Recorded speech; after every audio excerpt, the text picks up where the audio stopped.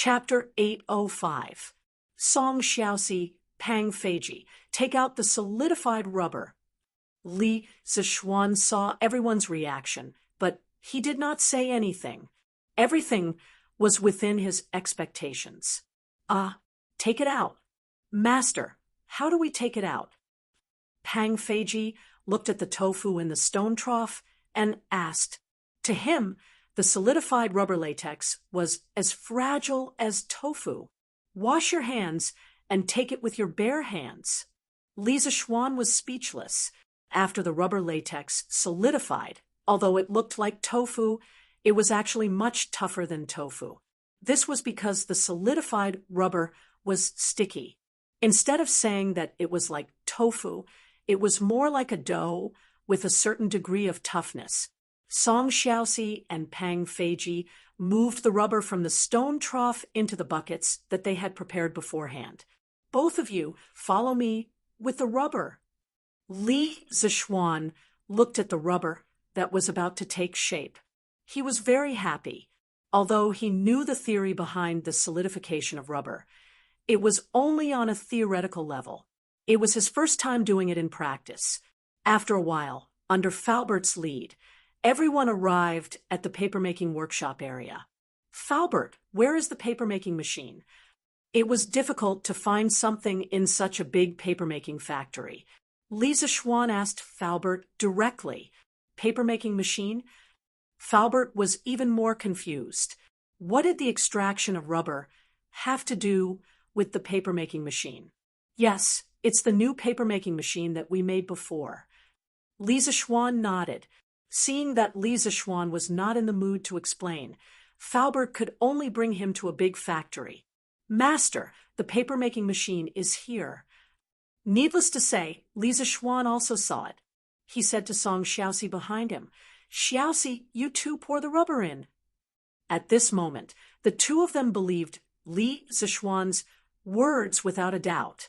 They poured the rubber into the papermaking machine's pulp inlet. Li Zishuan stepped forward and raised the roller of the papermaking machine slightly. Then he asked the servant next to him to pull the donkey and start the papermaking machine. The papermaking machine's paper outlet was a thin, white film-like object that was slightly thicker than paper. This was the plasticity of rubber. It could be rolled flat like dough, and during the rolling process, most of the water in the rubber could be squeezed out. Xiaoxi, find someone to cut these rubber pieces into sections. Then, just like drying paper, put them outside to dry. At this point, the process had basically come to an end. In the modern rubber production and refining process, it was generally only at this step before it could be compressed and packaged and sold all over the world. Yes, boss. After staying in the workshop for so long, Song Xiaoxi was very familiar with the papermaking process. He responded and called for the servant next to him to cut the rubber. Master, that's it, but I still can't see the use of this rubber. Seeing this, Uncle Fu asked the question in his heart. Li Zishuan smiled and replied, It's not over yet. This is only the first step. Through the steps just now, Falbert, you must have seen that the rubber is very plastic. Its most important characteristic is that it can change its shape at will. After the rubber is completely dried, we can proceed to the second step, molding. By then, Falbert, you will know the magical use of this rubber. Falbert nodded thoughtfully. Li Zishuan did not disturb him. He left with Pang Feiji and looked around the new workshop. As they were about to go back, they met two people. They were two girls. Yamacho, you're here? Sir. Different names represented different identities of the owners of the voices. They were Mo Lingwei and Little Fishy. Ink Girl, Little Fishy, why are the two of you together? Looking at the two beauties, one big and one small, Li Zishuan did not feel any joy. Instead, he felt some lingering fear. Beauties were beautiful, but beauties with the characteristics of witches were not very good. Yamacho, your memory is really bad. Didn't little Mingzi tell you that? I've been polishing the glass to make an astronomical telescope. Mo Lingwei rolled her eyes and said sarcastically, "Oh." Li Zishuan suddenly realized that Yan Xiaoning had indeed told him, but now the two girls were obviously gossiping and chatting under a big tree. They did not look like they were doing research at all. "Ink girl, how's the progress on your side?" "Not very good. Yamacho, your craftsmen are not good at all. It's not as good as me polishing it myself." Mo Lingwei pouted and said with some dissatisfaction, "Fine, she was getting someone to work for her for free, and she was being despised." Li Zishuan choked and said helplessly, "Okay, then you polish it yourself. I'll wait for your good news at the academy." Then he looked at Li Yu and asked, "Little Fishy, what about you?" Little Fishy was not as presumptuous as Mo Lingwei. Although she had a demonic nature in her bones, she only released it to outsiders. In front of Li Zishuan, she had always been more obedient. Perhaps it was because Li Zishuan had given her the capital to settle down in Chang'an City, or perhaps it was because Li Zishuan was Meng Wenhao's mentor. Hearing Li Zishuan's question, the little girl smiled sweetly and then replied, "Sir, it's Steward Ma who wants to move the editorial department of the Tang Daily here. He has been busy preparing lessons in the academy recently, so he sent me here to inspect it first. A few days ago, I met Sister Wire here. She told me the principle of the telescope. I feel that what she and Brother Xiaoning are doing now is very meaningful. After chatting for a while, I feel that we hit it off quite well, so we became good sisters." "Oh," Li Zishuan whispered in his heart, "of course, the witch and the witch hit it off." He actually knew about Ma Zhou's intention to move the editorial department to the new workshop, and he also agreed. Firstly, the office environment here would definitely be better.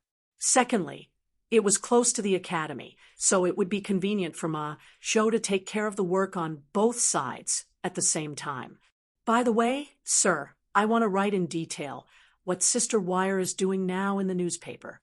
Although it looks boring, if it is displayed in the newspaper, it can promote Sir's work and attract more people to join it." Li Zishuan heard this and thought in his heart, "Isn't this similar to modern academic papers?" To be honest, he really wanted to set up a top academic journal similar to the Nature and Science in his previous life to gather the best academic results of mankind. But was this really appropriate? Once he did this, it would easily cause technology leakage. This was what Li Zishuan was very unwilling to see. The modern scientific knowledge he brought could only take root and sprout in the Tang Empire. It could never be spread to foreign countries and become a weapon for foreign countries to deal with the Han people. Chapter 806. Little you, if you really want to write about this in the newspaper, you can't write about the principles of the telescope that Ink Girl just explained to you. You can only write about it roughly. After you finish writing, I have to look through it. You can only publish it after I give my approval. You understand? In the workshop, Li Zishuan said to Li Yu with a serious face. In the modern era, there were many academic journals in every country. There were all kinds of academic papers in them. They showed the latest discoveries in various fields to the researchers. But there was one thing that had to be admitted. If these academic papers were published, it would be easy for others to imitate your latest discoveries. However, in the modern era, there were patent protection laws. Even if others learned your technology, they could not steal it. They had to pay patent fees to you. For example, in the 21st century in China, every mobile phone manufacturer had to pay patent fees of hundreds of billions to the United States because of 3G or 4G communication agreements. But this was the Tang Dynasty. In this era, 70% to 80% of the countries had not developed their knowledge. Who are you going to talk to about intellectual property protection? Isn't this playing the lute to a cow? Even if Tang Dynasty passed the patent law, The rest of the world would not recognize it. If he published academic journals now, the ambassadors of the other countries might bring the advanced scientific knowledge back to their countries. This was something that Li Zixuan could not tolerate. If patent laws were to be passed around the world, it would have to be in an era of peace. Right now, the only thing Li Zixuan could do was to monopolize the academic field. When the great Tang became extremely powerful, only then would he consider the issue of academic journals and intellectual property rights. Yamacha, why is that? Although Li Yu was smart, she did not think of all these. So she raised her head and asked. Li Zixuan looked at the little girl and did not explain further. He only said calmly, I just want Tang Dynasty to have fewer strong enemies. In this world, other than stealing money, books, and tombs, there is another type of thief that specializes in stealing knowledge. Little you, just do as I say. After saying that, he flicked his sleeves and left the workshop, leaving the two little girls in deep thought. Shinkei, why are you still here? You haven't returned to the residence? Or did he come here again after returning to the residence? In the evening, with the sound of gongs and drums, the students of Yanhuang College were finally dismissed from school. At the same time, they also ushered in the long-awaited weekend holiday. Sun Zifen, who had been drilled by Cheng Yaojin for an entire day, returned to the dormitory, exhausted. He wanted to change his clothes before going home, but he didn't expect to see Li Tai in the dormitory. He immediately exclaimed. Li Tai was half lying on the bed, with his head resting on his arm. He was facing the sky. Oh, no, facing the bedboard above him, and replied, I'm sorry. I just came back from the prince's mansion an hour ago. I brought back the clothes that I wanted to change into, but as for the underwear, I left them here. I'm just waiting for you to come over and help me wash them. Ha ha. As soon as he finished speaking, there was a burst of laughter in the dorm. Ha ha. Zifen, you can be considered to have a good time now. Qingchua's underwear. TSK. No, I have to go quickly. Wait for me to leave before you wash them. Chung Chumo had a gloating expression on his face. He quickly took off his camouflage uniform and changed his clothes, wanting to escape as soon as possible. Although Li Chengqian and the others weren't as cheap as Chung Chumo, they also sped up their movements. Sun Zifen's face suddenly turned green and white. Qingke, can we change the conditions? After hesitating for a long time, Sun Zifen looked at Li Tai and said with a sad face, No, don't you know that if you agree to a bet, you have to accept defeat? Zifen, don't tell me you want to go back on your word. Li Tai replied without thinking. In order to win this bet, he had paid a painful price. At the end of the day, how could he let Sun Zifen go? Damn. Qingke, we don't have to be so ruthless, right? During the military training, I helped you many times, didn't I? You should at least consider our old friendship. Sun Zifen said unwillingly. You can consider our old friendship, but you can't consider it on this matter. Zifen, just give up and help me wash my underwear. Li Tai said resolutely. Is there really no room for compromise? There really isn't. Zifen, quickly help me wash today's underwear. Li Tai said with a satisfied face as he lay on the bed with his legs crossed. This situation was exactly the same as when he pleaded with Li Zixuan in the morning. However, the person pleading was Sun Zifen, and the person being begged was himself. Li Tai felt an inexplicable sense of pleasure in his heart. However, when he thought of carrying 20 buckets of water tomorrow, a thick haze appeared in his heart. Damn, you win. So be it. I'm a man of my word. Once I've said it, I'll keep my word. Sun Zifen roared in grief and indignation. Then he bent down to pick up Li Tai's underwear from under the bed. Suddenly, a stinky smell hit him in the face. Oh, my God. Chinke, with your underwear in our dormitory, the 5 poisons will be avoided, demons and devils will bow their heads, and we will still be alive, unparalleled in the world. Fortunately, I brought back soap operas from home last time. Sun Ziffin quickly covered his nose, took 3 steps back, and said in a muffled voice, this guy was really funny. He actually said the stinky socks in such a literary way. The rest of the people in the dormitory who were originally disgusted by Li Tai's expired socks burst into laughter when they heard Sun Ziffin's words. Uffed. Ha ha. Then Ziffin, you don't have to wash them.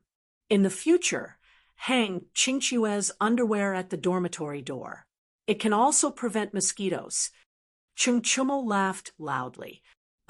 If that's really the case, won't we be unable to enter the dormitory in the future? Yuchi Baolin took Chungchumo's words seriously and said with a face full of horror. Li Tai immediately blushed and said, why are you talking so much nonsense? Ziffin, go wash them quickly. Big brother, Chonyo, Baolin, Huayu, aren't you guys going home? Ha ha, I'm going back now. I hope you two have fun, hee hee hee hee. Chungchumo waved his hand and laughed vulgarly. Then he dragged Qin Huayu and Yuchi Baolin out. Qinke, aren't you going back to Chang? And today? Li Chongqian, who was left behind, stood by Li Tai's bed and asked, I'm not going back.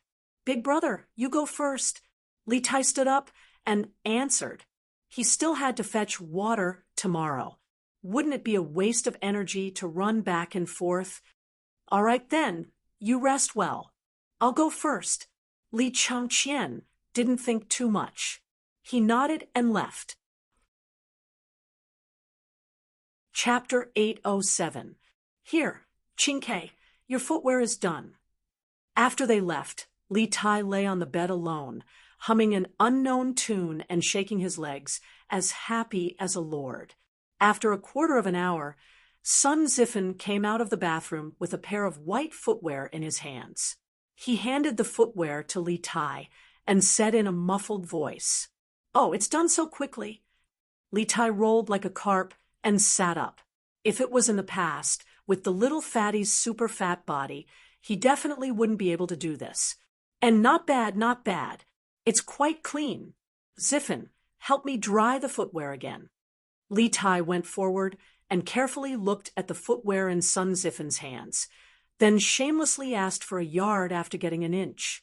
Get lost. Qinke, don't go too far. We didn't agree to dry the clothes in the beginning. If you want to dry them yourself. I'm going out to eat. Sun Ziffin wasn't a punching bag that was easy to bully, so he immediately said angrily. Li Tai sighed helplessly. He could only get up and dry the footwear on the clothes rack in the bathroom. Cough, cough. This clothes rack wasn't the modern clothes rack invented by Li Zishuan. When he was designing Yanhuang College, how could he have so much free time to think about everything? This clothes rack was a local product of the Tang Dynasty. In fact, clothes racks were a type of furniture that existed even earlier than tables, chairs, and beds. There were already clothes racks as early as the Zhou Dynasty. During the Zhou Dynasty, etiquette was implemented. The aristocrats attached great importance to clothes. In order to meet this need, racks specially used to hang clothes appeared early on. Each dynasty had different forms of clothes racks, and their names were also different. During the spring and autumn period, a horizontal wooden pole used to hang clothes was called chang, also known as mushur. Hey, Ziffin, you still have the appetite to eat. Hee hee. Li Tai was drying the footwear in the bathroom while turning his head to look at Sun Ziffin with a smirk. This sentence was quite self-deprecating, but there were only the two of them in the dorm. Anyway, Li Tai didn't care at all. Damn, Qinke, your skin is getting thicker and thicker. You have the nerve to say this kind of thing? Sun Ziffin scolded with a look of disdain, then replied, I was lectured by Lu Guogong today. If I don't eat, I'll starve to death. I'd rather die of disgust than starve. Li Tai walked out from inside and said with a smile, "Ha ha, if that's the case, I'll take you to eat. Let me tell you, the food at the small restaurant of the Hu family at the foot of the mountain is delicious. Let's go there and try it. My treat." Sun Zifen looked at Li Tai suspiciously and curled his lips. Han family manner? What kind of delicious restaurant could there be? Qingke, don't tell me you're trying to save money and trick me into going there?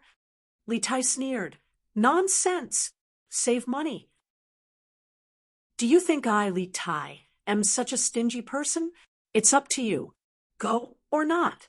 Fatty wasn't lying this time. Ever since Yanhuang College started, more and more people came here. Some came to visit their children, some came to inspect the environment of the college, and some came purely because of its reputation. Many small restaurants appeared in Plum Village and Han Village, and some even started to sell accommodation. Compared to the restaurants and inns in Chang, and the small restaurants and inns here could only be described as cheap. Hey, Qingke, I'll go. Wait, I'll go wash my hands first. Sun Zifen finally realized that Li Tai wasn't lying. He quickly followed behind and shouted, "He Xiao Xian." Early the next morning, Cheng Chumo actually appeared in front of Li Zishuan's house. Li Zishuan had already woken up and was eating breakfast with a bowl in his hand. Seeing this idiot smiling foolishly so early in the morning, he said in annoyance, "What's wrong? Chonyo, did you get caught in the door early in the morning or something? Why are you smiling foolishly?" Cheng Chumo almost vomited blood when he heard that. Han Yushi, who was sitting beside Li Zishuan, rolled her eyes at her husband and quickly got up to greet him. "Brother Chonyo, have you eaten breakfast yet? Do you want to get someone to bring you a bowl and chopsticks?" Of course, of course. Sister-in-law is the best. Little Xian, marrying you is truly a blessing that he cultivated in his previous life. Hearing Han Yushi's words, Cheng Chumo didn't hesitate for a moment. He immediately agreed and even flattered Han Yushi. After saying that, he sat opposite Li Zishuan without hesitation. Han Yushi smiled and asked someone to bring Cheng Chumo a bowl and chopsticks. Sister Lan, long time no see. Do you want Brother Chonyo to bring you out to play today? Lan was sitting beside Cheng Chumo. He was a little embarrassed by the little girl's gaze that was obviously saying, "Are you here to freeload?" Hence, he deliberately changed the topic and joked, "Oh, I don't want to.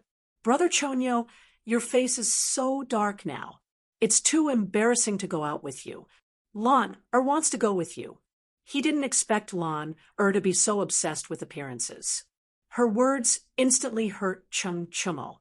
This military training had caused all the students in the academy to be tanned. He wasn't the only one. Did he have to be so affected by Lan? Sister Lan, it's not right of you to say that. Previously, Brother Chonyo brought you out to eat a lot of delicious food. What porridge is this? Why is the color so strange? Why does it smell so good? Cheng Chumo bantered with Lan. For a while. At this moment, the servants brought him a bowl and chopsticks. The bowl was filled with a bowl of porridge that was slightly dark. There were also a few black things on top of it. He didn't know what they were. He sniffed hard and suddenly sighed. "This is century egg and lean meat porridge," Li Zishuan replied as he stuffed a mouthful of porridge into his mouth. "Century egg and lean meat porridge? Century egg? Is it the century egg that I saw the last time I came to your house?" Cheng Chumo felt that the name century egg was a little familiar. He thought seriously and suddenly shouted, "Yes, that's right. It's the century egg that you saw the last time. Speaking of which, you came at the right time. The century egg that I pickled last time is just ready to eat today. You came just in time." Li Zishuan glanced at him and said lightly, Hee, this means that I'm lucky. Let me have a taste. Chung Chumo laughed proudly. Then he picked up the small bowl and stuffed the porridge into his mouth. Oh, it's hot. It's really hot. But this century egg and lean meat porridge is really delicious. I didn't know that porridge could be cooked this way. It's really an eye-opener for me. Chapter 808. Of course, there was porridge in the Tang Dynasty, but the porridge people ate at that time was still plain porridge. Li Zichuan added century eggs and lean meat into the porridge and made it into a salty porridge. It was really a new trick. Oh, Xiaoxian, your century egg and lean meat porridge is really tender and delicious. There's also an indescribable fragrance in it. I guess it's the smell of century eggs. TSK. Eating a bowl of century egg and lean meat porridge every morning makes me as happy as a god.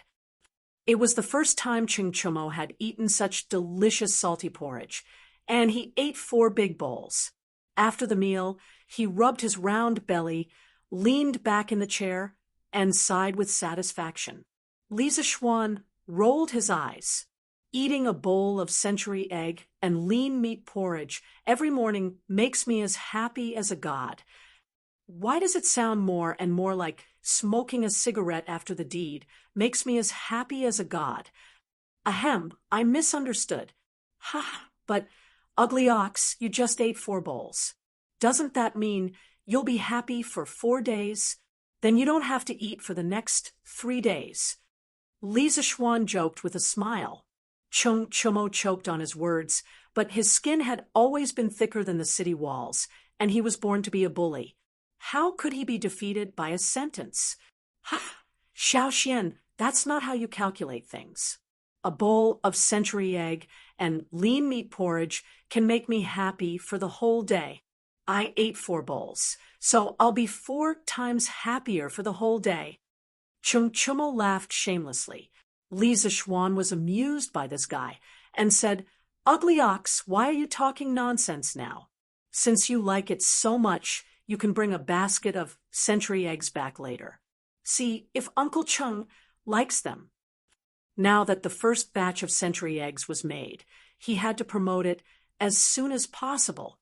The best way was to promote it from the people in the circle and at the same time do them a favor. That's good. Xiaoxian, you have to give me more later. My dad will definitely like it. Sigh, I wonder how long these century eggs can be stored. The weather is so hot now. Chumo finally used his brain this time. After being happy for a while, he suddenly thought of a question and asked. Li Zichuan smiled and replied, You don't have to worry about that. As long as you don't peel off the lime sawdust on the outside of the egg and put it in a ventilated and cool place, it can be stored for at least 3 months. The taste and texture will not change, and it can be maintained for at most 5 months. That's good. I was worried that it would spoil before I finished it. Chung Chumo scratched his head and pretended to be relieved. Then he slapped his thigh and exclaimed, Hey, something's not right. Little Xian, even if you give me century eggs, no one in my family knows how to make them. Li Zichuan said helplessly, What's so difficult about that? You can just cut up the century egg and cook it with the lean meat. Then you can add some salt. Wouldn't it become century egg and lean meat porridge? Oh, there's another way to eat the century egg, which is to directly mix it with cold sauce. You can ask your cook to cut each century egg into 4 pieces, sprinkle some salt on it, pour some vinegar, and mash some garlic into it. Then you can eat it directly. You remember? Chung Chumo frowned and said after a while, I roughly remember. I'll ask my cook to try it when I return to Chang. And he was still living in the villa in Yunshan. He still had to bring the century eggs that Li Zichuan gave him back to Chang and ask his cook to process them. Li Zichuan shook his head and chatted with Chung Chumo for a while. Seeing that this guy had the intention to leave, he asked someone to fetch a basket of century eggs for Chung Chumo. Chung Chumo took it and left directly. Creak, creak, creak. Huff, huff. The morning of Yanhuang College on the weekend was quiet and peaceful.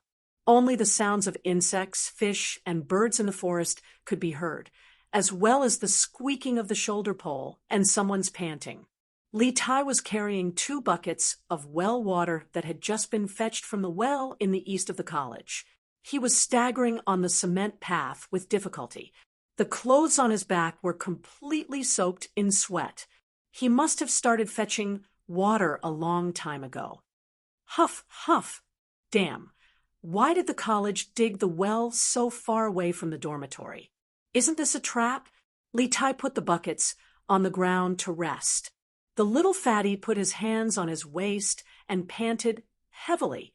He looked at the dormitory that was far away in front of him, which was estimated to be hundreds of feet away.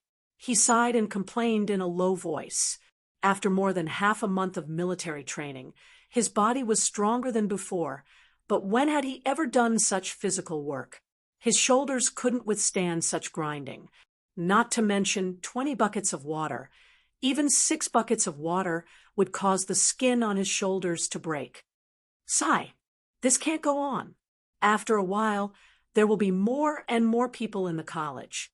If they see me fetching water, won't it be embarrassing? Li Tai wiped his sweat and muttered to himself. He had specially woken up early today to start fetching water while there were still fewer people in the college. He wanted to finish his work early, but he didn't expect that he would have to waste so much energy every time he fetched 2 buckets of water. He felt that his body was about to be hollowed out. Sigh, isn't this Chin Kei? I was wondering why you weren't in the dormitory so early in the morning. So you came here to fetch water. Did the sun rise from the west today? Our Prince Wei is actually fetching water for the college. Most of the time, what you didn't want would come to you. Just as Li Tai was sighing to himself, Sun Zifen suddenly walked over from the side. After seeing Li Tai and the 2 buckets of water at his feet, Sun Zifen was shocked at first. Then, he laughed evilly and walked up to them. Zifen, don't go overboard. It's so early in the morning. Why aren't you sleeping in? What are you doing here? Li Tai's heart thumped wildly when he heard someone speak. However, when he saw that the person who spoke was Sun Zifen, he was slightly relieved, but his expression was still unnatural. Ha ha, Chin Kei, why aren't you sleeping in the morning? Why are you fetching water here? Sun Zifen crossed his arms in front of his chest and stood to the side with an inexplicable smile. Li Tai didn't know how to explain. If he told the truth, he would definitely be laughed at by Sun Zifen. If that was the case, wouldn't he be happy for nothing yesterday? Ha ha, I got it. Sun Zifen glanced at Li Tai's expression and suddenly shouted, scaring Li Tai.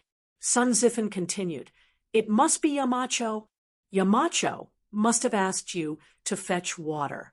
Otherwise, who in Yanhuang College would dare to ask you to fetch water? What do you think? Am I right, Chin Kei? This little joker's analysis at the critical moment was very reasonable. He had actually guessed it right. Li Tai's heart skipped a beat. His expression changed for a while, and finally he could only admit, So what? It's none of your business. Sun Zifen wasn't angry at all. Instead, he laughed gloatingly, Ha ha, Chin Kei, you also have a day like this? What do you think? How many buckets of water did Yamacho ask you to fetch? Do you want me to help you? Chapter 809. I don't need it. Li Tai roared angrily as he looked at Sun Zifen, who was laughing maniacally in front of him. Then he bent down, picked up 2 buckets filled with well water, and staggered toward the dormitory with great difficulty. Sun Zifen was not annoyed. He looked at Li Tai's back with a grin, and then walked toward the canteen. Considering that many students were from other places, the academy's canteen still provided food on weekends. However, there was a time limit. If one was late, there might not be any food left. This was also the reason why Sun Zifen woke up so early today. Give me a bowl of porridge, 2 steamed buns, and a serving of meteoric success. Sun Zifen said to the waiter at the window when he arrived at the canteen. Hey, young man, other than the plain porridge, there is also the century egg and lean meat porridge. Which one do you want? The waiter did not immediately go to get the food for Sun Zifen. Instead, he asked with a smile, Century egg and lean meat porridge? What kind of egg is century egg? Why haven't I heard of it before? Sun Zifen asked curiously after he heard the waiter's words clearly.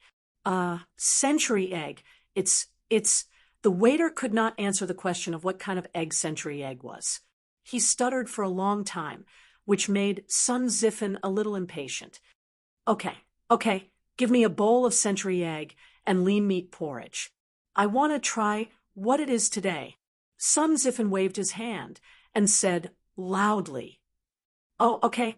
The waiter laughed and went to prepare the food for Sun Zifen. After a while, Sun Zifen took the food and found a seat to sit down. Looking at the dark porridge in front of him, he frowned slightly. This was because the porridge did not look as good as the plain porridge. It smells pretty good. Sun Zifen lowered his head and sniffed. He was a little surprised.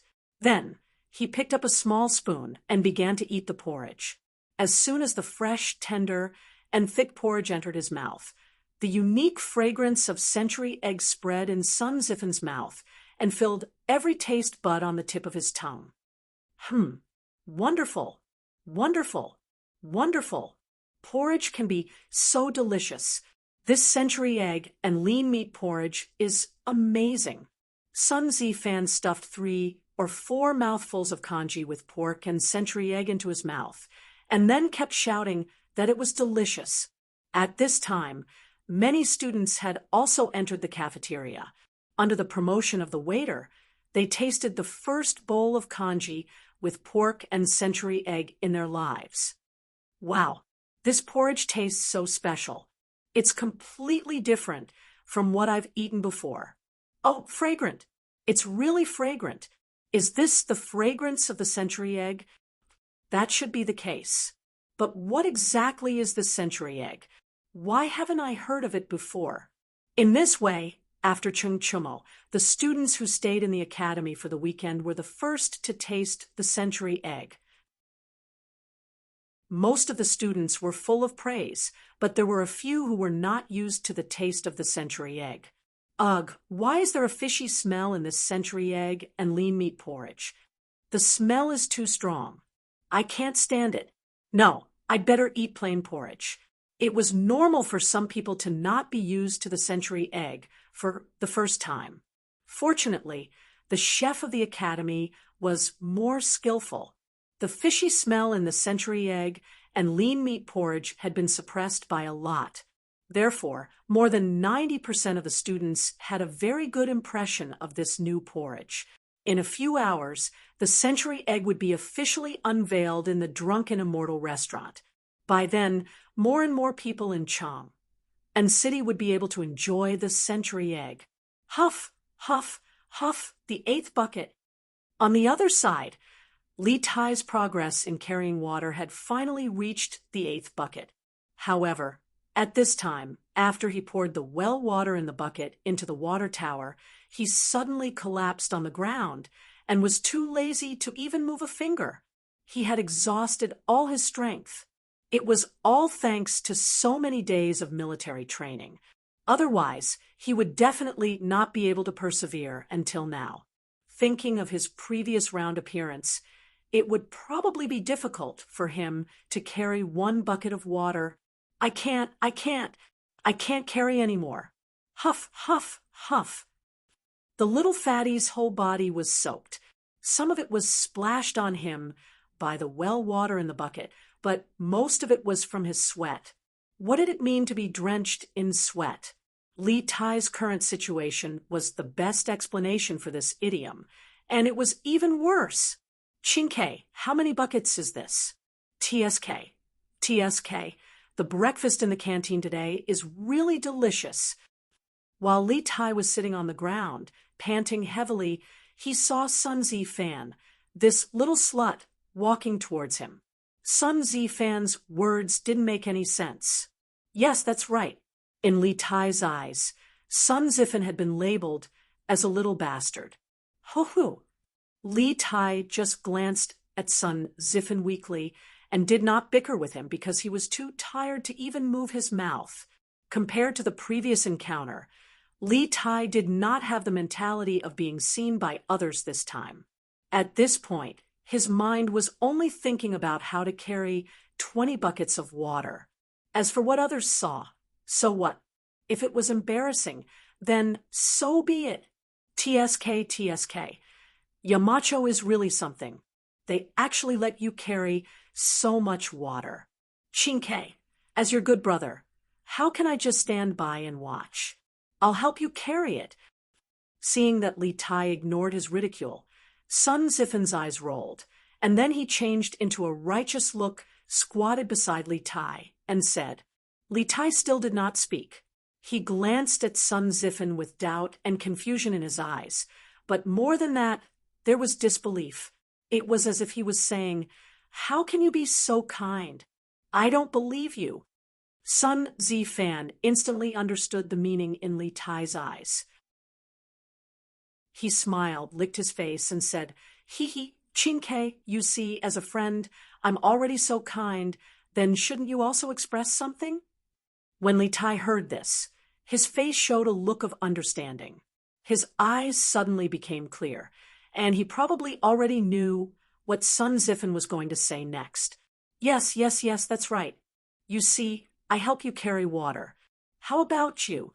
How about you exempt me from the punishment of washing your feet for this month? Who doesn't know that every time you come to the academy, you bring a lot of clothes back home and let the servants wash them for you on the weekends? If you agree to this condition, not only will you not lose anything, but it will also be greatly beneficial for you. What do you think? At this moment, Sun Zifan finally revealed the foxtail that he had been hiding for a long time. He analyzed with extravagant words. Li Tai did not immediately refuse. After all, today was different from the past. Only after experiencing it did he know how tiring it was to carry water. The little fatty narrowed his eyes. After a long silence, he finally said weakly, "Okay, you help me carry 10 buckets of water, and the previous bet is written off." Ha, deal. Chapter 8:10. Hey, that's not right. Yamacho seems to have said that no one else is allowed to help. Below the dormitory of Yanhuang Academy, after resting for so long, Li Tai finally recovered. However, he suddenly remembered something, and his expression changed instantly. Sun Zifan, who was originally full of joy, suddenly looked sluggish. He scratched his head gloomily. Did he work so early in the morning for nothing? Did he have to wash Li Tai's smelly feet in the future? He couldn't accept it. No, Chinke, think about it carefully again. What did Yamacho say at that time? Did he say that no one else is allowed to help? Or did he say that no servants in your mansion are allowed to help? Sun Zifan scratched his ears and cheeks for a long time, then turned his head and asked Li Tai unwillingly. Li Tai, who was originally dejected, heard Sun Zifan's words, and his eyes suddenly lit up. He patted his head and thought seriously. After a moment, he suddenly shouted excitedly, "I remember now. The mountain leader told me before that I'm not allowed to spend money to hire people or ask servants to help. Zifan, you're not hired by me, and you're not a servant of my Wang Fu. Logically speaking, you should be able to do that." Ha. Li Tai couldn't help but laugh. In the end, He also hoped that Sun Zifen could help him carry water. That's great. Since it's a deal, let's start picking now. This agreement was a win-win for the two of them, so Sun Zifen couldn't wait to make it happen. Zifen, you go first. I'll rest here for a while. Anyway, I only have 2 buckets left. You still have 10 buckets. Li Tai shook his head and said with a long sigh. When Sun Zifen heard this, although he felt a little uncomfortable in order to not have to wash smelly socks in the future, he would suffer a little loss. Okay, Qingke, you rest first. I'll go get the buckets from the dorm manager. Hee go. Li Tai smiled and waved his hand. Sun Zifen didn't say anything else and turned to leave. Li Tai leaned against the wall and looked at his back. He suddenly felt that something was wrong. He heard Sun Zifen mutter to himself, F***CK. If we were to seriously calculate this matter, both Sun Zifen and I were at a disadvantage. Not only did they not get anything, but each of them also had to carry 10 buckets of water. In the end, Xiao Xian was the only one who profited. Sigh, this king is really F***ed up. Sun Zifen and I have been fighting for so long, but it was all for nothing. In the end, the academy has benefited. At this point, little Fatty finally reacted. After all this time, neither he nor Sun Zifen had gained any advantage. They had all been tricked by Li Zishuan. But now that things had come to this, what could he say? He could only swallow this loss in silence. Sigh, the facts have proven that little Xian is a fraud. I can't trust him so easily in the future. Li Tai silently labeled Li Zishuan as a fraud in his heart. When it was almost noon, the eastern and western districts of Chang and city officially opened for business. All the shops, restaurants, and tea houses opened their doors to welcome customers. Even Drunk and Immortal Restaurant opened its doors. Yo, Boss Phone, long time no see. I heard that you have been conferred the title of Righteous Merchant by His Majesty. Congratulations. Shopkeeper Lu smiled like a Maitreya Buddha as he spoke to Feng Zhihua, who had just entered. After nearly 5 months, Feng Zhihua once again came to the Drunk and Immortal Restaurant. In the past, he was a regular here and would basically come for a meal every 3 to 5 days. The main reason was that he had been delayed for too long this time. Shopkeeper Lu, long time no see. It's all thanks to the Marquis of Yong, and that I went out to see this time. Otherwise, I wouldn't have received such generous profits and the title of Righteous Merchant personally conferred by His Majesty. Feng Zhihua didn't put on airs. He walked up and cupped his hands with a smile. Although he had lost a group of crew members during this voyage, he still earned at least 100,000 strings of coins after deducting the compensation for the families of the deceased crew members. It was a huge profit. Of course, to Feng Zhihua, the most valuable thing was still the title of Righteous Merchant conferred by Li Er. It was an unexpected surprise, and also something that couldn't be bought with money. Therefore, he was grateful to Li Zishuan for promoting the trade in the south. Hey, Shopkeeper Lu, you have something new here today. Liao Shifan and Zhang Jingyang followed behind Feng Zhihua. Liao Shifan looked at the menu of Strange Taste Pavilion and was surprised to see that there were a few new dishes. Cold century egg tofu, century egg lean meat congee, meteoric success. This is really a new dish. I haven't eaten it before. All right, I'll serve some of each of these new dishes today. Thank you, Shopkeeper Lu. Feng Zhihua raised his head to take a look and said with a smile, Hee, no problem. Boss Feng, you guys go ahead and have a seat. The dishes will be ready soon. Shopkeeper Lu said with a smile. After a while, Feng Zhihua and the others served their dishes to the table. Sir, here are the 3 servings of congee with pork and century egg, 1 serving of cold century egg, 1 serving of tofu with century egg, 1 serving of gnawed chicken, and 1 serving of braised pork in soy sauce. If you have any more orders, please call me. The waiter said enthusiastically as he served the dishes to Feng Zhihua and the others. Feng Zhihua nodded, and the waiter left tactfully. Come, Brother Liao, Brother Zhang, try the new dishes of Zuaxian restaurant. Liao Shifan said with a smile. I've eaten meteoric success before, but I've never heard of century egg and lean meat congee or century egg salad. Today, I'll have a good taste of what kind of egg this is. Everyone laughed kindly. Feng Zhihua used a small spoon to scoop up a spoonful of century egg tofu. Because this thing looked cool, he saw that the white tofu was dotted with some black and green. It looked pleasing to the eye. Wow! Fresh, tender, fragrant, and cool. This century egg tofu is amazing. It's a must-have dish for summer. A small spoonful of century egg tofu entered Feng Zhihua's mouth. First, a cool sensation filled his mouth, followed by the freshness of the tofu and the fragrance of the century egg. Feng Zhihua was full of praises. Brother Feng, this century egg lean meat congee is also excellent. I've never thought that thin porridge could be made into such a fancy dish. Zuaxian restaurant is indeed Zuaxian restaurant. The food here is always the best in Chang and city. Ha ha.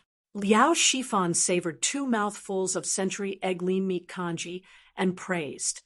Ha ha. Brother Liao is right. The food of Zuaxian restaurant will never disappoint. This century egg salad is the best in my opinion. Zhang Jingyang had a strong taste and had a soft spot for century egg salad. At this moment, the other diners also came to eat. They also noticed the new dishes of Zuaxian restaurant. When they heard the praises of Feng Zhihua, Liao Shifan, and the other regular diners, they were instantly tempted. Moreover, the new dishes of Wonderful Taste Pavilion were very cheap this time. Century egg lean meat congee was only 20 copper coins, century egg salad was 80 copper coins, and century egg tofu was 100 copper coins. Compared to the previously gnawed chicken and red braised meat, it was much cheaper. Waiter, give me a serving of red braised meat and century egg tofu. Waiter, give me 2 bowls of century egg lean meat congee. Give me 2 servings of century egg salad. Chapter 8:11. The reason why the congee with pork and century egg, the tofu with century egg, and the cold-tossed century egg were so cheap was that Li Zishuan wanted to sell the century egg on a large scale as soon as possible. After all, if the normal consumption of the Drunken Immortal restaurant and the canteen of Yanhuang Academy were to be relied on, the century eggs made from the eggs that Li Zishuan purchased from the Han Village and Plum Village a while ago would probably not be sold out until next year. Therefore, the low price was one thing. More importantly, the Drunken Immortal restaurant had launched a takeaway event. Dear customers, everyone has tasted the delicious taste of the century eggs. Whether you like it or not, I'm sure everyone has a plan in mind. To be honest, the century eggs are the latest food invented by my family's marquis. They are made from eggs through 49 processes and 49 days. The process is not easy. Compared to unprocessed eggs, the century eggs can be stored for a longer time. They can be stored for at least 3 months, and the taste will not change. In order to let more people eat this delicious food, the Zuaxian restaurant will sell an unlimited number of marinated century eggs to the public. It only costs 5 copper coins.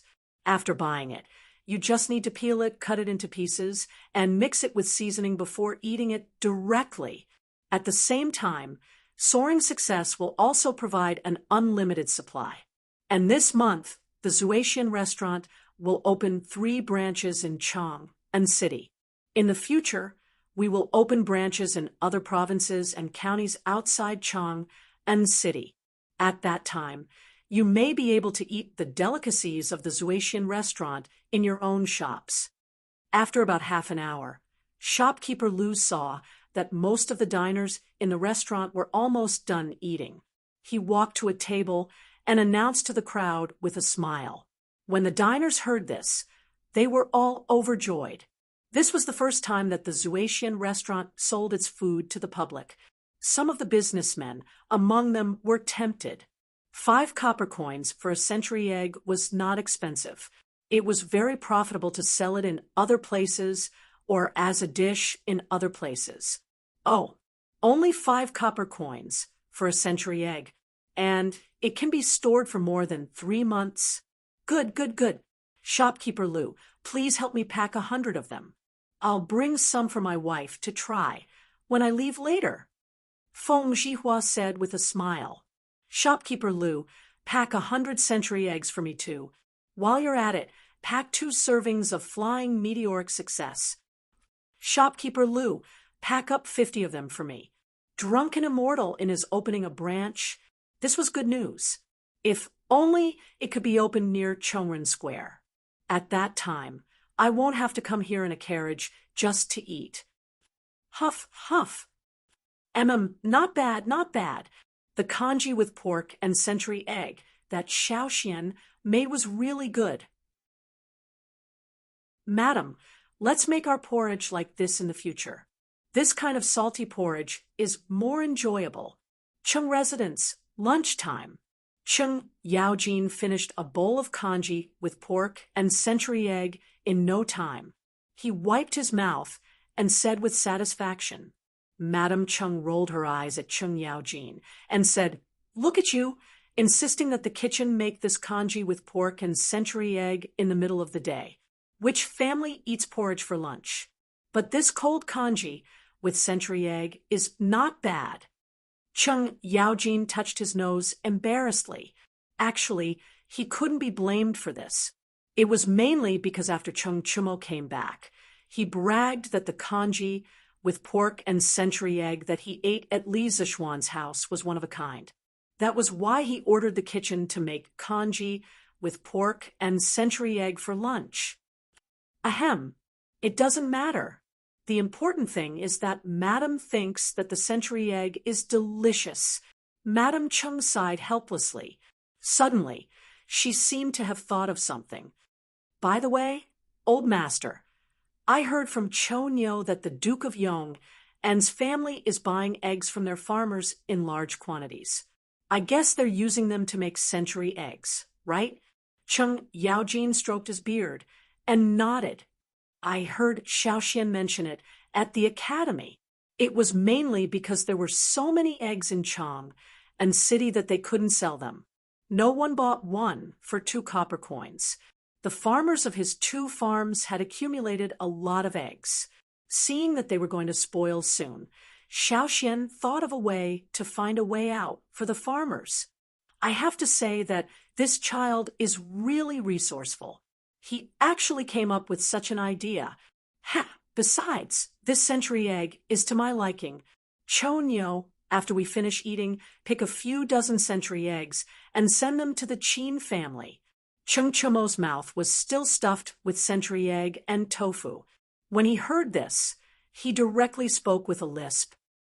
Father, there's no need. Xiaoxian has already sent them door to door. I reckon that even His Majesty is eating his century eggs now. Cheng Yaojin was stunned. Then he came back to his senses and couldn't help but laugh. This kid is really good at doing business. He's even got ideas on His Majesty in this entire imperial court. Only that old man Wei Zheng can compare with him in terms of guts. Madam Cheng smiled and didn't reply. She hesitated for a while and said, I just don't know how this child made the century eggs with eggs. They can actually be preserved for such a long time. Old master, the farmers of our farms also have a lot of eggs that they can't sell. Why don't we ask the Duke of Yong and how to make century eggs? When Cheng Yaojin heard this, his expression suddenly changed.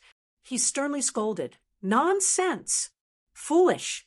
This method of making century eggs is Xiaoshuan's secret recipe. As elders, how can we snatch something from the younger generation? If this gets out, where will I, Cheng Jijia, put my old face? You're scheming for a source of wealth. Seeing Cheng Yaojin throw a rare tantrum, Cheng Chumo and Cheng Chuliang at the dining table quickly put down their chopsticks and quietly sat on the stools without saying a word. Madame Cheng, who was used to being domineering, didn't dare to talk back at this moment. In the end, Cheng Yaojin was the backbone of this family. Usually, Cheng Yaojin wouldn't haggle with her over small matters and would go along with her wishes. However, when it came to major issues, no one in this family dared to refute Cheng Yaojin's opinions. Old master, I didn't say that I want to snatch the Duke of Yong and secret recipe. I'm just asking you if we can cooperate with the Duke of Yong. And after all, our farm is rearing a lot of chickens this year. Madame Cheng paused for a moment before opening her mouth to explain. Cheng Yaojin's expression softened slightly. He thought for a moment and said, "Don't think about snatching Xiaoshuan's money. Xiaoshuan's winery has already brought us a lot of income. One must be content with what one has. Our family doesn't have to worry about money now. However, Madame's question is reasonable. This old man will go back and talk to Xiaoxian. Let's see if he can buy all of the eggs in our farm. And that's fine too. This year, the farm's grain production has decreased. This way, it can be considered as an additional source of income for the farmers." Madame Cheng nodded and said softly. Cheng Chumo and Cheng Chuyang didn't care about this. When the two saw that their mother had reconciled with them, they lowered their heads and began to eat fiercely.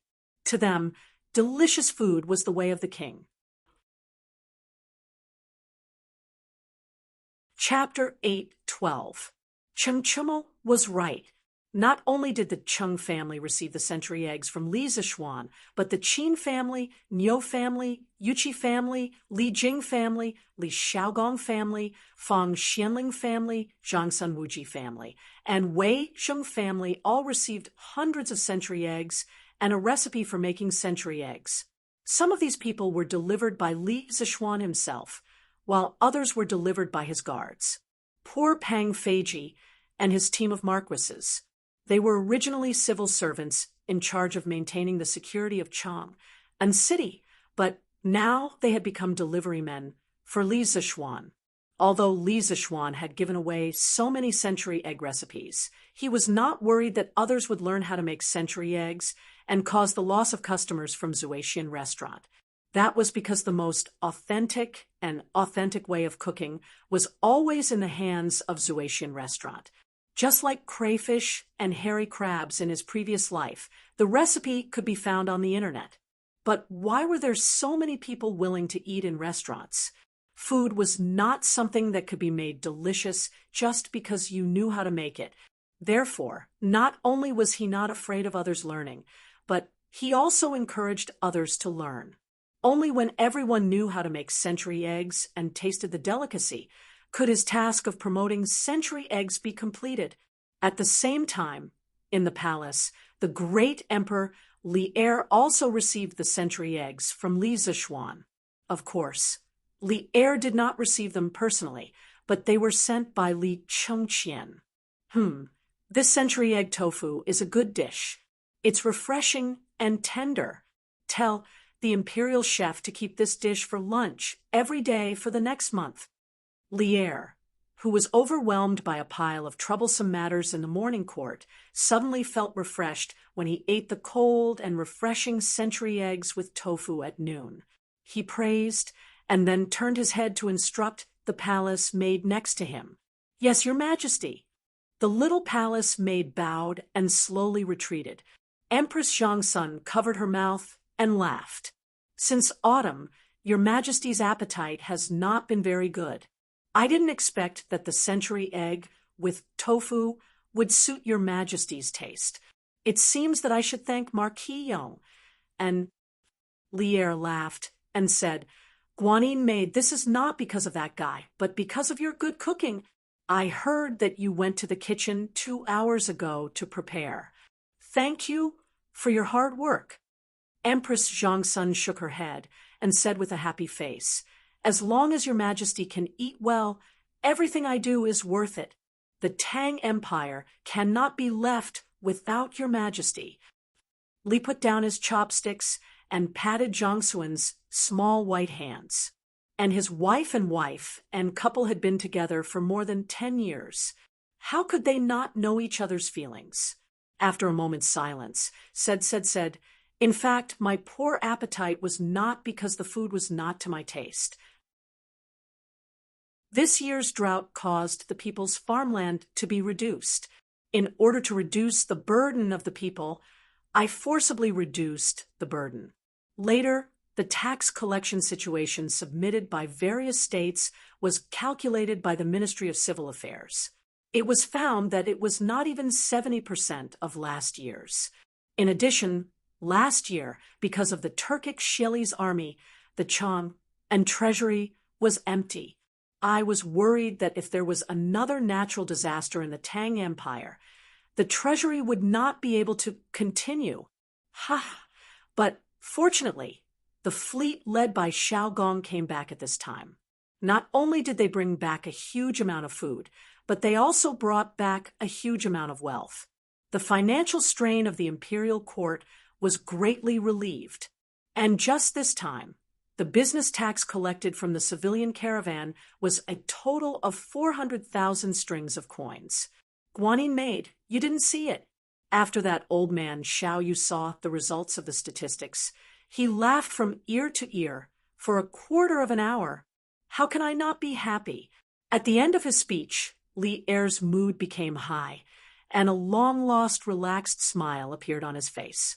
Empress Zhongsun looked at the man in front of her with a complicated mood.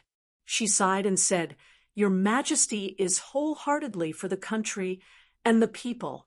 You are happy for the world, but also sad for the world. This is the blessing of the Tang Empire's people. But I hope that your Majesty will take care of your body. Your Majesty is not only the majesty of the world, but also the majesty of Chengqian, Qingke, and Chang'e. Li Er understood the meaning of Empress Zhongsun. He smiled and said, Don't worry, Guanyin maid. I understand. Empress Zhongsun smiled. She pulled her small hand out of Li Er's big hand, and then used a small spoon to scoop a spoonful of century eggs and tofu for Li Er. She said, Your Majesty, eat quickly the century eggs, and tofu won't be fresh in a while. Li Er naturally enjoyed the service of the beauty with a clear conscience. He heard Empress Zhongsun continue, I heard that the century eggs were a new trick invented by the Marquis of Yong, and to help his farmers solve the backlog of eggs in their hands. This child has a lot of ideas. I don't know how many things are in his head, but this way, his farmers can earn a lot of money, and the other farmers are still worried about how to sell their eggs. Li Er had never heard of this. He frowned and asked, What? Are the eggs in Chang unworthless now? Empress Zhongsun's brows showed a hint of worry and replied, Your Majesty may not know, but since the imperial court issued a decree to reduce the burden of raising chickens this year, not to mention the other states and counties in Chang and the nearby farms, basically every household has at least 70 to 80 chickens. Now, more than 4 months have passed. The chickens raised by the people have long started to lay eggs. These eggs can't be stored for long and will spoil in less than 10 days. In order to sell the eggs as soon as possible, the farmers are desperately trying to lower the price. As a result, the price of eggs has fallen again and again until it's difficult to sell them now. Li Er was silent for a while and then said, This is indeed a problem. But now that Li Zishuan has thought of this method of making century eggs, it depends on whether he's willing to impart the method of making century eggs. If he's unwilling, we can only let him expand the production scale of century eggs. I think it should be able to alleviate the current situation. When the weather gets colder, the production of eggs will also decrease. At that time, the price of eggs will stabilize. What he said was indeed reasonable. Letting Li Zishuan make century eggs into century eggs could, first, expand the sales and second, prolong the preservation time. It was already autumn now, when it was late autumn or after winter. Due to the decrease in temperature and light, the laying rate of chickens would obviously decrease until the production stopped. Hey, but this kid is really good to his farmers. In the end, Li Er added another sentence. Speaking of which, this time, Li Er didn't have any intention of getting Li Zishuan's secret method of making century eggs. The main reason was that this sea trade had fattened the imperial court. Old Li was now a rich man, and the small amount of money he earned from making century eggs was not enough for Li Er. Chapter 8:13. Your Majesty is right. The Marquis of Yong and treats the people well. Huan Chang and city doesn't know about this. Your Majesty has given Lantian County to the Marquis of Yong, and I heard that some of the farmers in the villages close to Lantian County all sighed when they heard the news, regretting that their villages were not the Marquis of Yong. And from this, it can be seen how kind this child is usually.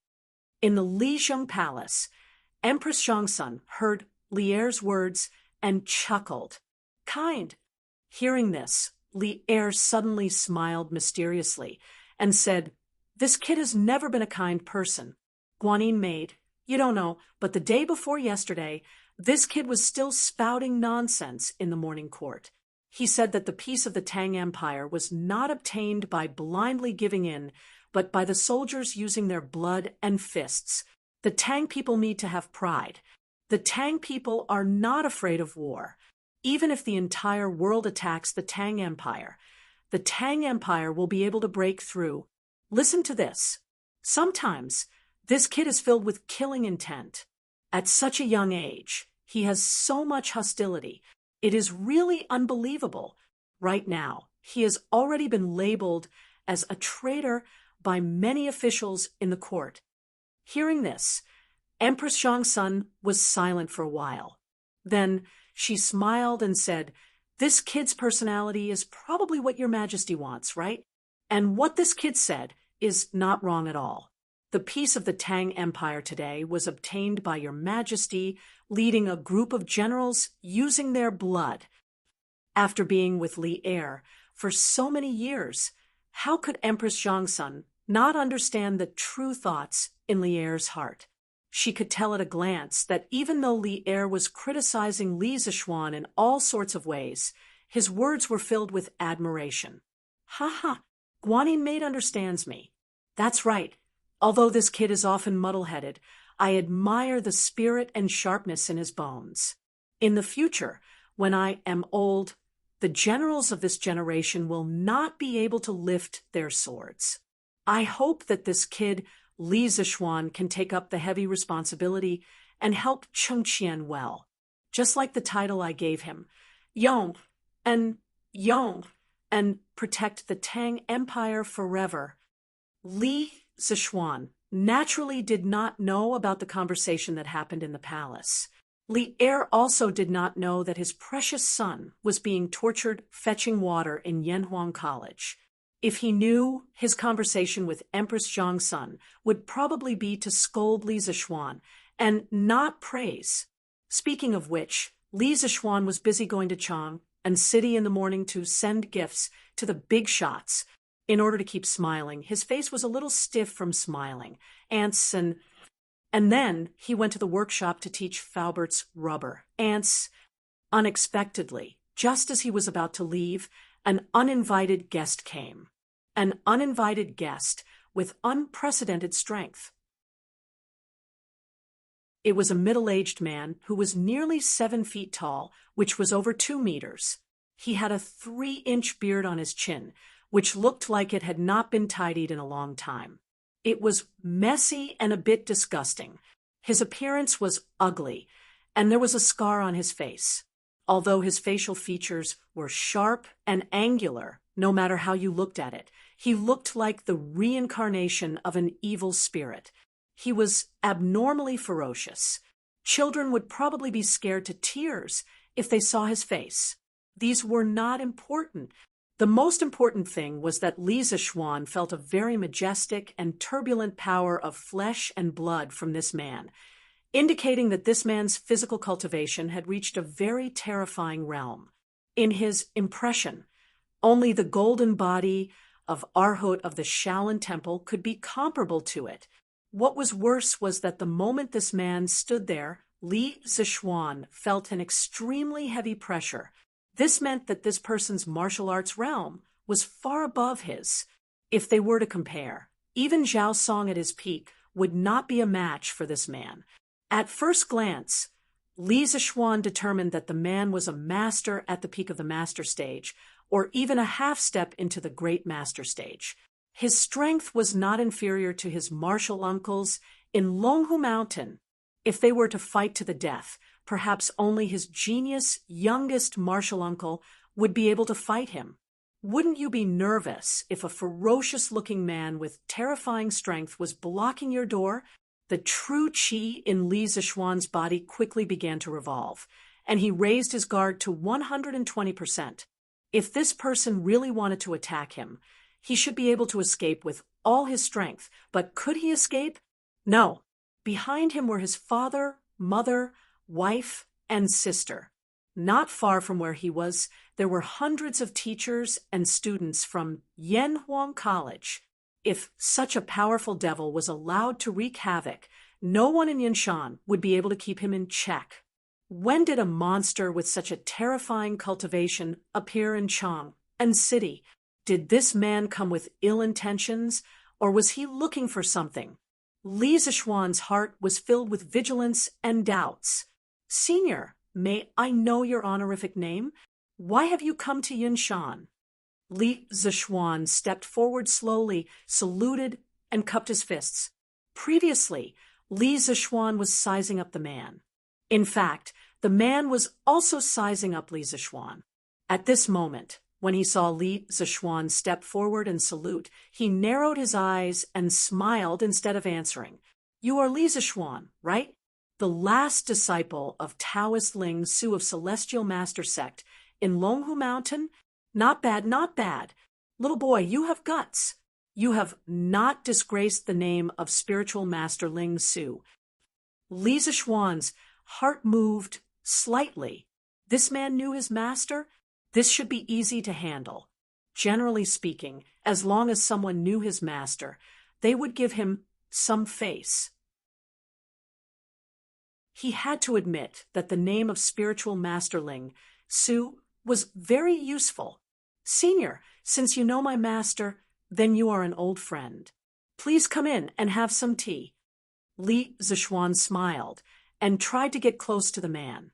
After all, it would be best to be friends with such a powerful person, who knew that when the man heard this, he would actually pull out the 4-foot-long broadsword on his back. He casually waved the broadsword and then gently placed it on the ground. The hard cement floor was actually cut open like a piece of tofu. The man laughed loudly and said, Junior, I am not here to drink tea. I am here to compete with you. I want to see how much of Spiritual Master Ling Su's teachings you have. If you can win against me, that's fine. If you lose, this is husband. Coincidentally, at this moment, Han Yushi came out with Madame Li, followed by Li Jingma and Lan, they must have heard the commotion in the front yard and ran out. Hee, little boy, if you lose, it means that your skills are not good enough. I will clean up the house for Spiritual Master Ling Su. Don't even think about leaving a single person in your yard alive. The curly-bearded man pointed at the people behind Li Zixuan and said with a ferocious expression, he came with ill intentions. As expected, he came with ill intentions. Now that the situation had developed in the worst direction, Li Zixuan's complexion suddenly changed greatly. His heart also sank. This old bastard with extremely high martial arts was actually here to pick a fight. Chapter 8:14. Yinshan Villa. Li Zixuan didn't hesitate when he saw that the bearded man didn't come with good intentions. He turned around and said anxiously, "Wife, help father and mother back to the house. Lan, you go back too. Don't worry, I'll be fine." Husband, Xian, brother, Li Zixuan said solemnly, "Don't talk nonsense. Go back quickly." Then he whispered to Han Yushi, "I'll lure this person away in a while. You guys take the opportunity to leave quickly. Otherwise, I'm afraid I can't beat this person with my worries. If you really want to help me, you can go to the academy or Chang and to get reinforcements. Don't be so wishy-washy." Xian, Mrs. Li muttered unwillingly in a low voice. Li Jingma pulled her away and said, "Madam, it's useless to say more. We'll only be in the way here. Xian, is right. If we really want to help him, we should hurry up and escape to get reinforcements." Seeing that his father was decisive at the critical moment, Li Zixuan felt relieved and turned to deal with the bearded man. In fact, he was bragging a lot. Even if his family left and he had nothing to worry about, he still wasn't sure he could beat this person in front of him. Although he had fought Yin Batian, a master at the peak of the Grandmaster realm, to a draw, he had worked together with the two brothers of the Dugu family to achieve such a result. Moreover, Yin Batian was obviously not on the same level as this bearded old bastard. Li Zixuan felt that this person in front of him could fight 3 Yin Batians at the same time. This showed how terrifying this person's strength was. "Who are you, sir?"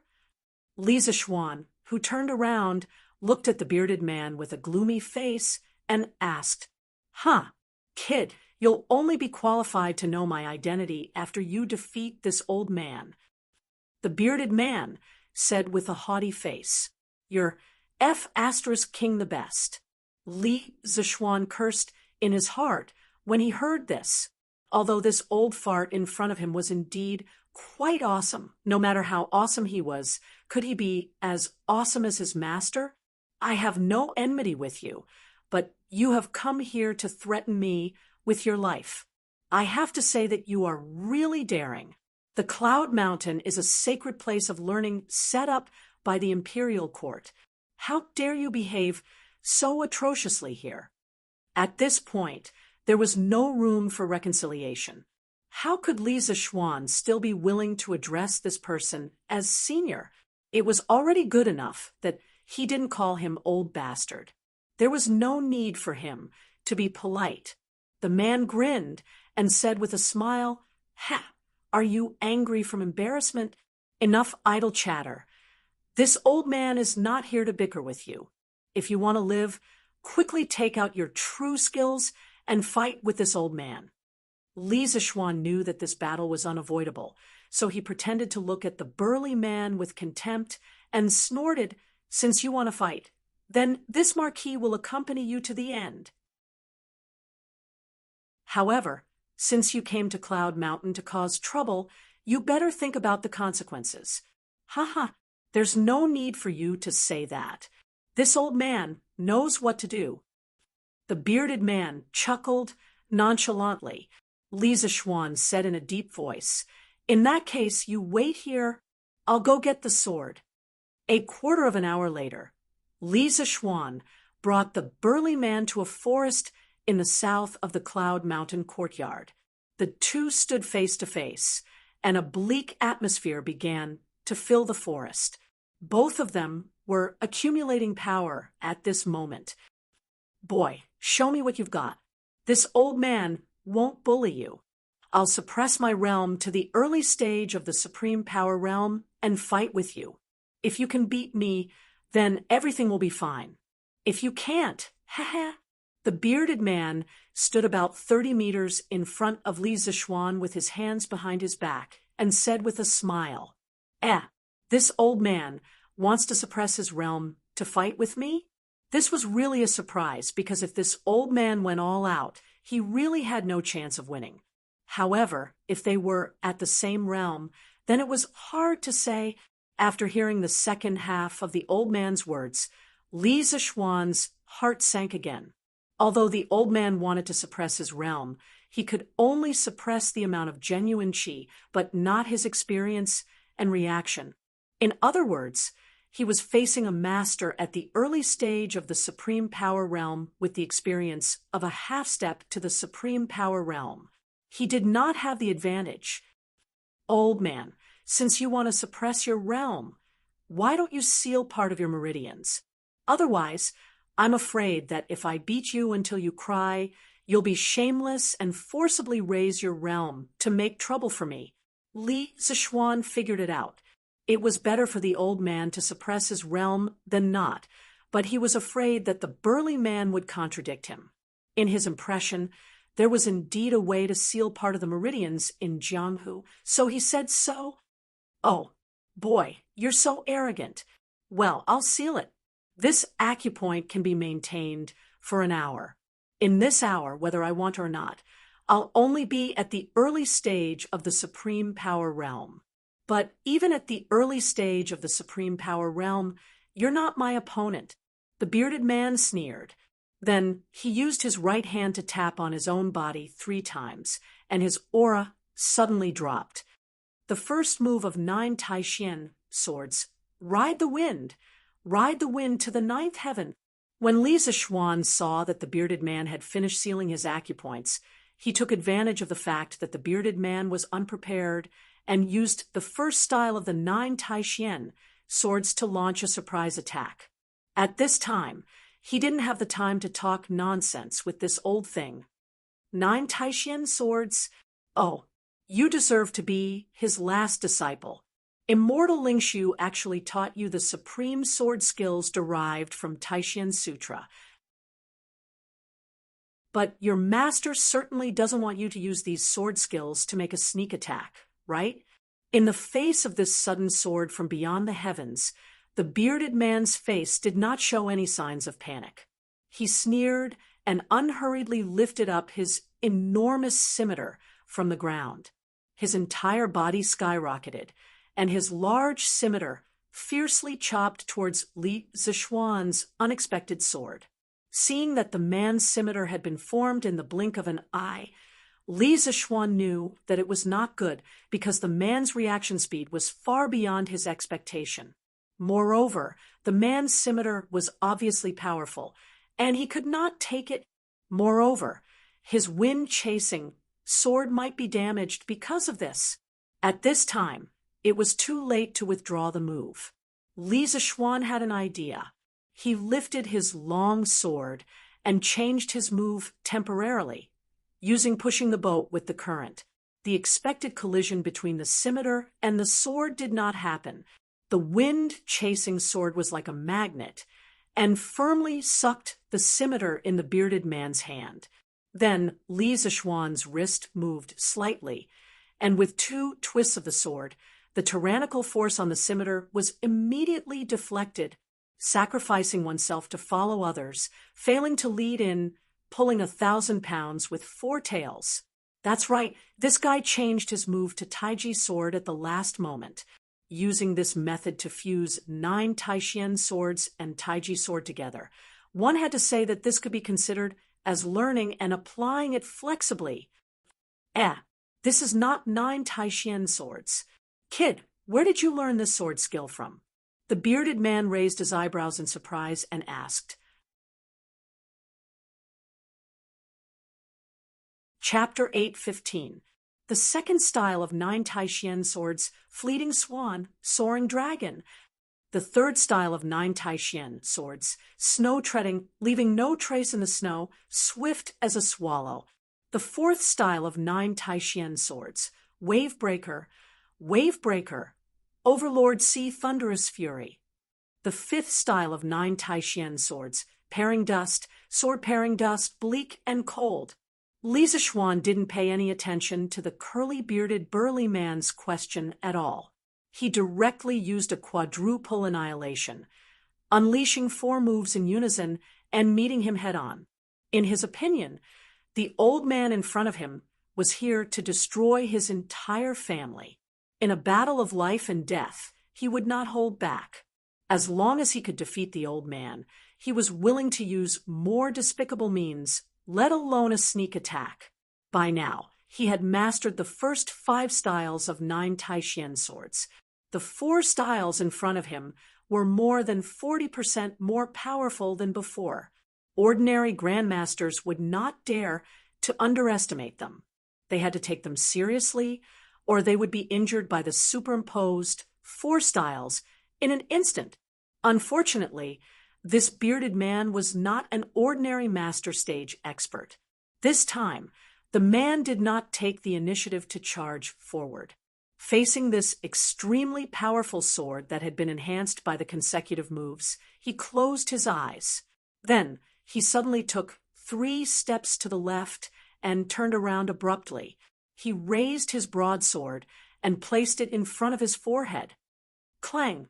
The 5th style of 9 Taishan swords, Pairing Dust, had been enhanced by the power of the first 4 moves. Its speed and strength were naturally extraordinary. The most prominent feature of this sword was its explosive power. When the tip of wind-chasing sword came into contact with the bearded man's saber, sparks flew from the intense collision. However, the man's lower body was extremely stable, as though he was a huge tree rooted in the ground, not moving at all. However, due to the inertia of the wind-chasing sword, it was still advancing towards the man's face. The entire sword immediately bent into an arc. The saber in the man's hand also began to deform from the violent collision. If this continued, it would be hard to tell if the saber or the sword would break first. The power can be superimposed. This 9 Taishan swords is indeed something.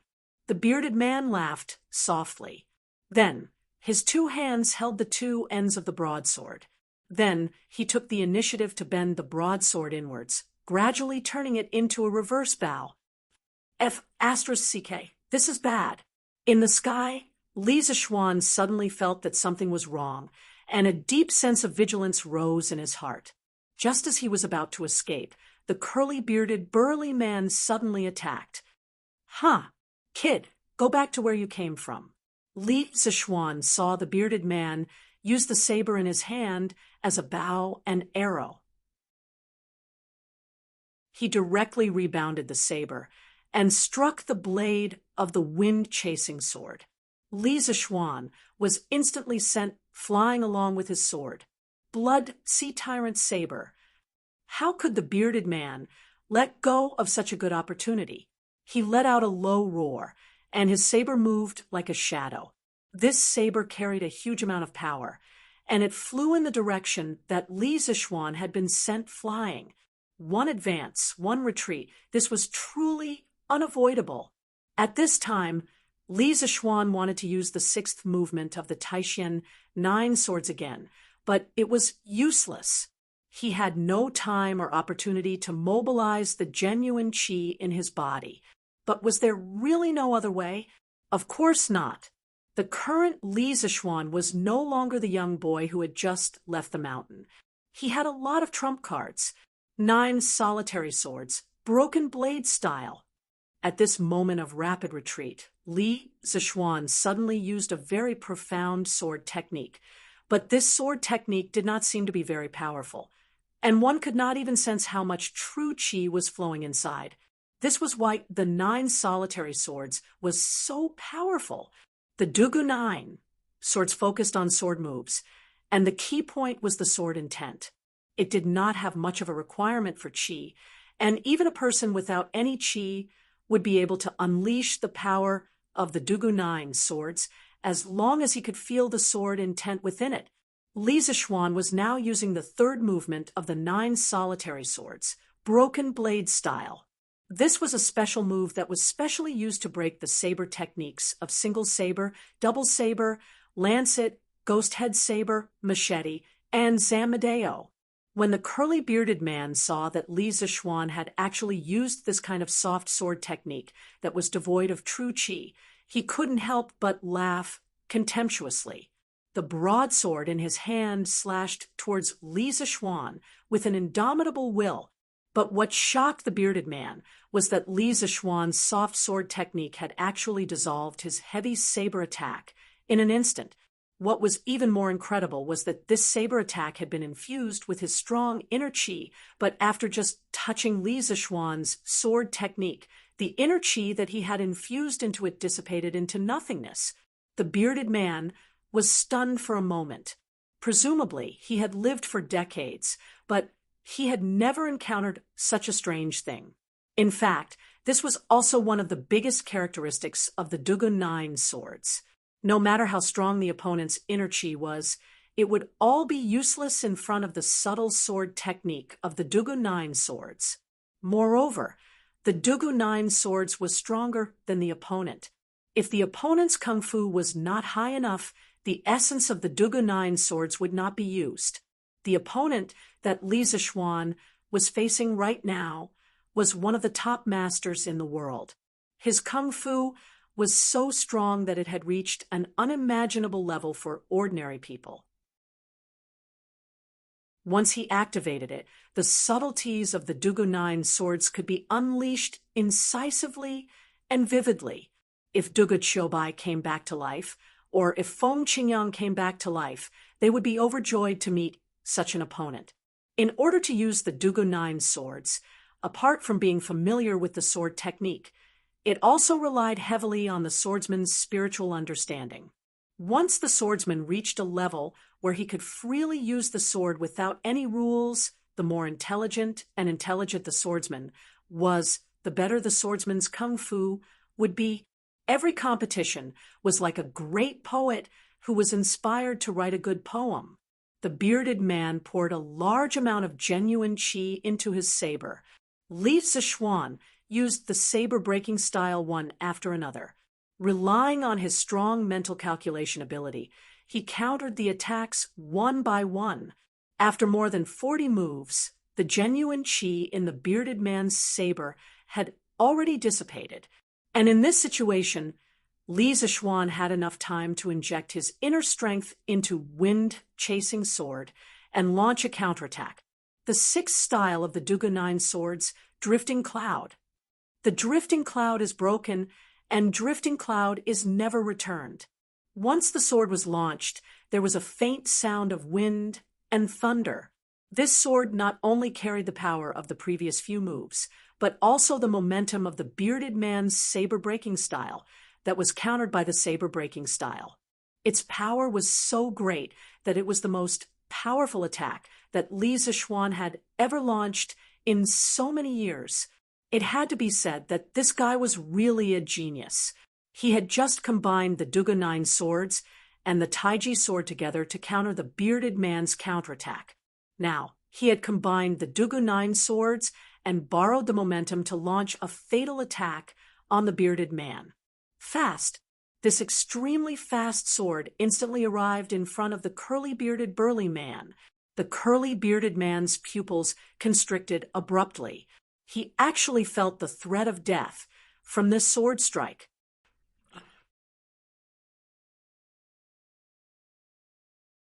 Chapter 8:16. Roar.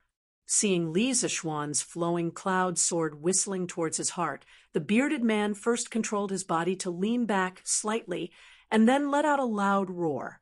A fallen leaf just happened to fall between the tip of the wind-chasing sword and the bearded man's face. What was strange was that this roar seemed to carry a huge amount of energy, causing the falling leaf to suddenly change its direction and fly directly towards Li Zixuan. The leaves were already like this. So how could Li Zixuan, a living person, not be affected? Almost in an instant, he felt as if his eardrums were about to burst. His face felt as if it had been scraped by a fierce wind, and it hurt a little. At the same time, his sword momentum also strangely stagnated for a moment. Lion's roar. Li Zixuan was a little shocked. Wasn't this lion's Roar a unique skill of the Shaolin Temple? How could this old bastard know it? Could it be that he was a monk of the Shaolin Temple in the past? Damn it, a monk who had returned to the secular world actually dared to behave atrociously in Yunshan. However, even though Li Zixuan was extremely shocked, he didn't have the time to continue letting his imagination run wild. This was because the bearded man had seized the moment when the wind-chasing sword's momentum stagnated. Roar! Another loud roar. And the intensity of the roar was even louder than before. Tsunami Emperor Fist. At this moment, the bearded man, who was leaning back, slightly abandoned his saber and used his fists. This was because the angle of his body couldn't condense saber momentum in a short period of time. He first formed a fist seal, and then his sleeves exploded with a bang. His arms and fists turned bronze in color, and the veins on his arms bulged. His hair fluttered even though there was no wind, and he looked like a mad demon. Tsunami Emperor Fist. When Li Zixuan heard the name of this fist technique, his heart suddenly jolted. He thought to himself, just where did this curly-bearded, burly man come from? Emperor Fist, Emperor Fist. In this era, where imperial power reigned supreme, to dare to add the word emperor to a technique was like lighting a lamp in the toilet, courting death. Why did this curly-bearded man dare to give his fist technique such a tyrannical name? The bearded man definitely didn't know what Li Zixuan was thinking. He snorted, and his aura suddenly changed. Then he waved his fists and charged towards Li Zixuan's sword. The wind-chasing sword was spiritual Master Ling Su's personal sword. It was forged by the world's #1 swordsmith, Zhang Yuqiu, using extraterrestrial iron. Its sharpness could cut through iron like mud. Moreover, the wind-chasing sword was reinforced with large amounts of internal energy from Li Zixuan. It wasn't an exaggeration to say that this sword could pierce a hole in the city wall. At this moment, the bearded man was actually using his fists to catch the sword. No matter how one looked at it, he seemed to be seeking death. However, Li Zixuan didn't think so. He suddenly realized that something was wrong, but he couldn't figure out what it was. In this split second, the burly man's fists had already collided with the tip of the wind-chasing sword. However, the scene of the sword piercing into his body did not occur. On the contrary, the collision of the fists and the sword produced an illogical sound of metal clashing. Clang! With a boom, the enormous amount of internal energy that Li Zixuan had poured into the wind-chasing sword was completely repelled. The enormous internal energy backlashed and sent him flying.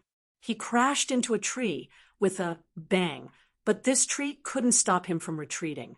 With a kacha sound, the thick tree cracked and broke. Li Zixuan's body then crashed into a second tree and landed heavily on the ground. Pooh!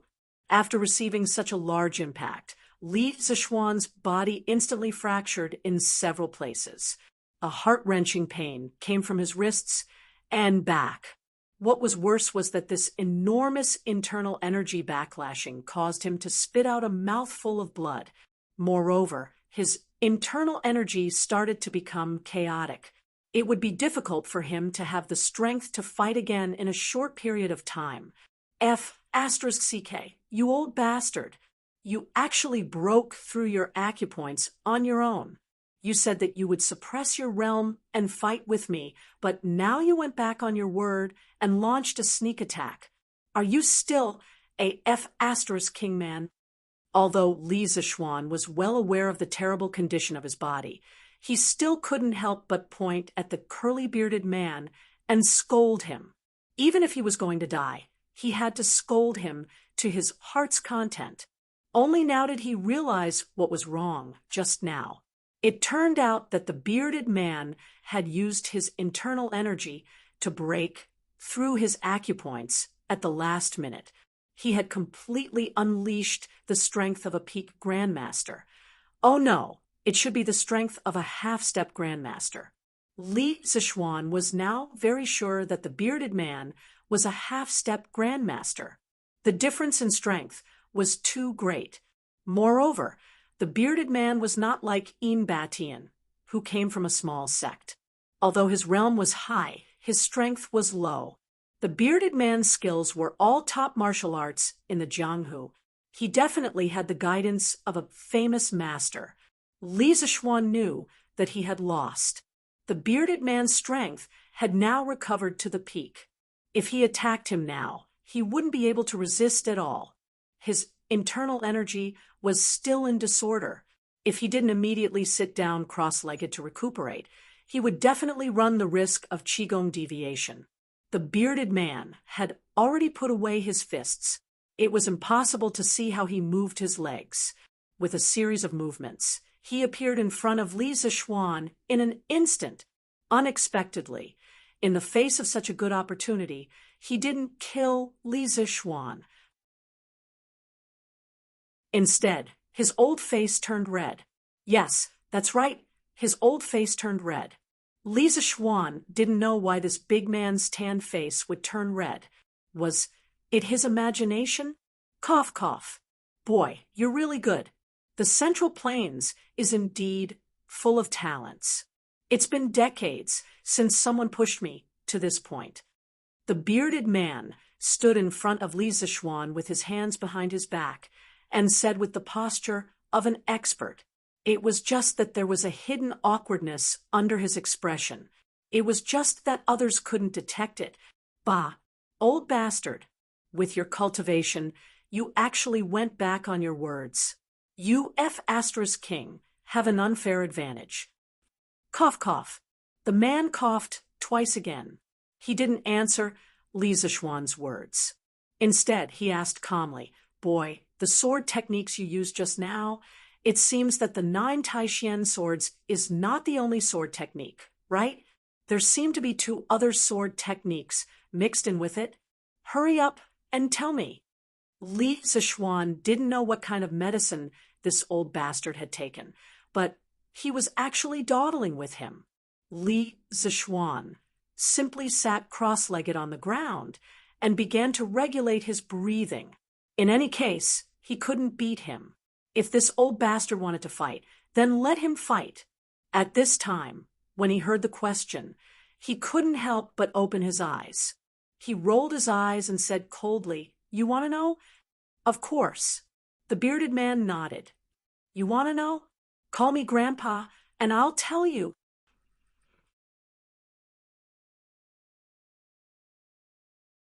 Chapter 817. Grandpa. Regardless of whether this curly-bearded man had the intention to kill Li Zichuan or not, after hearing these words, he couldn't help but fly into a rage. Bastard Junior, this old man is already someone of your grandfather's generation, yet you are so disgraceful. Li Zichuan continued to scold. Hey, who was the one who called me Grandpa just now? Was it you? Regardless of whether he was going to die today, he had to be mischievous before he died. Who asked his big brother to be the Leather Knight? Humph, little kid, you're so stubborn. I wanted to talk to you nicely, but you refused a toast only to be forced to drink a forfeit. Don't blame me for being rude. Even a clay figurine had some temper, let alone a peerless expert like the bearded man. Hearing Li Zichuan's rude remarks again and again, he finally flew into a rage. Which scoundrel dares to be so presumptuous in Cloud Mountain? At this moment, a loud shout came from the forest. The man's movements couldn't help but pause. Then he saw a black-robed elder come over with a sword and slash directly at him. Faced with this sudden attack, the man didn't dare to be careless. He took 2 steps back and then tilted his body slightly, dodging the black-robed elder's aggressive sword. Ink snow sword cry. Only the heart remains unmoved. Harmony of the world. Ink snow sword.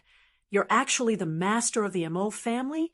The bearded man looked at the broad-bladed sword in the black-robed elder's hand and frowned for a long time before asking in disbelief.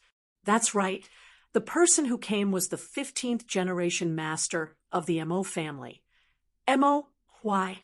Previously, Li Zishuan had fused 3 types of sword intents and used an unparalleled might to beat the bearded man into a fluster.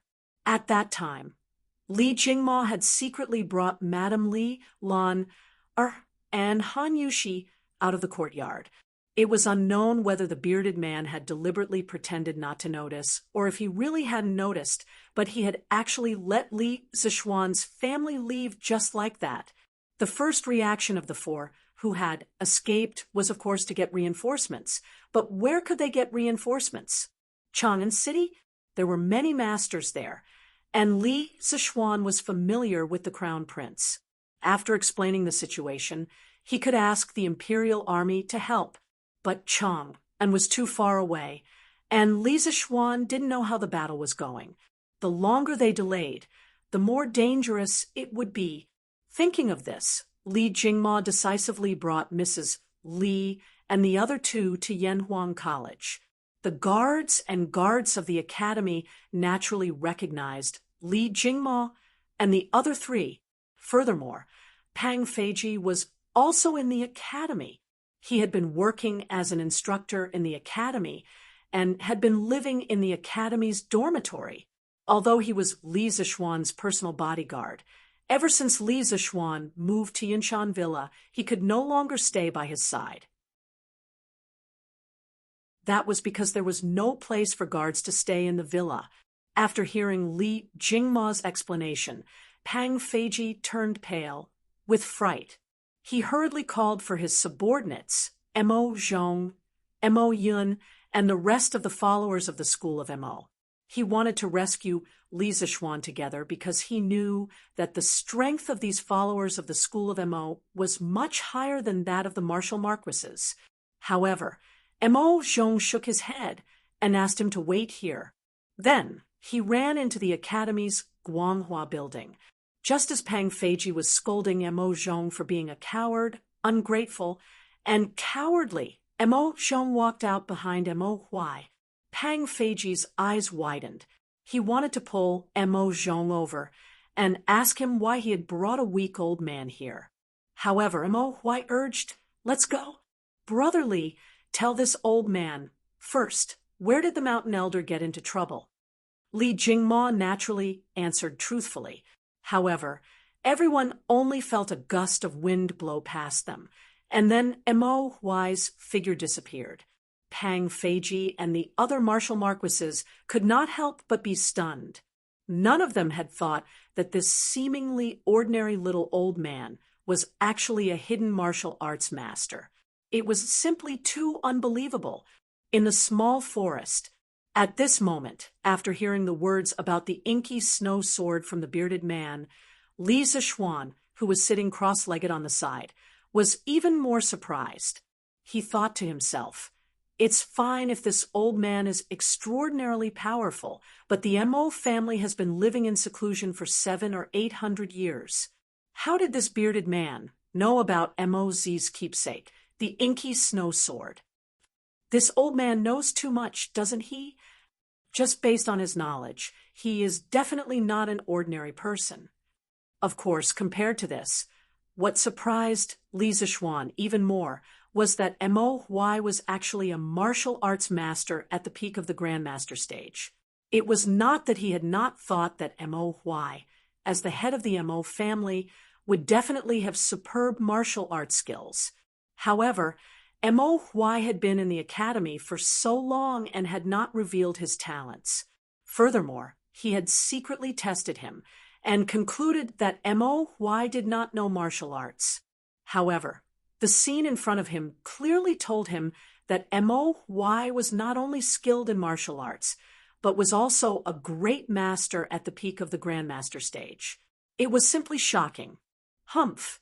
No matter who you are, since you dare to come to Cloud Mountain to cause trouble and harm the Yamacho of Yanhuang College, you must give an explanation. Mo Huai was not surprised that his attack missed. He slowly turned around, holding his sword in front of his chest, and looked at the bearded man coldly. The corners of the man's mouth twitched slightly, and he could not help but say, "Nonsense! I just want to— Forget it, forget it. I have traversed the world. Why do I need to explain my actions to others?" I didn't expect that the MO family, which had been in seclusion for many years, would suddenly appear. What's more, I didn't expect that the head of the MO family would actually help a 14 or 15-year-old child on Cloud Mountain. Interesting, really interesting. Leaf family's brat, this old man has underestimated you. Head of the MO family, you're not bad. Fight with me for a few rounds. It's been a long time since I had a good fight. Roar. Without waiting for MO Huai's reply, the bearded man used the lion's roar technique again. However, this time, he released it at full strength, and the momentum was several times stronger than the previous 2 times. Li Zishuan, who was sitting cross-legged on the ground, could not help but interrupt his breathing and quickly cover his ears. This old fellow was really deadly when he roared crazily. Bloodsea Saber. This lion's roar technique was obviously just the bearded man's first move. Immediately after, he leaped to the spot where he had thrown the saber earlier. With a lift of his toes, the saber immediately landed in his hand. Then he swung the saber, rose into the air, and slashed at MO Huai. Li Zishuan was currently regulating his breathing while paying attention to the situation on the battlefield.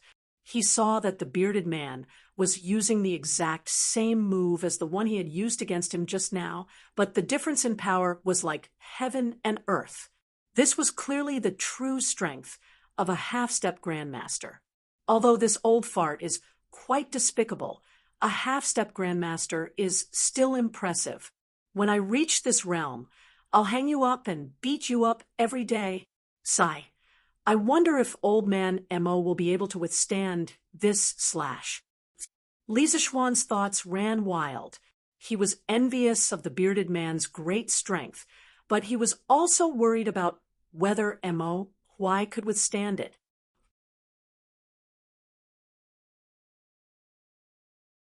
Chapter 8:18. Love with impartiality and non-offense. As the saying went, one could tell whether an expert was skilled the moment he made a move. Before the bearded man's saber was formed, Mo Huai already knew that the other party's strength was above his.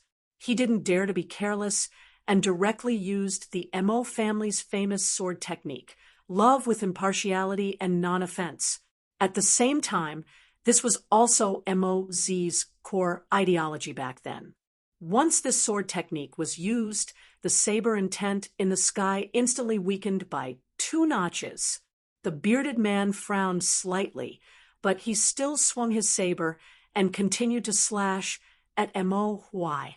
However, how could the Mo family's famous sword technique be undeserved? When the bearded man's saber was just a foot away from Mo Huai finally moved.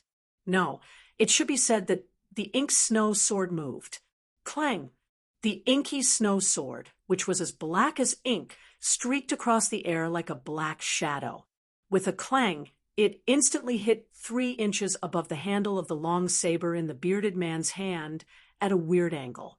This was the weakest point of the bearded man's saber skill.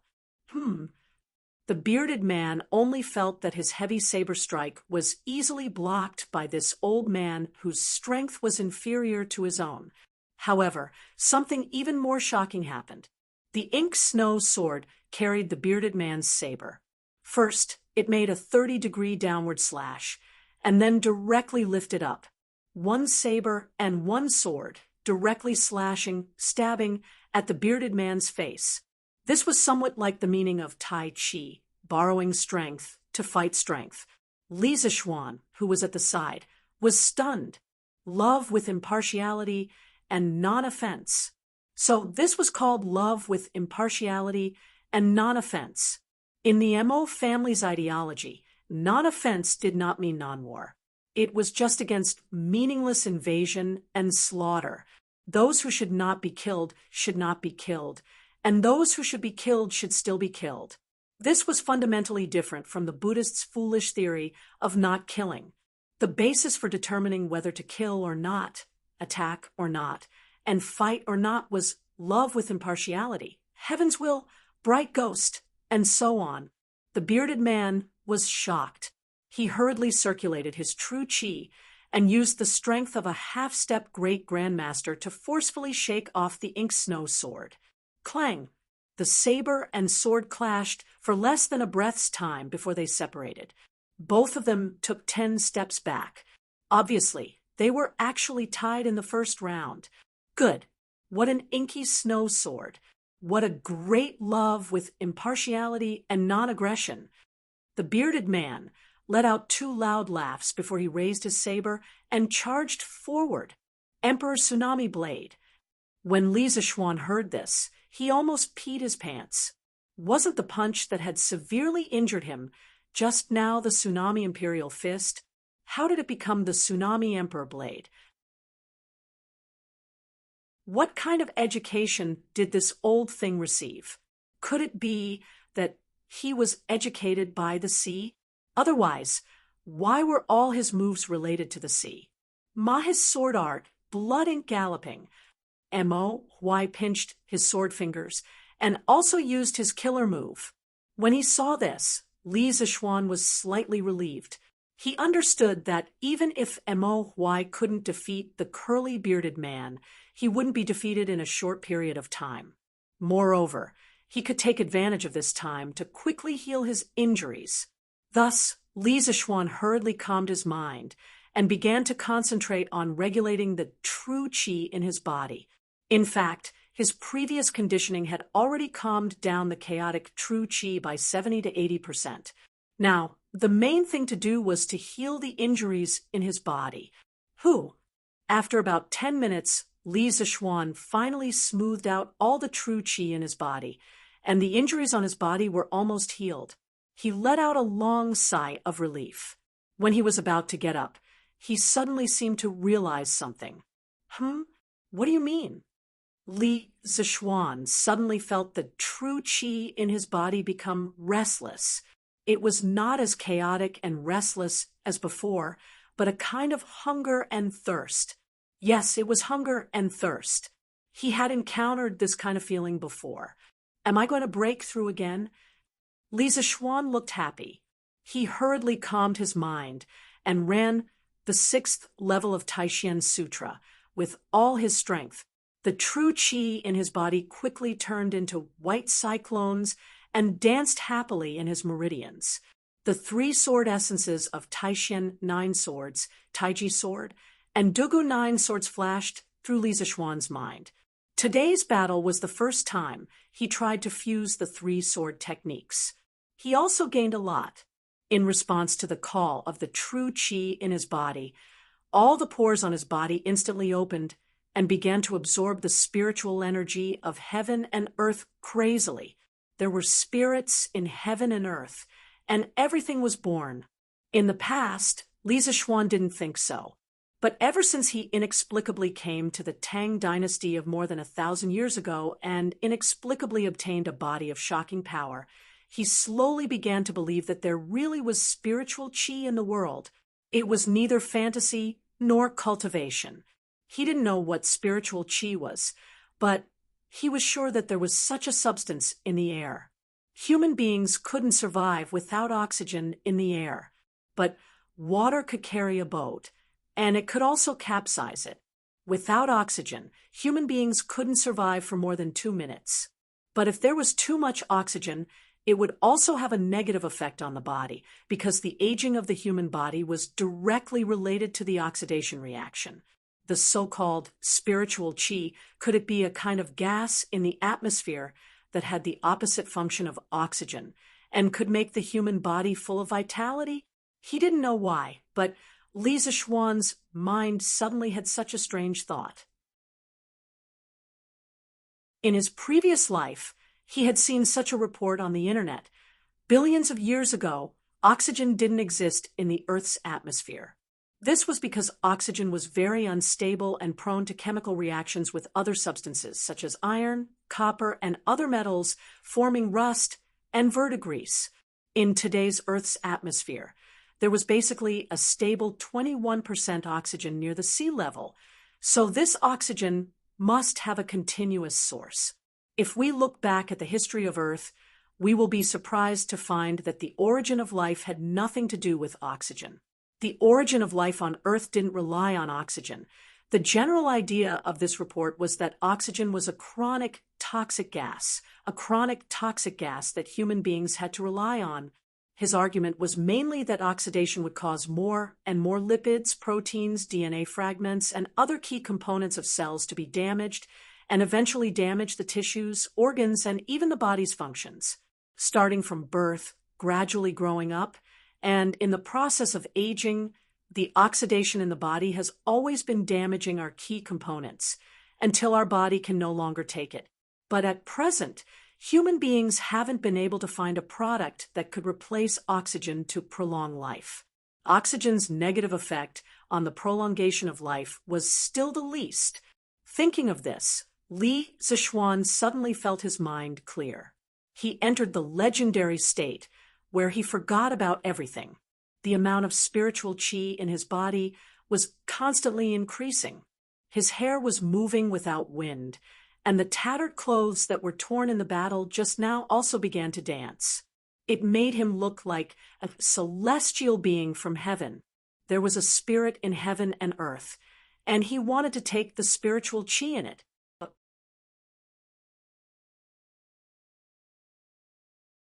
Chapter 819. Just ahead. Hurry up. In the forest, Mo Huai and the curly-bearded man were in the midst of a fierce battle when they heard a flurry of footsteps coming from the northwest. The curly-bearded man's expression changed. It wasn't fear in his eyes, but a trace of impatience. Yes, it was impatience. A trace of joy flashed in Mo Huai's eyes because he was not confident that he could hold the man in front of him back if the battle continued. At this time, he glanced at Li Zichuan, who was sitting on the ground, out of the corner of his eye. He was so scared that he almost dropped his inky snow sword. Forgetful? Is Yamacho going to break through again? Mo Huai was really doubting his life at this moment. Li Zichuan's godlike advancement speed had caused the martial arts worldview that he had maintained for so many years to collapse. Want to leave? Mahe's sword technique. Stick to the rules. However, Mo Huai noticed that the bearded man wanted to escape. How could he let him escape? The sword moved with the shadow. Mo Huai waved the inky snow sword like a black whirlwind, covering the area of 1 foot around him and the curly-bearded man without leaving any gaps. Chi, I just don't want to trouble you. Juzi, do you think I'm afraid of these guards? The bearded man sneered and said arrogantly, "What if I join in?" At this moment, Li Zichuan had already dashed over to them with the wind-chasing sword in hand. "Little, you've broken through to the Grand Master middle stage. You're wrong." The bearded man pointed at Li Zichuan in shock at first. Then he seemed to find something unusual in Li Zichuan, and his shocked expression suddenly turned into confusion. "Yamacho, you've broken through?" Mo Huai stopped his sword and looked at Li Zichuan. His face was full of surprise and a little complicated. "Yes, thank you, Mr. Mo." Li Zichuan politely cupped his fists at Mo Huai. Logically speaking, if it wasn't for Mo Huai's timely arrival today, even if he didn't die, he would probably be beaten up even more. Therefore, he was very grateful to Mo Huai. Of course, what made him even happier was that there was now an additional Grandmaster overseeing Cloud Mountain. In the future, he wouldn't have to be afraid of some Jianghu people coming to the academy to cause trouble. As for him, he could be even more at ease as a hands-off shopkeeper. As for his current realm, he was indeed at the Grand Master middle stage. But in addition, he felt that there was another change in his body. His limbs and bones were full of endless vitality. He didn't know what kind of state it was, but it was very cool. He didn't know if other people at Grandmaster Middle Stage or above would have this kind of change, but judging from the bearded man's expression, it shouldn't be the case. Bang, bang, bang. While the two of them were talking and the bearded man was still in a daze, Pang Feiji's guards and the followers of the School of Mo from the Yanhuang Academy finally arrived. There were about 40 of them, and the empty space in the forest suddenly became crowded. Yamacho, are you okay? Marquis, how are you? Mo Zhong, Mo Yun, and Pang Feiji hurried forward and asked. I'm fine. Li Zixuan glanced at them and said with a smile. After all, it wasn't their fault that they were late, and he had no reason to blame them. Marquis, is this the assassin? I'll take him down right away. Li Zixuan didn't blame them, but it didn't mean that others would feel at ease.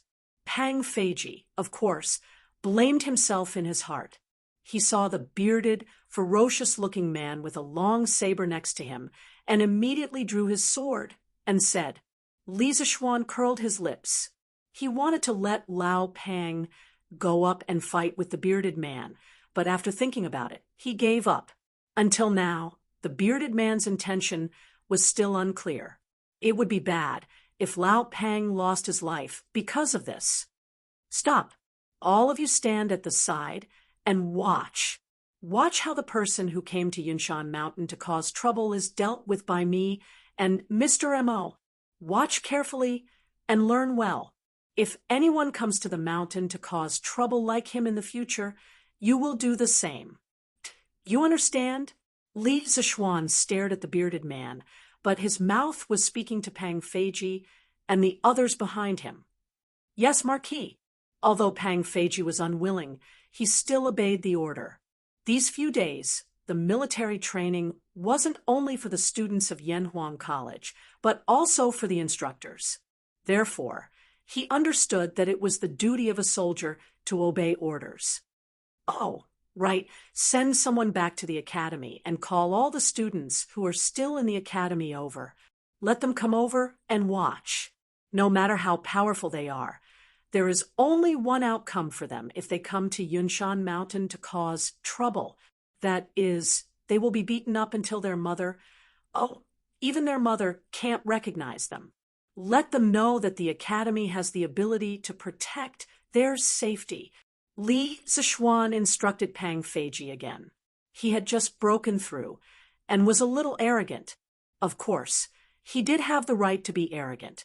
Previously, he was able to force the bearded man to break through his acupoints by force with the 3 supreme sword techniques.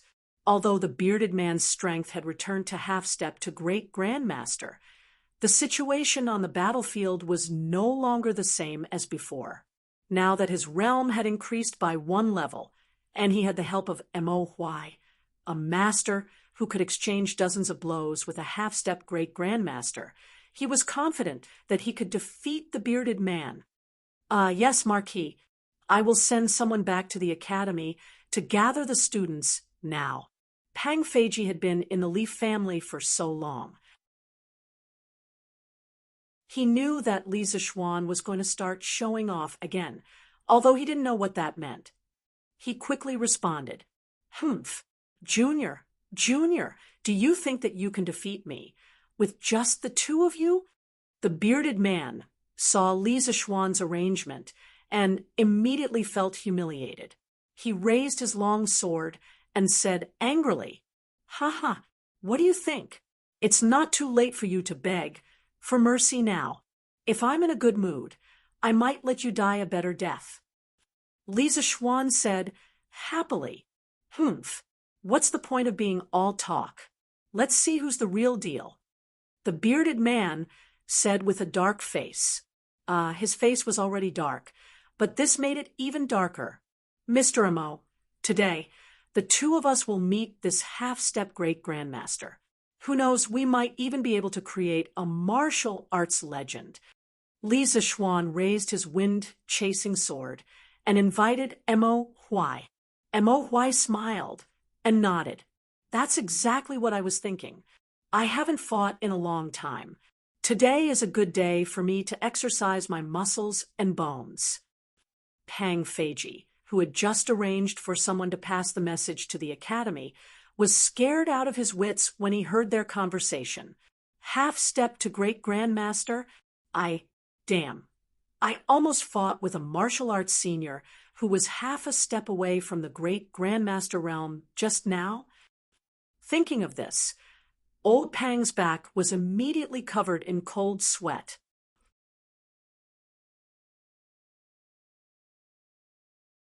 Chapter 8:20. There's such a thing? Humph. This Zhang Zhongjin is too presumptuous. Ganlu Hall. Li Er, who had just finished his lunch at Empress Zhangxuan's place and was resting on the couch, was jolted awake by Zhao Song, who rushed over to report. After hearing the news, Li Er frowned and said unhappily, as long as one was an emperor, no one would like people like the bearded man, who often used force to break the rules. Li Er was the same. Moreover, in Li Er's eyes, the strategic significance of Cloud Mountain was extraordinary. How could he not be angry that the bearded man came to Cloud Mountain to cause trouble? As for how Zhao Song found out about the news, was there a need to ask? Li Er valued Yanhuang College so much. How could he not leave some backup plan in Cloud Mountain? Your Majesty, in my opinion, this Zhang Zhongjin should have no ill intentions towards the Marquis of Yong, and otherwise, with his strength, he would not have delayed for so long. Zhao Song lowered his head and said softly, "Oh, how strong is Zhang Zhongjin?" Li Er raised his eyebrows and asked. Zhao Song thought for a moment and replied, "Your Majesty, he had already reached the peak of Grandmaster 10 years ago. His strength must have only increased now. The Marquis of Yong, and had just entered the Grandmaster realm not long ago, so it would be difficult for him to be a match for Zhang Zhongjin. The reason why he could hold on until the Yanhuang College's guards came to his rescue must be because Zhang Zhongjin held back." Li Er nodded thoughtfully. After a moment, he said, "Go to the Duke Wei residence and tell this news to the medicine master. Let him deal with it." Zhao Song's eyes narrowed as he hurriedly bowed and replied, "Yes, Your Majesty." "Quick, go to the forest in the southeast. There's a show to watch. I wonder who's the one who dares to come to Cloud Mountain to cause trouble." "You can't say that. Didn't you see the Academy's guards and the Yamacho's personal guards all moving out? This means that the person who came to cause trouble is very powerful. At 3:30 in the afternoon, an Academy guard rushed into the Academy and went straight to the student dormitory to inform the students of Li Zishuan's instructions. The students were excited to hear the news, and the entire dormitory area was in an uproar. On the other hand, Li Tai and Sun Zifen, who had just finished fetching water and were lying in the dormitory like two dead pigs, were dumbfounded. "What is it? Why is it so noisy outside?" Li Tai, who wished he could spread all the meat on his body on the bed, heard the commotion outside. His body remained motionless, but his mouth muttered. It wasn't that he didn't want to move, but he was too tired to move. In the morning, he only needed to carry 2 more buckets of water, but Sun Zifen was too slow, so he shamelessly begged him to carry 2 more buckets. In this way, he had carried a total of 12 buckets. It was good enough that he was still breathing. From what they said, it seems that there is a commotion outside the academy, and it has something to do with the Yamacho. "Shinke, should we go and take a look?" Although Sun Zifen was also very tired, he was not as tired as Li Tai. Firstly, his physique was much better than Li Tai's, and secondly, he only carried 8 buckets of water in the morning. Therefore, this fellow still had the strength to stand up and open the door to look outside. "I'm not going. What's there to look at? I want to rest." When Li Tai heard this, he refused without hesitation. Sun Zifen didn't persuade much. He went to the inner room to drink 2 mouthfuls of water and went out directly. After waiting for a long time, he didn't see him come back. Li Tai couldn't help but scold this guy for not being loyal. He said he would leave. Who knew that at this time? Sun Zifen actually came back. Humph. Why are you back again? Li Tai glanced sideways at Sun Zifen and snorted. In fact, the little fatty's mood was obviously much better after seeing Sun Zifen come back. What do you mean by back again? I didn't even leave, okay? Sun Zifen looked at Li Tai strangely and then said excitedly, Hee, Chinke, I just went out to ask an instructor for information. There is really a big commotion in the forest southeast of the academy right now. The Yamacho and Mr. Mo are working together to fight against a Jianghu master. Let's go and take a look.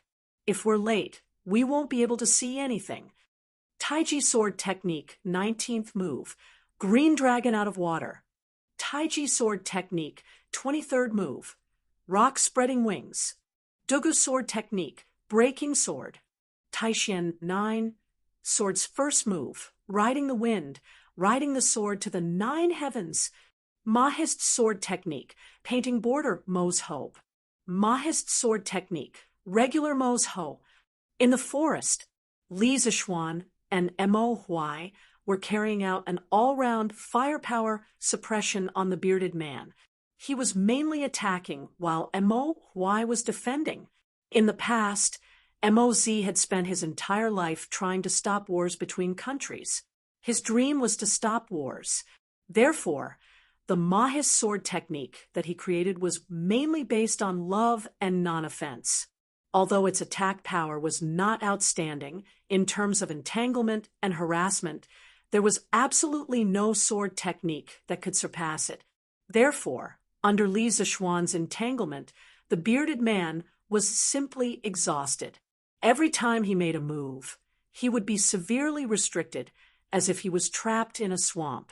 This created an excellent space for Li Zishuan to attack. And Li Zishuan did not disappoint. The full attack version of Taiji sword combined with Taishan 9 swords and Dugu sword technique was frightening. Even he himself was not willing to face such an attack.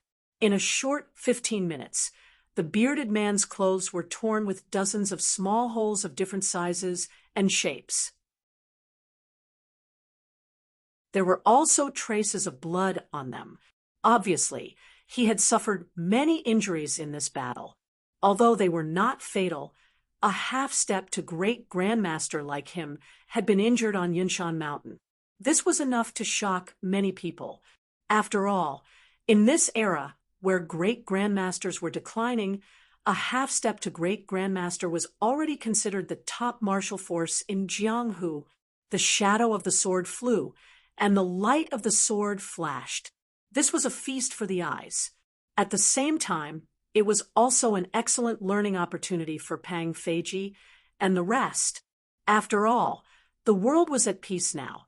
Such a top martial force duel was really something that could only be encountered by chance. Stop, stop, stop. Li Zishuan, stop. I am Zhang Zhongjian. Today, I am only here to test your martial arts. You can stop now. No one would have thought that the previously majestic and insufferably arrogant bearded man would actually call for a stop at this moment. He even introduced himself and the purpose of his visit. No matter how one looked at it, it seemed as if he was admitting defeat. Zhang Zhongjian? Li Zishuan was still using his sword, but his mind was spinning rapidly. He felt that the name Zhang Zhongjian was very familiar. Feng Chen 3 heroes, Zhang Zhongjian?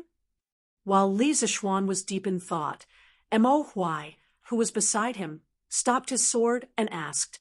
Although the Mo family had been living in seclusion these years, they had always been paying attention to the major events in the world.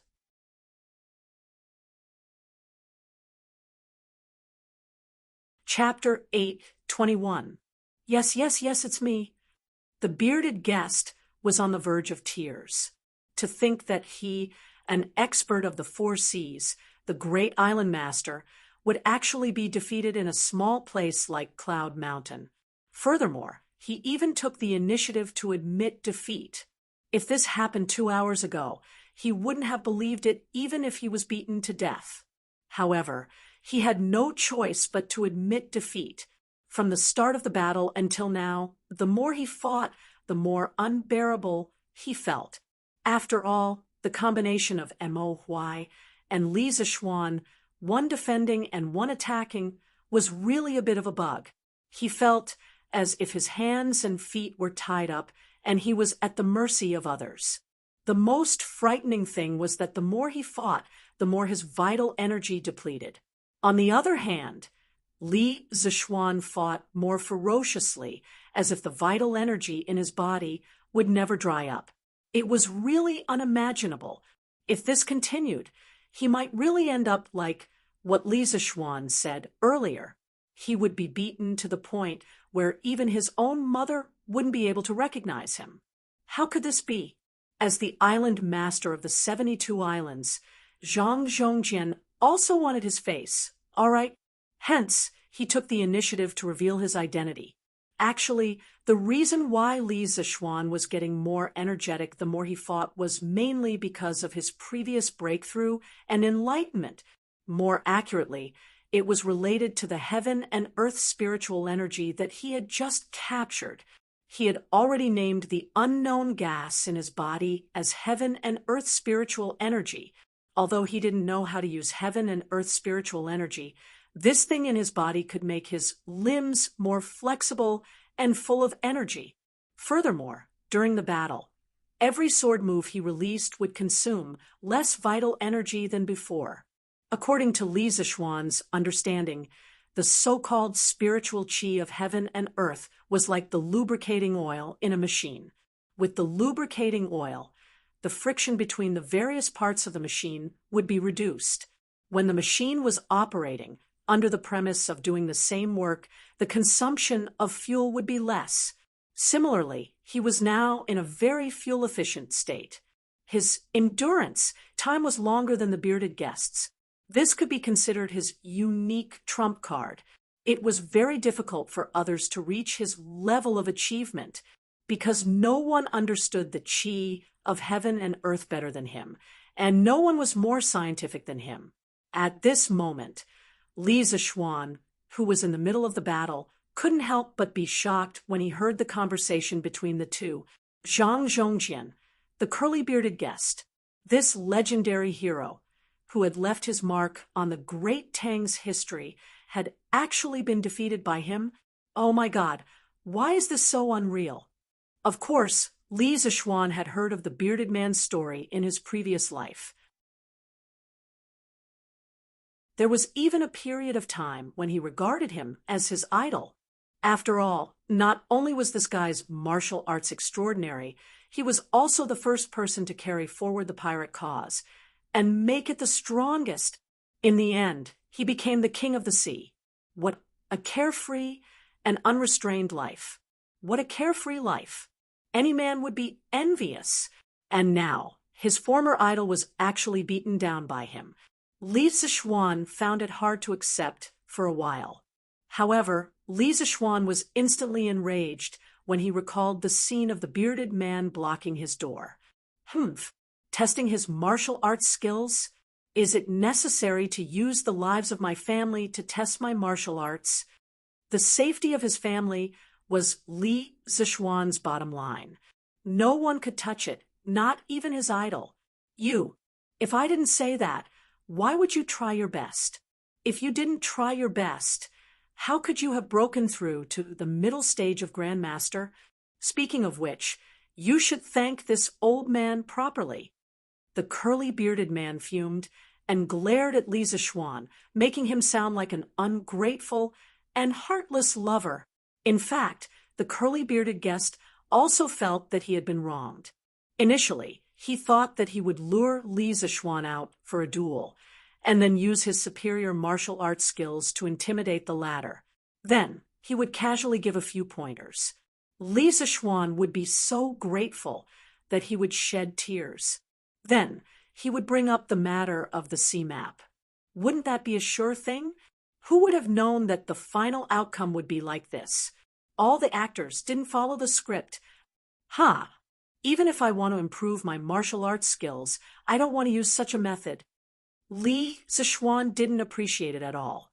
In the end, it was the curly-bearded guest who had blocked the door to start the duel and threatened his family's lives that had buried a thorn in his heart. If he didn't take the opportunity to remove it, it would be difficult to resolve the hatred in his heart. As soon as he finished speaking, the 30-second move of the Taiji sword technique, White Tiger grabs the tail, smashed fiercely toward the curly-bearded guest. Uffed. Kid, don't push your luck. Otherwise, don't blame this old man for being impolite. He was humiliated by a 14 or 15-year-old junior. It would be a lie if the curly-bearded guest said that he wasn't angry. However, when it came to fighting, was it really useful to be angry? He was just angry because he was powerless. Humph. So what if you're impolite? This old man will still hit you. Li Zixuan snorted coldly and continued to press forward. Seeing this, Mo Huai hurriedly used the Mahis sword technique and rejoined the battle. Wow, there really are martial artists who came to Cloud Mountain to cause trouble. Damn, Mr. Mo is actually a martial arts expert. This is unbelievable. Yeah, I didn't expect the usually gentle and weak Mr. Mo to be so powerful. Looks like I'll have to study hard in Mr. Mo's classes in the future. Otherwise, who would be able to withstand this attack? At this moment, the Yanhuang College students who were watching the show finally arrived. They couldn't help but exclaim when they saw the people flying up and down in the arena.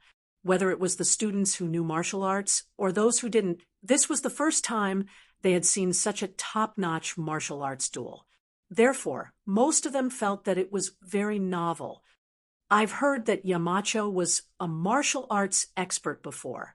Now that I've seen it with my own eyes, it's really amazing. Yeah, look at that bearded guy. He's being beaten up so badly by Yamacho that he can't even tell north from south. Yamacho is mighty. Yamacho is mighty. Although many of the students didn't quite understand, they could still see that Li Zixuan had the upper hand. Therefore, they cheered in private. Huff, we're finally here. At this moment, Li Tai and Sun Zifan finally caught up with them. Perhaps because they ran too fast, the two of them were panting a little. Wow, Qingke, look, Mr. Mo and Yamacho are fighting together. This fight is so King exciting. Sun Zifan glanced at the situation in the arena and immediately tugged at Li Tai's sleeve and exclaimed, "Gulp!" Needless to say, Li Tai also noticed the three people fighting fiercely in the arena. Although he was a prince, this was the first time he had seen such a scene in the pugilistic world. In shock, he couldn't help but swallow a mouthful of saliva. So Xiaoxian, Yamacho is so powerful. Even Mr. Mo has such skills. Damn, what kind of academy did this prince enter? While the other students were exclaiming how mighty Li Zixuan was, Li Tai was lamenting how dark their future would be under the leadership of a great demon like Li Zixuan, Yamacho. Would they be like that big guy in the arena, beaten up so badly that they couldn't even tell north from south?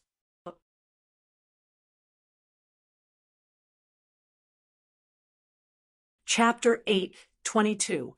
Kid, I'm still your elder. Is this how you treat your elders?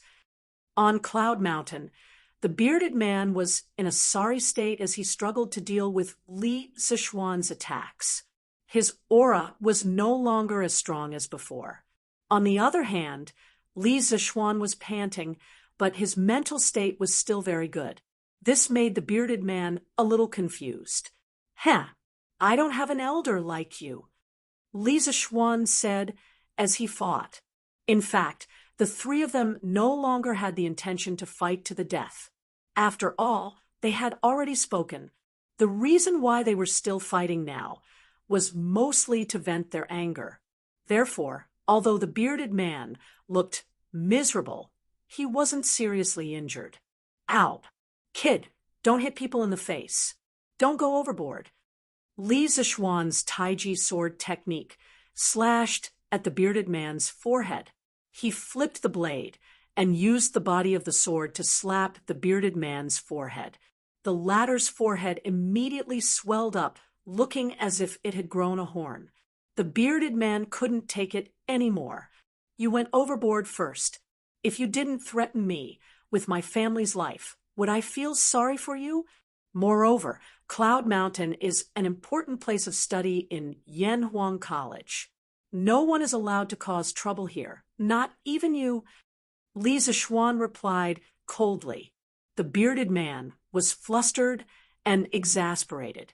I just wanted to teach you martial arts.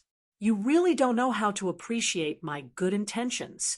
If I really wanted to make things difficult for your family, would they have had the chance to leave just now? I was just joking with you earlier. Humph, you can't even joke. Take this. Li Zishuan snorted and threw out another sword move. Mo Huai sighed and stopped his actions. Firstly, this battle had been going on for almost an hour, and his inner force had long been exhausted. Secondly, he didn't need his help now. Li Zishuan alone could suppress the bearded man. As expected, the student has surpassed the master. Mo Huai stood at the side and lamented.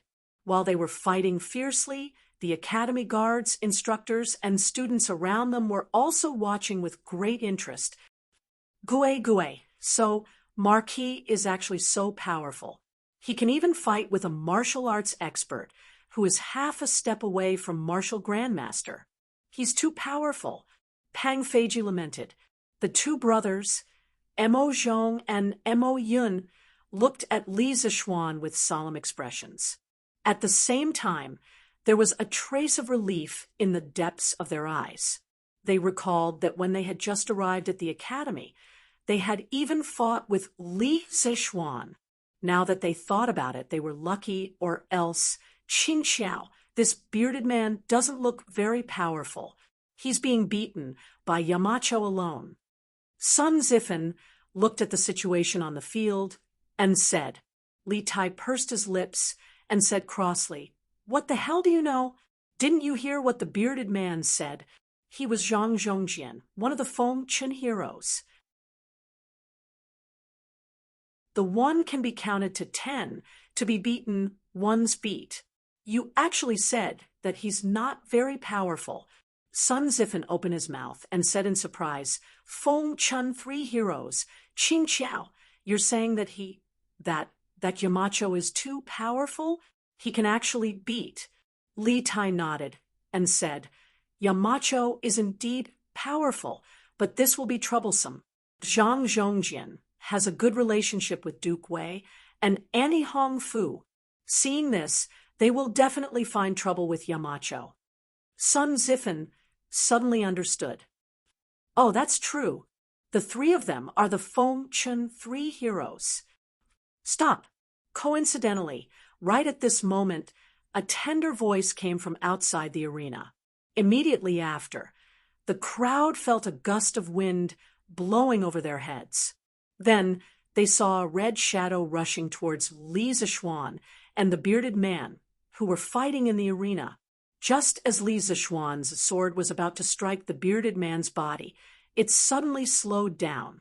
It was actually entangled by a section of the whip. Then he felt someone come to his side. He turned his head and saw that it was a familiar person. After he married Han Yushi, he went to Duke Wei's mansion and saw her, Hong Funu. Auntie Hong Funu. Li Zishuan saw the anger in Hong Funu's eyes and couldn't help but turn his neck and greet her. Only now did he remember the relationship between Hong Funu and the bearded man. He sighed bitterly in his heart. This was really one trouble after another. What auntie? Call her grandmother. Brat, you have no respect for your elders. Hong Fionu looked like a young girl in front of Li Jing, but once she came out, she was no different from an ordinary person. At this moment, she glared at Li Zishuan with a hint of anger in her voice. Han Tianhu's father was Li Jing's cousin, and Li Zishuan married Han Tianhu's daughter, Han Yushi. Logically speaking, he should call Hong Fionu grandmother.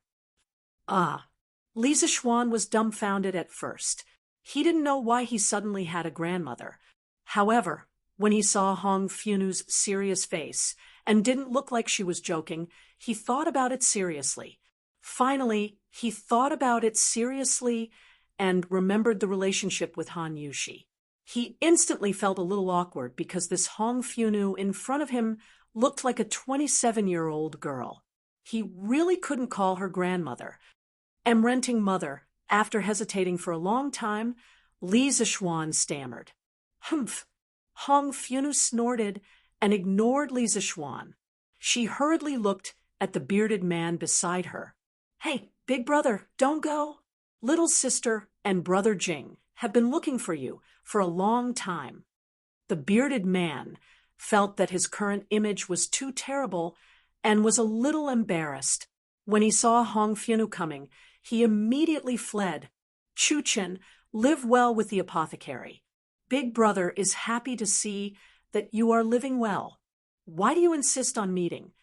The bearded man covered his face and ran out of the forest as he shouted without turning back. Hong Fionu stomped her feet angrily and directly used her qinggong to grab the bearded man's back. Big brother, since you are in Chang, and why don't you come to the residence and have a seat? Don't you care about little sister and brother Jing? The bearded man's current strength was less than 10%. How could he outrun the energetic Hong Fionu? In just a few breaths' time, he was caught. Hong Fionu tugged at the bearded man's sleeve and said, Sure, big brother, please wait. At the same time, Lord Li Jing rode a horse and arrived late. He dismounted beside the bearded man and shouted loudly, Cough, cough. Li Zishuan looked at this scene from behind. No matter how he looked at it, he felt that something was wrong. He hurriedly turned around and said to the surrounding students and guards, That's enough. That's enough. You've all seen what you wanted to see. Go back. Disperse, disperse. The guards and students naturally didn't dare to talk back to him and walked out of the forest. Li Tai smiled sinisterly at Sun Zifen in the crowd and said, Hee, I was right, right? Yamacho is in trouble now. If Duke Wei came alone, it would be fine. But now that An Hong Fionu is here, TSK,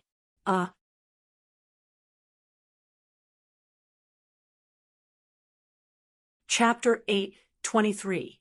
Li Zishuan, what kind of grudge do you have with my big brother? You actually beat him up like this? A fight that had no reason to start had already ended.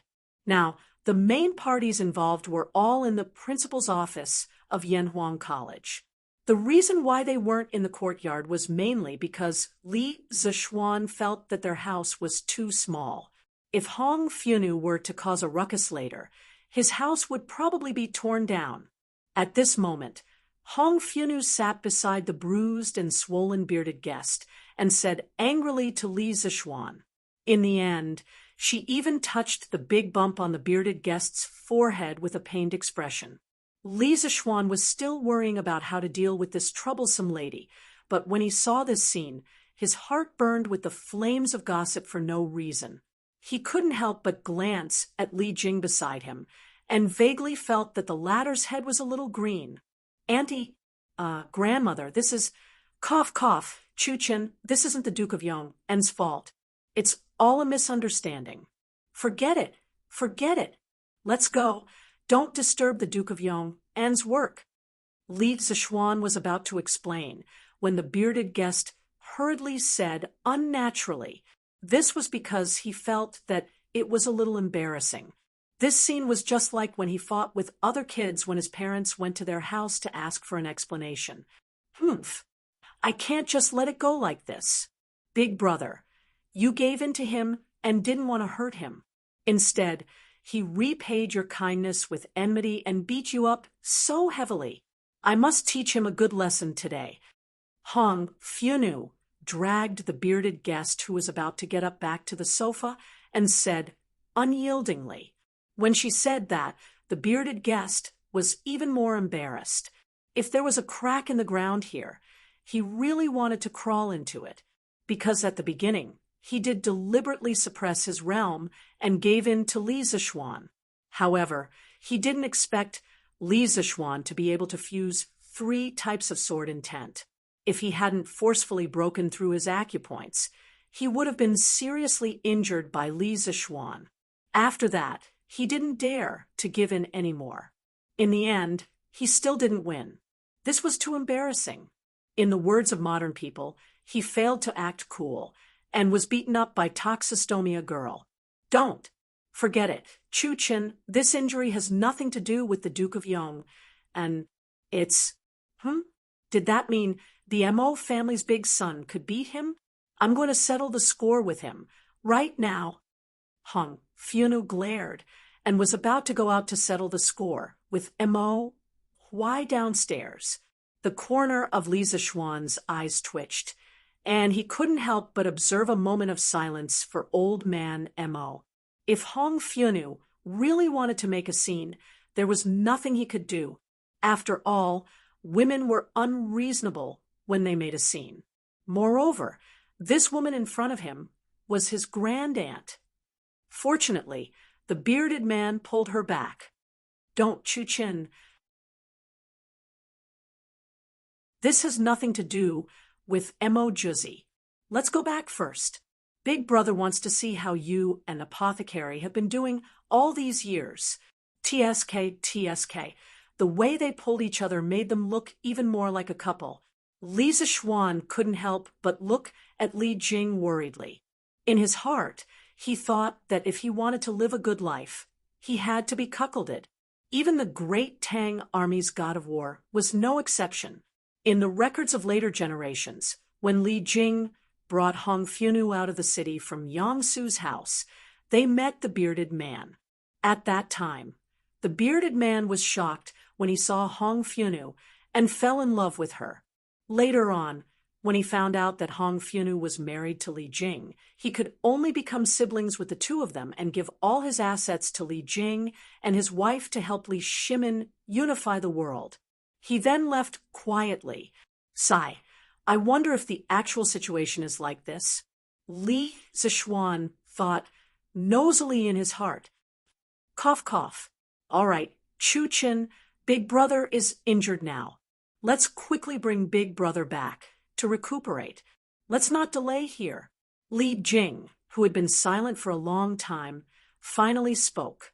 The bearded man heaved a sigh of relief and hurriedly said, Yes. Medicine Master is right. Let's go out first. Although Hong Fyunu was unwilling, after thinking about it, she still obeyed and helped the bearded man up. She said, All right, Big Brother, let's go back to the residence. I will personally apply the medicine for you. After saying that, she glared at Li Zishuan and helped the bearded man out. Li Zishuan wiped the sweat off his forehead. He didn't know if it was because of his own dirty thoughts or because of something else, but when Hong Fyunu said that she would personally help him apply the medicine, it made some bad images appear in his heart. Little Xian, I have understood the cause of the matter. My big brother is used to being free on the sea. Just now when he was here, he offended you. I apologize on his behalf. And Hong Fyunu's attitude just now. When Li Jing saw that Hong Fyunu had left with the bearded man, he came to Li Zishuan and said, Li Zishuan hurriedly waved his hand and said, Uncle Li, granduncle, please don't say that. I know that grandmother doesn't have any ill intentions. To be honest, Li Zishuan wasn't used to calling Li Jing and Hong Fyunu granduncle and grandmother. But what could he do? Seniority was there to control it. That was how helpless he was. In his previous life, He had seen a young man in his 20s or 30s call a child of a few years old grandfather. China was a country that emphasized clan and seniority. It had been so since ancient times. Ha ha, Hong Funu was just joking with you, just now. You can address me like how you address Jijia and the rest. We will talk about seniority on our own terms. Seeing that Li Zixuan's expression was very unnatural, Li Jing understood after thinking for a while. He stroked his beard and laughed. All right, I will go back first. Don't take today's matter to heart. Big Brother might have done things the wrong way, but he didn't have any ill intentions. Li Zixuan nodded and said, Yes, Uncle Li, take care. Li Jing and Hong Funu came to pick them up. There was no reason for him to not let them go. His relationship with Li Jing's family had always been good. There was no reason for them to become enemies because of this. Besides, other than the cheap mouth of the curly-bearded guest, everything else was fine. No matter whether he admitted it or not, the reason why he could break through today had a lot to do with the curly-bearded guest. Li Jing smiled with relief and turned to leave. Li Zixuan looked at Li Jing's back. In his heart, he was still wondering if Great Tang's god of war had been cuckolded. Yamacho, the academy's dormitory manager, just said that His Highness King Wei had already finished carrying 20 buckets of water in the morning. Just as Li Zixuan was thinking, Mo Zhong came in from outside and bowed. When Li Zixuan heard this, he just remembered that there was such a thing.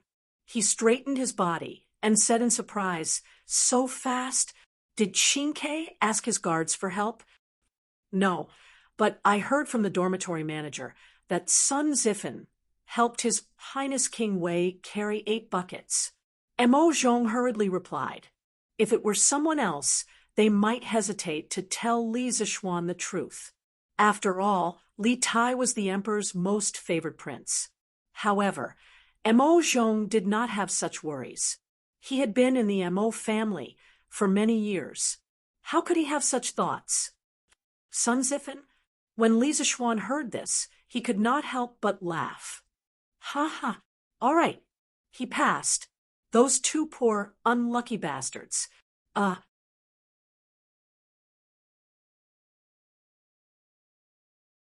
Chapter 8:24. After dealing with the bearded guest, Li Zixuan went home and planned to take an afternoon nap. However, he suddenly thought of something and couldn't fall asleep no matter what. What was the bearded guest's purpose in coming to Cloud Mountain? Li Zixuan wouldn't believe that this old fellow was here to give him pointers on martial arts and help him break through. There was no such thing as love for no reason in this world. Moreover, from what Li Jing said, the bearded guest had always been active overseas. Why did he suddenly come to Chang? And could it be that he came back with the Imperial Court's fleet? But that didn't make sense. He was a pirate leader. Why would he mix with the Imperial Court's army? Wasn't he walking right into a trap? Li Zixuan suddenly felt a headache coming on at the thought of this. Hubby, you're not asleep yet. At some point, Han Yushi walked in from outside. As the future matriarch of this family, she wouldn't sleep in at this hour. Yes, there are some questions that I can't figure out. Wife, come and talk to your husband for a while. Since he couldn't figure it out, Li Zixuan simply sat up from the bed and said to Han Yushi. Han Yushi smiled, walked to the bedside, and sat down.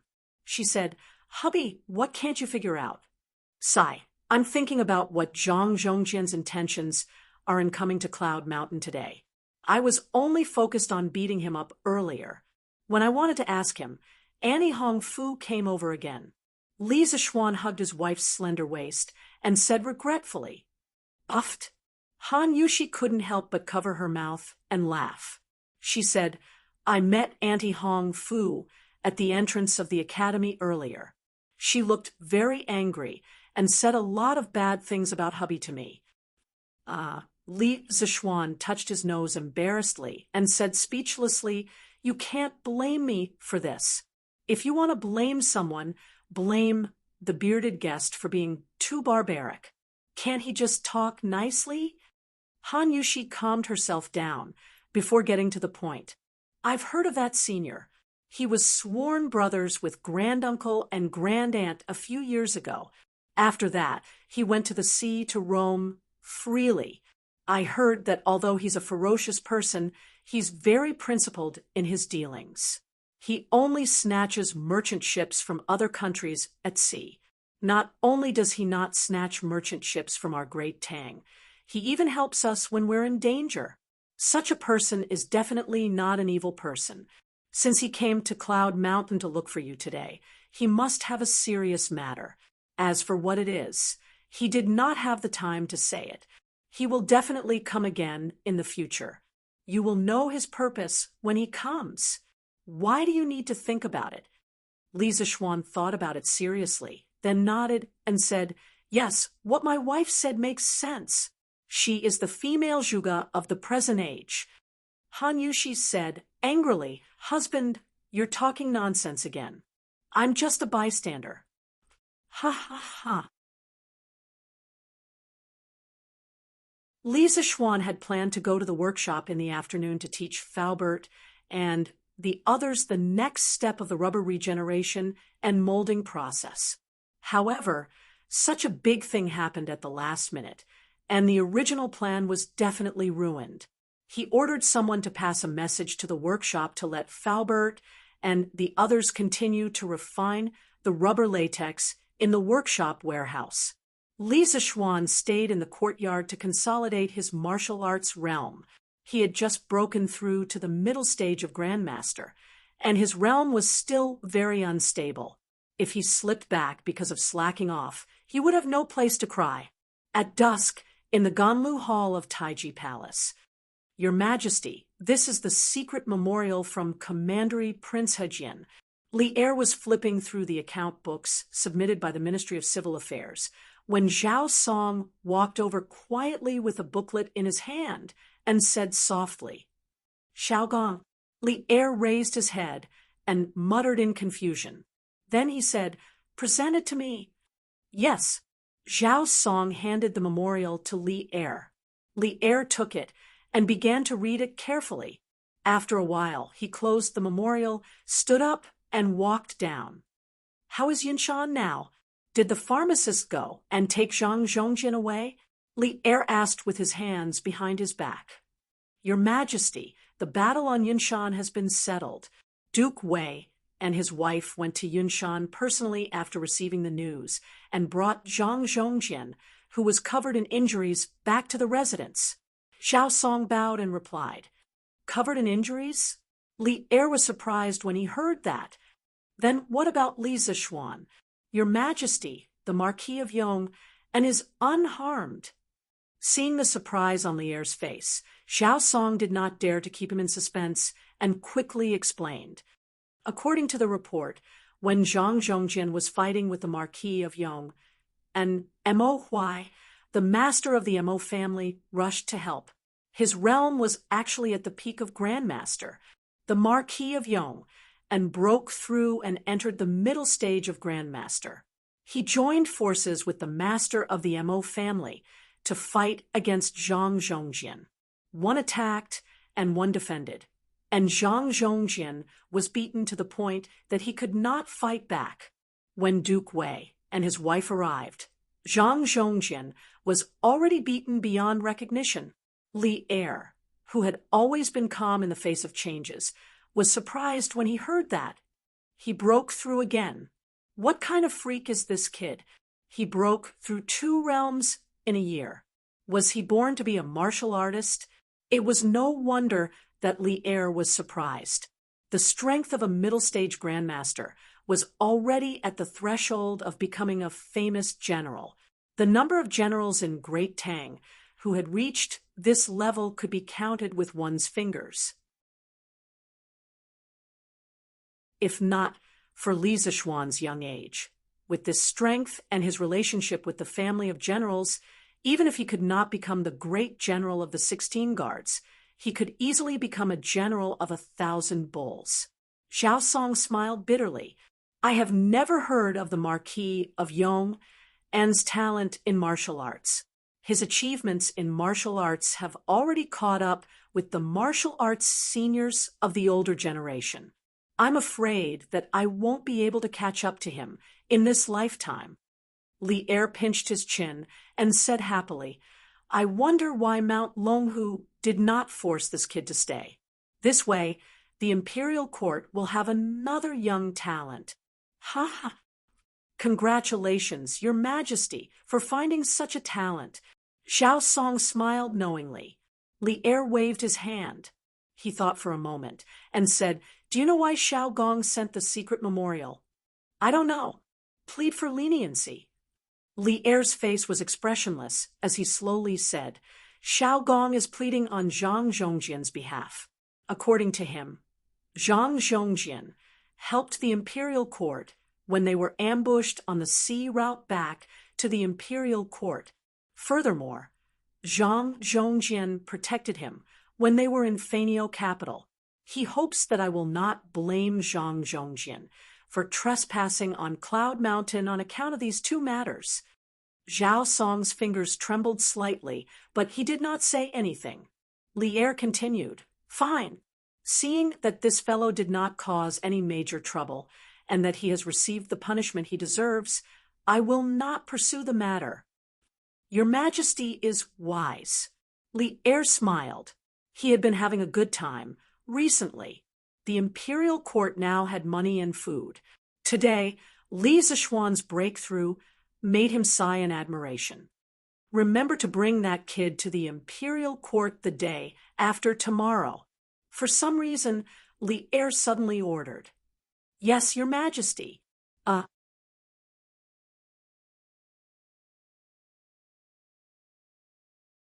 Chapter 8:25. The Battle of the Pinnacle on Cloud Mountain only caused a stir in a small area, and not many people knew about it. For the ordinary people, martial arts were too far away from them.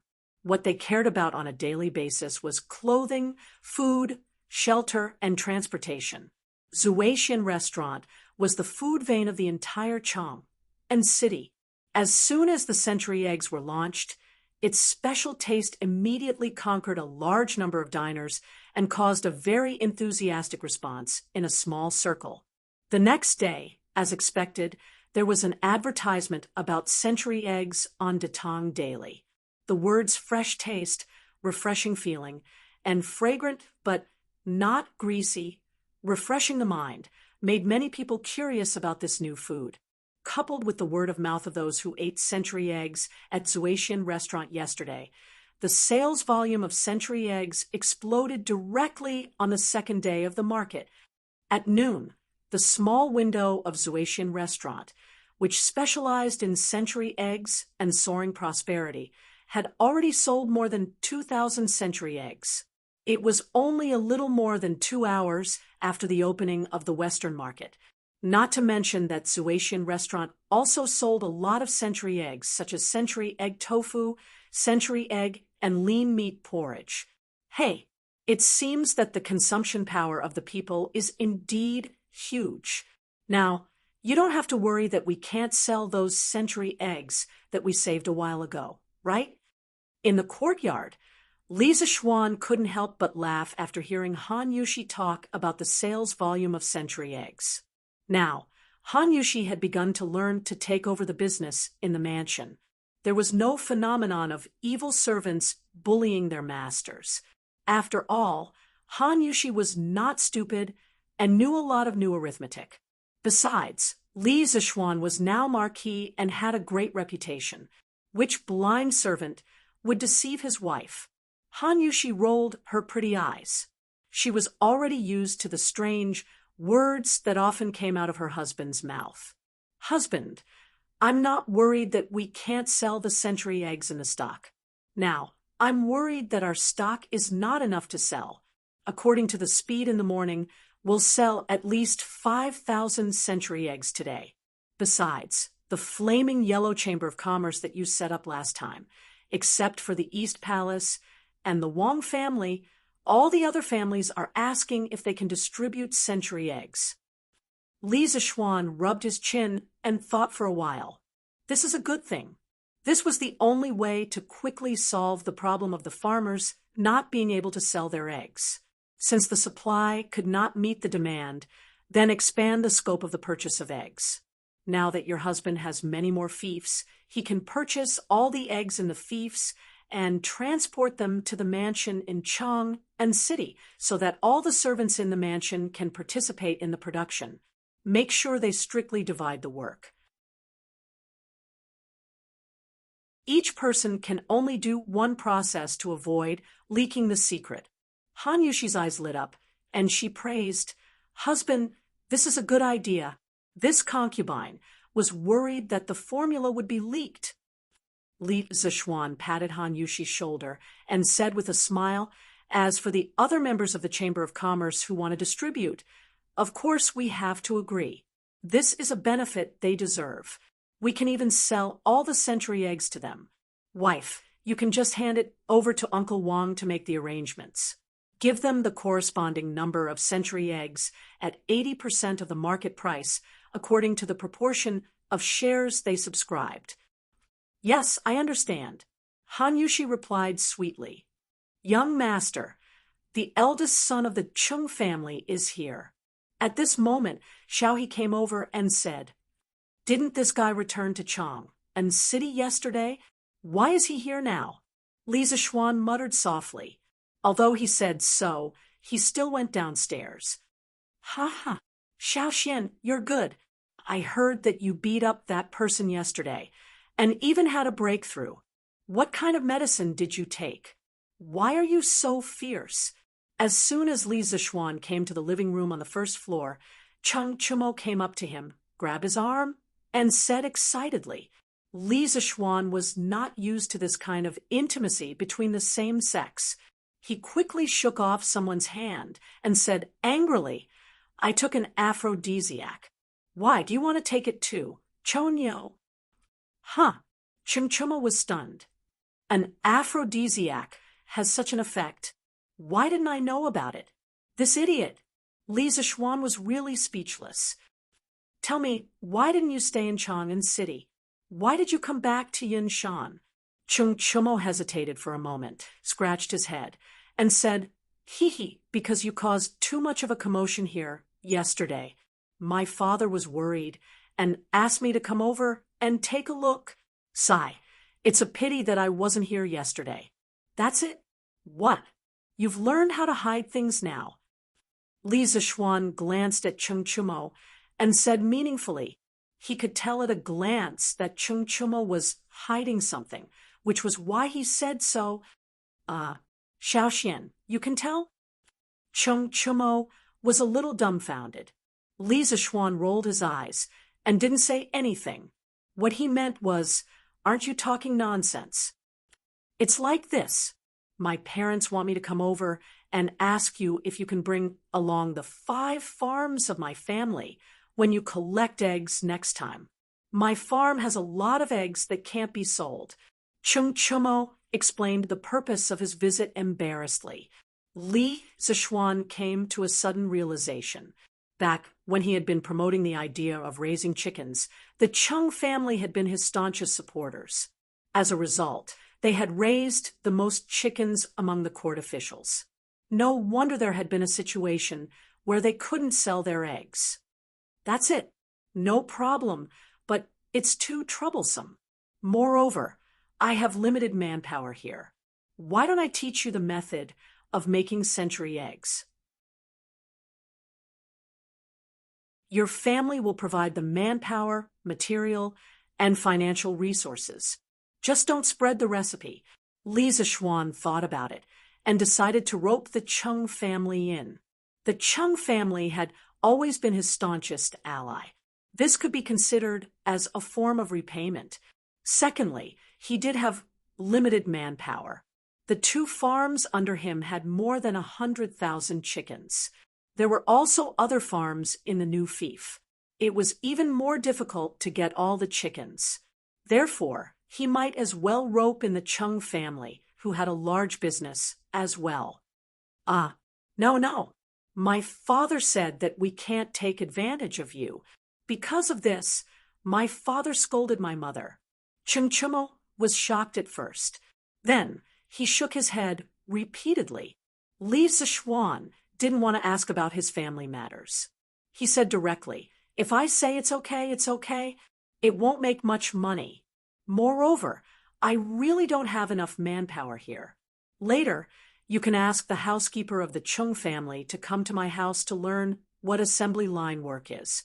This can prevent the recipe from being learned by others." Seeing that Li Zichuan was determined, Cheng Chumo could only agree gratefully. Although this brother of his liked to trick him, sometimes he was still very loyal at critical times. Right, Xiaoxian, when will you help me to improve my realm? If I don't break through soon, my father will kill me.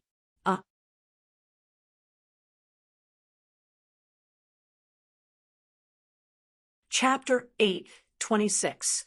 Do you think that raising your cultivation base is as easy as growing cabbages, cabbage? In the Yunshan villa, Li Zichuan rolled his eyes and said angrily after hearing Cheng Chumo's unreasonable request. Cheng Chumo grinned and said matter-of-factly, Hey, it's not the same for others, but for you, isn't it as easy as growing cabbages?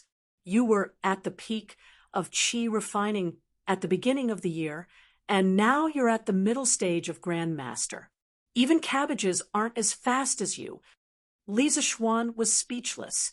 The reason why he was able to break through 2 realms in a year, other than the constant life and death crises, was because of his special experiences and unique understanding of martial arts. This was also the reason why his martial arts improved so quickly. In other words, his fast breakthrough speed could not be replicated by others because there could not be a second time traveler in the world, and everyone's martial arts were different. Chumo, you've been in military training for so long, and Uncle Chung has organized so many special training for you. Don't you have any premonition that you're about to break through? Nonsense. Every day, I feel nothing except that my body is hollowed out. Cheng Chumo fell hard on the sofa and said with annoyance, Hey, Xiaoxian, didn't you break through last time because of a set of swordsmanship? It's called Taiji sword, right? Oh, and Uncle Qin also broke through because of your Taiji fist. Why don't you teach me the fist and swordsmanship? Cheng Chumo suddenly thought of something, quickly stood up, and said excitedly. Li Zichuan asked curiously, Uncle Chung, don't you know how to do it? He had taught Qin Xiong Taiji fist and Taiji sword, and Cheng Chumo later learned them from Qin Xiong, so he felt strange when he heard Cheng Chumo's words. Cheng Chumo immediately complained, Don't mention it. My father's Taiji fist is like a drunkard's. I don't dare to learn from him. Besides, even if my father learned Taiji fist and Taiji sword, he didn't break through. It means that he went astray. Little Xian, your teachings are still the most reliable. Li Zichuan's face was full of black lines. This guy was getting bolder and bolder. He even dared to talk about old Chung like this. If Chung Yaojin knew about this, he would definitely beat him to death. All right then. Next week, I will find time to teach all the students Taiji fist. When the time comes, how much charm they can learn and whether they can use it to break through will depend on your luck.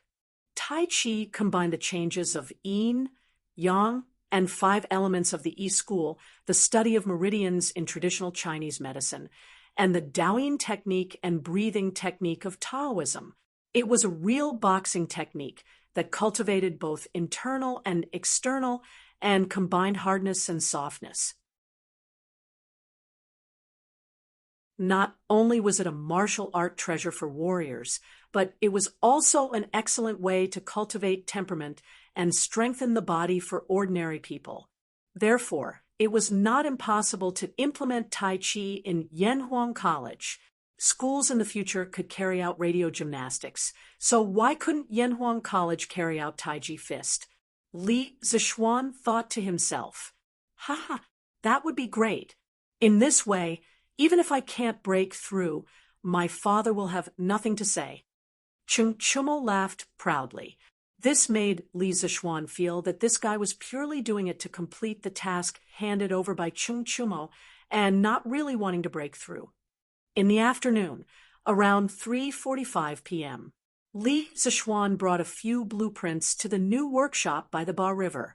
At this time, in the open space of the workshop, sheets of raw rubber could be seen drying everywhere. They looked like freshly crushed white paper, and it was a spectacular sight. Faubert, you're still busy. When Li Zishuan arrived at the original paper workshop, he saw Faubert instructing people to work. He quickly walked forward and greeted him. Hey, young master, you're here. Faubert wiped the sweat off his forehead and replied, Young master, you brought back too much rubber before. We have to hurry up. Otherwise, we don't know when we can finish refining all the rubber. Now, the 3 paper machines in the workshop have all been modified into machines for crushing rubber. Fortunately, there was a lot of stock before, or else Chitsu culture would be anxious for paper again. Faubert's words were more or less complaining. It was really because Li Zishuan bought too much rubber latex from the Wang family this time. It was more than 500 tons. With the current manpower alone, it would take about 4 to 5 days to finish refining these latex. Faubert, take it slow. As long as those latex are stored in the cellar, there won't be any problems in a short period of time. You put down the work in your hands first, and I'll tell you how to use these rubber. Li Zishuan dragged Faubert out of the workshop and said. Faubert glanced at the blueprints in Li Zishuan's hands and said, Young master, let's go in and talk. He knew that Li Zishuan was probably going to invent something. In order to keep the technology confidential, of course, he couldn't talk about it directly outside. Okay. After a while, Li Zishuan came to Faubert's office. He walked to the table, spread out the blueprints, and began to explain directly, Faubert, I told you before that rubber is a very plastic material. As long as the conditions are right, you can make it into any shape you want. Next, we have to do this. First, we have to crush the flaky rubber that we refined and crushed. This is a crusher that I designed for you. Its principle is very simple. You should be able to understand it after looking at it for a while. Faubert went forward to take a look. After a while, he was a little puzzled. Young master, we finally made the rubber as thin as paper. Why do you want to crush it? Isn't this superfluous? Li Zishuan heard this and laughed. Faubert, this isn't superfluous. In the beginning, we crushed the rubber into thin paper, mainly to dry the water in it as soon as possible. Now, we're crushing it into powder to make it easier to heat up later and then form it. Look, this is a high-temperature steam generator that I designed. When the time comes, you put the crushed rubber into it and heat it up with a fire below. Then, the water inside will start to heat up. The heat will cause the rubber powder to melt. Then, pour it into the mold. After cooling, the rubber will become the shape you want. This was the first time that Faubert heard about the molding process of rubber. He couldn't help but listen with great interest. This rubber is so magical. I wonder what kind of rubber you want, young master? Li Zishuan chuckled and took out 2 blueprints from his sleeve. He said, After all, this is the first time that the workshop is using rubber to make products. Let's do something simple first. Faubert, get someone to make the mold according to this blueprint. When it's done, send it directly to Yunshan. Faubert couldn't help but go forward to take a look. He couldn't help but frown when he saw that there was only a big circle and a big ball drawn on it. What the hell is this? What use can it be? Young master, this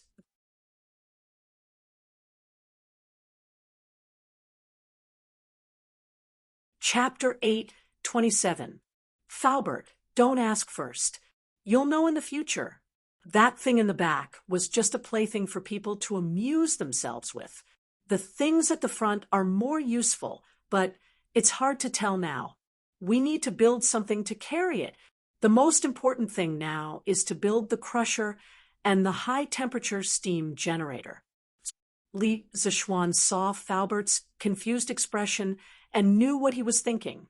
He quickly explained, "Okay, this old man will arrange it now. These two machines aren't complicated. I'm sure they can be completed within 3 days." Falbert nodded and didn't continue asking. "Oh, right, Falbert."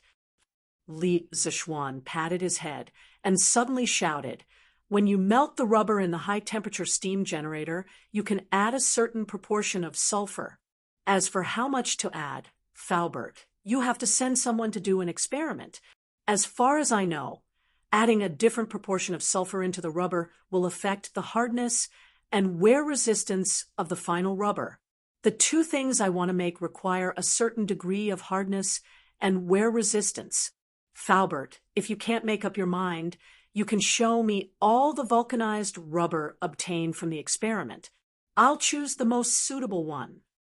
The rubber extracted from raw rubber latex was called raw rubber. Raw rubber was a kind of linear polymer that was relatively soft and easily melted under heat. After adding sulfur, the rubber could be vulcanized under high temperature. A portion of the carbon-carbon double bonds in the raw rubber would open and form a disulfide bond with the sulfur. This caused the originally linear rubber to transform into a reticulated polymer structure. The vulcanized rubber would also have better physical properties. Raw rubber would crack under heat. Its mechanical properties were poor, its wear resistance was weak, and its texture was soft.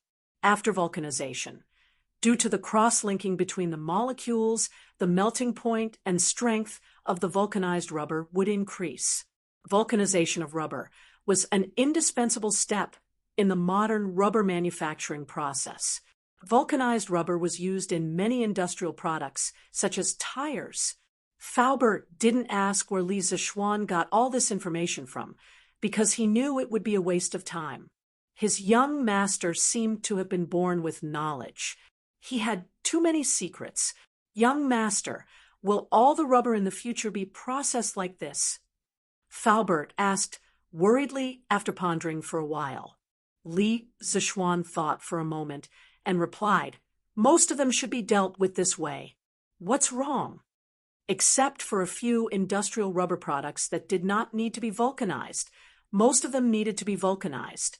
Falbert smiled bitterly and said, "Young master, in this way, I'm afraid we'll need a lot of sulfur. Where are we going to buy so many? This time, in order to refine the rubber latex, we have almost emptied all the vinegar shops in Tang and city. As a result, the price of vinegar has increased.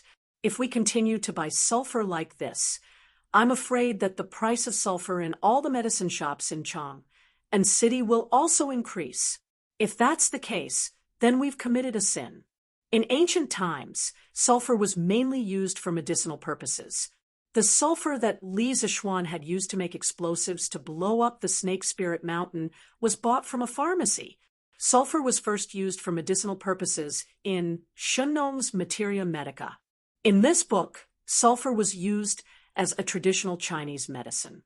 It was listed as the third medicine in the medium-grade medicine, and it could cure more than 10 diseases. Falbert was afraid that the large-scale purchase of sulfur by the workshop would cause the price of sulfur to increase. After all, the sulfur in the medicine shops was used to treat diseases. How could they prepare so much in stock? If the patients who needed sulfur for treatment could not afford it, it would be a sin. After listening to Falbert's words, Li Zishuan could not help but feel a little strange. He never thought that refining rubber would cause the price of vinegar in Tang and city. Of course, he also did not expect that the necessary industrial raw material for the practical use of rubber, sulfur, would be so difficult to obtain. Then let's produce it on a small scale first. Anyway, the 2 rubber products that I drew for you, Faubert, are not in a hurry to be mass-produced. Faubert, do you have any trustworthy people who are willing to work hard? At this moment, Li Zichuan realized that even if he had a bellyful of good ideas without resources, he would still have to give up. The "Don't Touch Me" carriage from before had not been mass-produced until now. Why? It was not because the workshop lacked manpower or technology, but because they lacked iron. Also, the horseshoes that he made before had not been promoted to the imperial court because of the lack of iron. According to historical records, during the Jingguan period, the annual steel production of the Tang Dynasty was only a few hundred tons. That's right, it was just a few hundred tons. What could a few hundred tons of steel do? It would probably be difficult to arm an army of 10,000 people. Therefore, steel was an extremely important strategic resource for the country. Most of it flowed to the imperial court, and only a small portion was left to the common people. Therefore, no matter how advanced Li Zichuan's workshop was, and no matter how high the production efficiency was, it was impossible to produce a few hundred to 1,000 "Don't Touch Me" carriages in a month. In the end, it was because he did not have a mine. Li Zichuan thought helplessly. "Young master, what are you planning to do?" Faubert asked with a strange expression. "Look for ores, mine ores," Li Zichuan said fiercely. In his previous life, he was a poor loser. In this life, he was a rich second generation. He wanted to be a mine owner. As the saying goes, with a mine at home, one's heart would not panic. That was the logic. "Look for ores," Faubert muttered, and then asked, "Young master, the world is so big, where should we look for ores? Even the most hard-working people would not be able to bear it." Li Zichuan's expression had returned to normal. He smiled and said, "This is not a big problem. I know the specific locations of a few ores. We just need to send people to look around there." He had just recalled the geography books in his previous life. He knew that there were a few large pyrite ores in the Shaanxi area.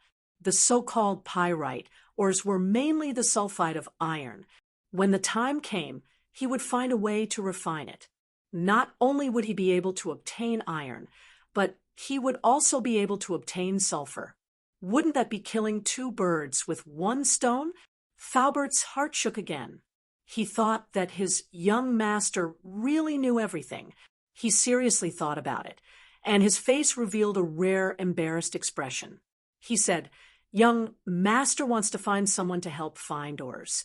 This old man would like to recommend someone." "Oh, Faubert, quickly say it." Faubert coughed twice and said, "Cough, cough. Young master, this old man has a nephew called Fubin. His parents passed away early, and this old man raised him. This child, although he is usually a little playful, as long as it is a serious matter, he will definitely treat it seriously. Young master, if— that's fine. Tomorrow afternoon, Faubert, bring that kid to Yinshan to find me. I will also tell him the general location of these ores." Without waiting for Faubert to finish, Li Zichuan directly interrupted with a smile. Faubert said in surprise, "Young master, this—" "No need to say more. Faubert, I still trust the person recommended by you." "Oh, right, Faubert. If you have a way to directly buy the sulfur ores in other people's hands, as long as the price is not too outrageous, just tell me. I will buy it."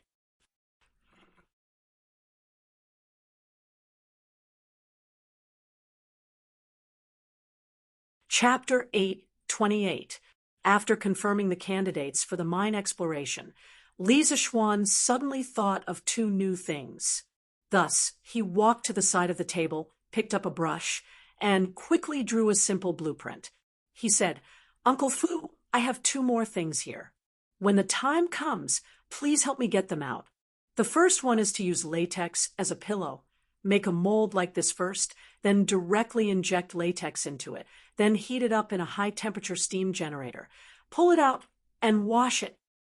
And this guy wants to make a latex pillow. After all, the reason he came to this world was to improve his living conditions. Now that he has the materials and technology, how can he not make something good for himself to enjoy?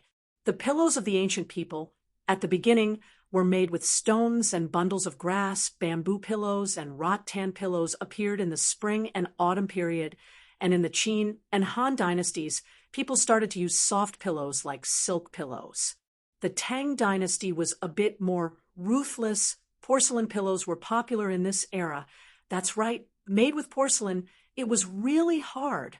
Although there were many different types of porcelain pillows, child-shaped, tiger-shaped, dragon-shaped, etc. And they looked good. They were obviously not Li Zixuan's cup of tea. The pillows on his bed had already been replaced with cotton pillows, but cotton pillows were definitely not as comfortable as natural latex pillows. When Faubert heard this, he couldn't help but frown. He knew that the rubber in the workshop was brought back from Nanyang by the Wang family. It was very precious, but Li Zixuan used his position to abuse his position for personal gain. This made him want to criticize him. But he just recommended his nephew to Li Zixuan. How could he have the nerve to speak now? So he could only reply, "Okay, young master, how many do you want to make?" Li Zixuan thought for a while and said, 5. "Oh no, make 8 first. One of them is slightly smaller. It's for lawn air." Counting the number of people, his father, mother, wife, sister, Xiao He, Xiao Shi, and his father-in-law, wouldn't there be 8 of them in total? As for his brother-in-law, this brat had thick skin and flesh, and most of the time, he lived in the dormitory. Iron Egg fainted from crying in the toilet. All right, I'll remember that. What is the other thing that young master mentioned? Faubert made a mental note and asked, "There's one more thing. Its structure is relatively simple, so I won't draw a blueprint for you. Do you still remember the thin tube I used for Uncle Chin's blood transfusion? This time, I want to use rubber to make a batch of these thin tubes in case of emergency." There were many uses for rubber in Li Zixuan's future industrial empire. Rubber was absolutely indispensable. Things like latex tubes were also easy to make. Most importantly, it could save lives during critical moments. Li Zixuan didn't mind making a batch of them. What if they came in handy in the future? Faubert's eyes lit up when he heard that. "Young master, if this rubber is really as soft and elastic as you said, then it's very suitable to be used as a blood transfusion tube." Of course. These were all experiences from his previous life. When he returned home from the workshop, he was informed by his parents that someone from the palace had sent a message for him to attend the court meeting the next day. Li Zixuan couldn't help but feel depressed. What court meeting? What did it have to do with him? What could he do if he went? Well, he definitely couldn't stay in Yunshan tonight.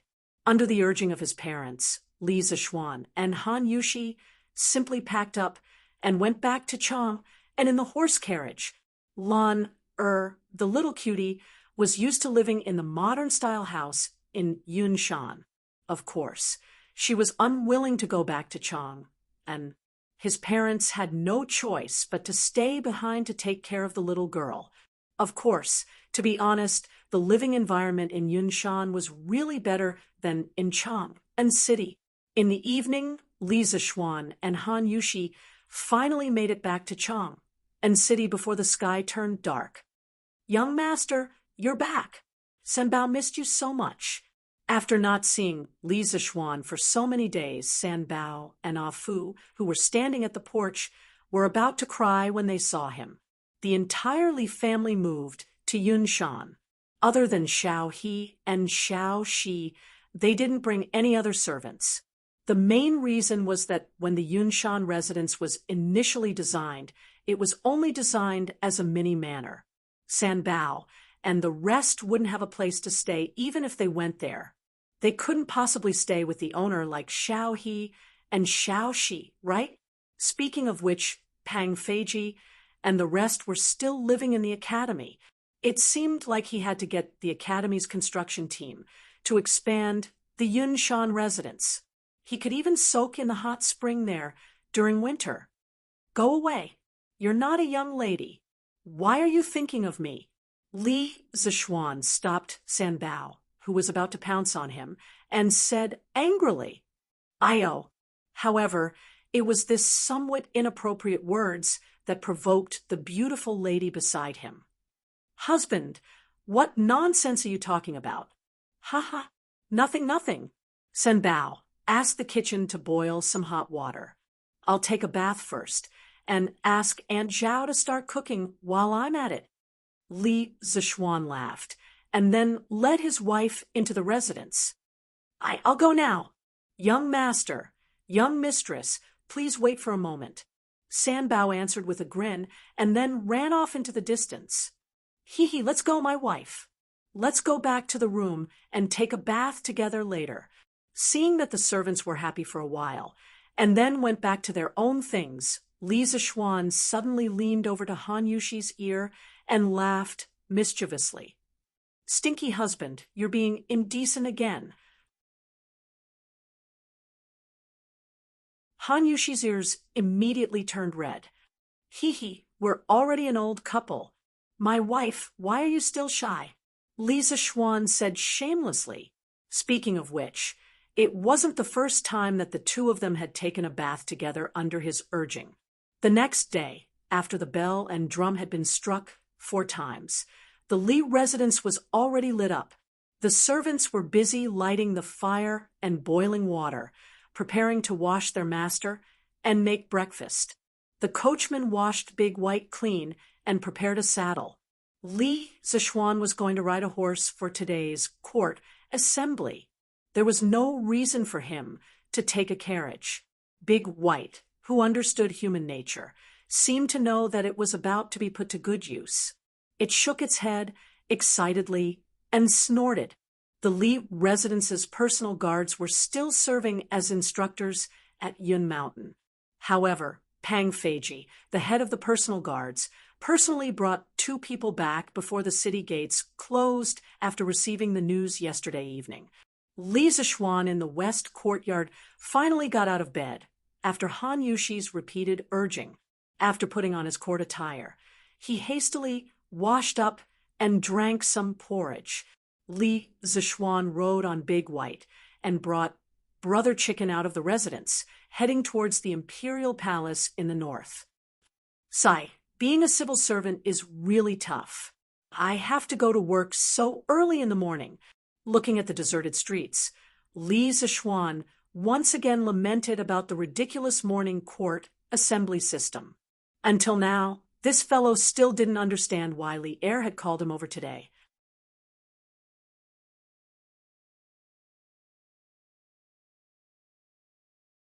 Chapter 8:29.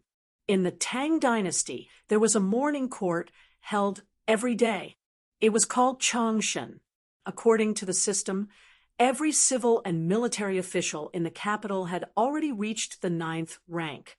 Every morning, they would be Wang Chao Shun. The 5th rank had already reached the consecrated officer, Yuan Weilang, Imperial Censor, and Taichung Doctor, and they would be Changshen. Normally, there was no need for a ceremonial procession, nor was there any extravagance. It was a real administrative day. The participants were called regular staff officers. There were few of them, but their ranks were high. They were all above rank 5 and held important positions. In addition to the daily reference, there was also the annual reference, which was on the 1st and 15th of every month.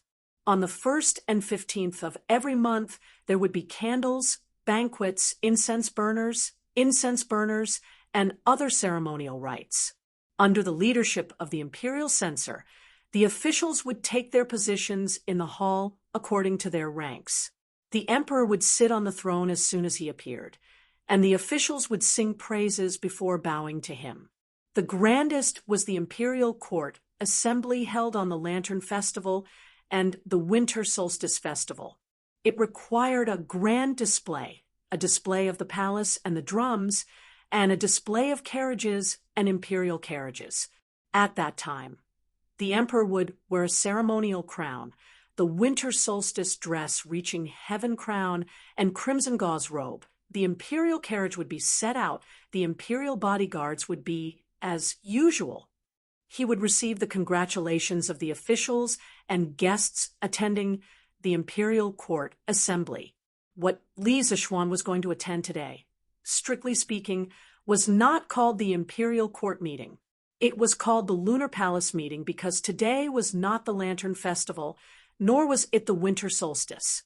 Today happened to be the 15th of October. Entering the imperial city, he saw that there was already a crowd at the bottom of the stairs of the Taiji Palace. Officials dressed in court attire of various colors were chatting in groups of 3 to 5. They were talking and laughing, looking very amiable. However, it was hard to say whether or not there was a knife hidden in his smile. In addition to the courtiers that Li Zixuan often saw in the past, he also saw a group of unexpected people today, a group of brown-skinned people. Aren't they the emissaries from the Southeast Asian countries who came back with Li Xiaogong last time? Hey, you're finally here? Out of everyone in the imperial court, you're probably the one who hates attending the imperial court the most. While Li Zixuan was still in a daze, Li Xiaogong walked over from the side and pointed at Li Zixuan with a smile. Your Highness. Li Zixuan came back to his senses and said awkwardly, "What are you talking about?" "I have always been very willing to participate in the morning court. It's just that the academy is usually too busy." "Hey, you brat," Li Xiaogong said with a faint smile. "Do you think this king doesn't know you? Before you say that, you better wipe the boogers off the corners of your eyes before you speak." When Li Zixuan heard this, he subconsciously rubbed the corners of his eyes. "But, Your Highness, you also have boogers at the corners of your eyes." Li Zixuan pointed at Li Xiaogong's face and shouted in all seriousness. He really didn't expect that he, a transmigrator, would be tricked by Li Xiaogong, a person from ancient times. Li Xiaogong did not fall for it at all. He laughed loudly and said, "Ha, interesting. You're really interesting. All right, I won't joke with you anymore. I heard that you broke through again the day before yesterday. Not bad, not bad. The younger generation will surpass us in time. Right now, your martial prowess is catching up to the old generals of our generation. I reckon that even this king is no match for you now." Li Zixuan smiled and said, "Your Highness has been through hundreds of battles. I am no match for you." He. Li Xiaogong smiled but didn't deny it. "Your Highness, today's court session should be mainly for the envoys from the various countries, right?" Li Zixuan glanced at the Southeast Asian envoys in front of him and asked Li Xiaogong. It should be. Since the founding of the great Tang, it's rare to see so many envoys from so many countries. Logically speaking, today's court session should be mainly for these envoys to present their tributes." Li Xiaogong stroked his beard and smiled. "Oh, that's good then." Li Zixuan sighed in relief. As long as they weren't looking for trouble with him, it was fine. The time has come. All civil and military officials enter the court for an audience. As the two spoke, a eunuch walked out of Taiji Palace and shouted in a shrill voice. The officials immediately fell silent. They stood in line, lowered their heads, and walked up the stairs into Taiji Palace. After the courteous formalities, the court session finally began. "Your Majesty, the fleet has not only brought back abundant resources for the imperial court, but also the friendship of the Southeast Asian countries toward our great Tang. These envoys have brought various gifts to your majesty, and they hope that they can present them to your majesty today to continue the friendship between their countries and the great Tang. Shui Shanfu had been in the imperial court for so many years, and for the first time, he was the first to speak at the court session. Li Er was elated to hear this. Ha ha, good. The various envoys have traveled thousands of li to the great Tang. Not only are they tired from the journey, they have also brought gifts for us. We are gratified. Beloved official Chui, make a record and return the gifts one by one. Shui Shanfu bowed and said, "This subject obeys the decree." The Chamberlain of Dependencies naturally provided a translator to translate Li Er's words into the languages of the various countries.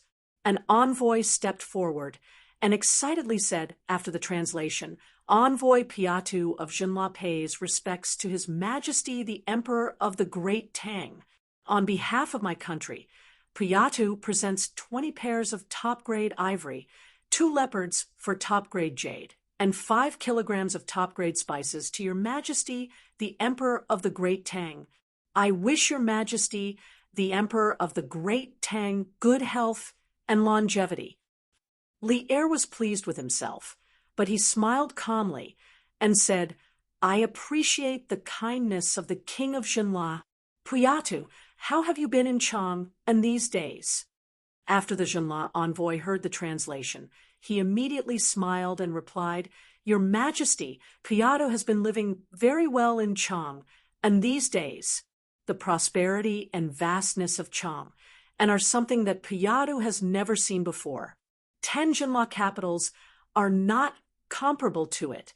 Piatu hopes that the Great Tang can maintain friendly relations with Jinla. In this era, as the largest city in the world, no one could resist the charm of Chang." And Li Er smiled and said, "As long as the countries are friendly to the Great Tang, I will be friendly with them. Piatu, rest assured." "Thank you, Your Majesty." Piatu smiled and tactfully retreated. The second envoy came forward and bowed humbly, saying, "The envoy of Funan Kingdom, by Inche, pays his respects to Your Majesty. I present 10 pairs of top-grade white jade, 50 high-quality tiger skins, and 2 tiger cubs to Your Majesty. I wish Your Majesty good health." The envoy of Piao Kingdom, by Weiyu, pays his respects to Your Majesty. In this way, the 32 envoys from the small Nanyang countries who came back with Li Xiaogong came forward one by one to present their gifts to Li Er. Each gift list was very long, mainly because they were already shocked by the huge fleet of the Great Tang when they came, after coming to Chang, and they were conquered by the prosperity of Chang. And in the face of such a powerful country, of course, they would try their best to please. Shui Shanfu, who was suffering, was sweating profusely just by remembering the list of gifts. The courtiers stood by the side, each of them feeling proud in their hearts. The arrival of tens of thousands of countries was a sign of the coming of a golden age. Li Er, who was sitting on the dragon throne, was overjoyed and full of pride. "When I deal with the Turks, I think it will be time to welcome the arrival of tens of thousands of countries."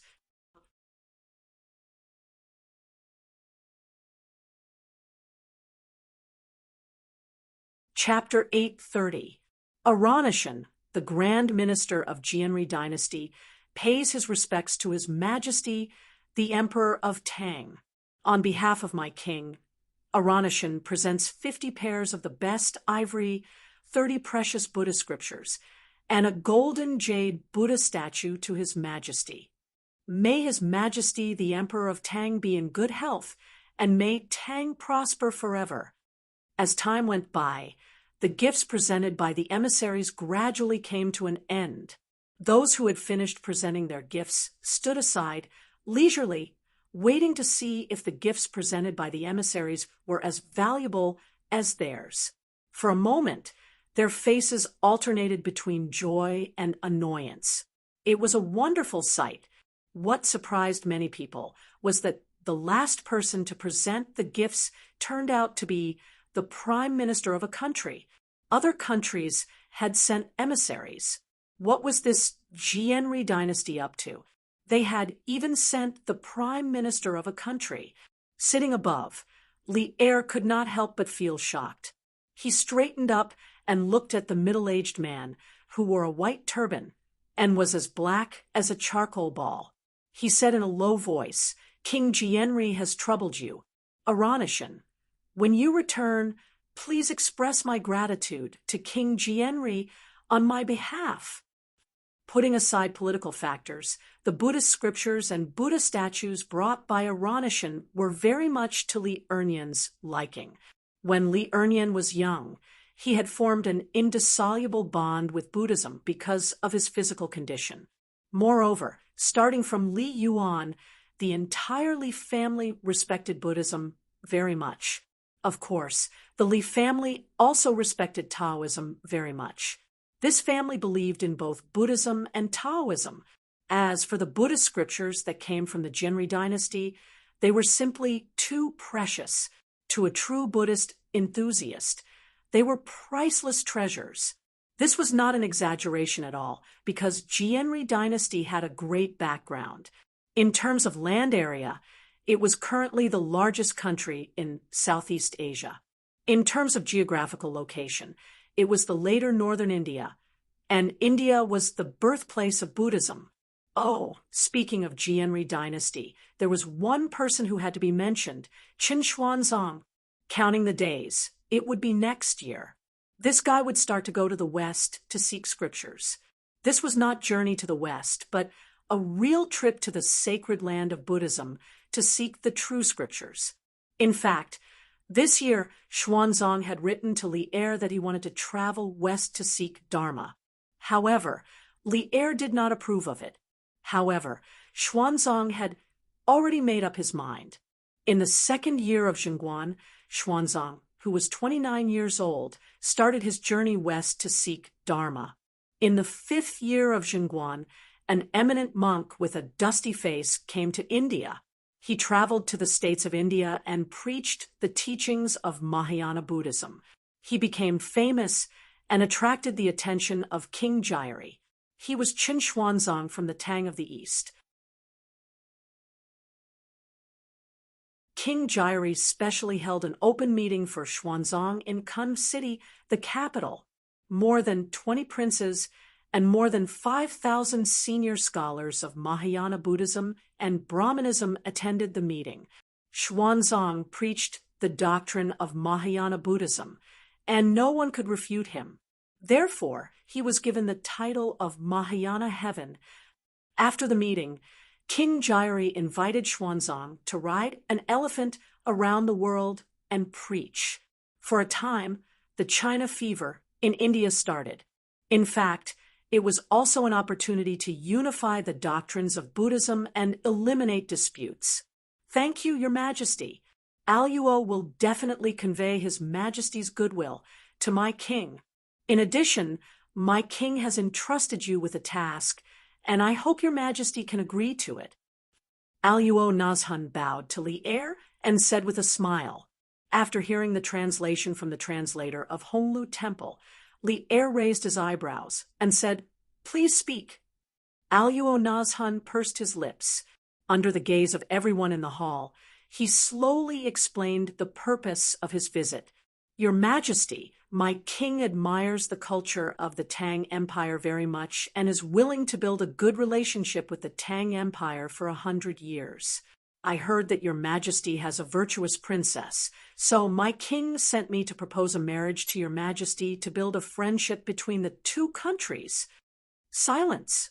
As soon as the translator of Honglu Temple translated Aluo Nashuan's words, the hall immediately fell into silence. The officials and envoys in the hall were all shocked. It was clear that they had not expected this. Li Chengqian, who was standing in front of the officials, was stunned for a moment and suddenly became anxious. No, there was one person who was faster than Li Chengqian, and that was Li Zishuan. This fellow was originally taking advantage of the time when the envoys were paying tribute and was secretly sleeping with his eyes closed. Who knew that someone actually dared to cause trouble and set their sights on Changle? How could he sit idly by and do nothing? God had mercy on him.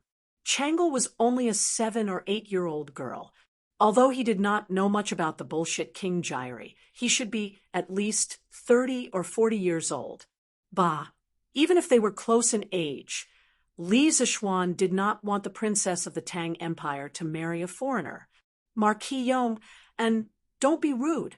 In front of the envoys, don't be impulsive and ruin the friendship between the Tang Empire and the other countries.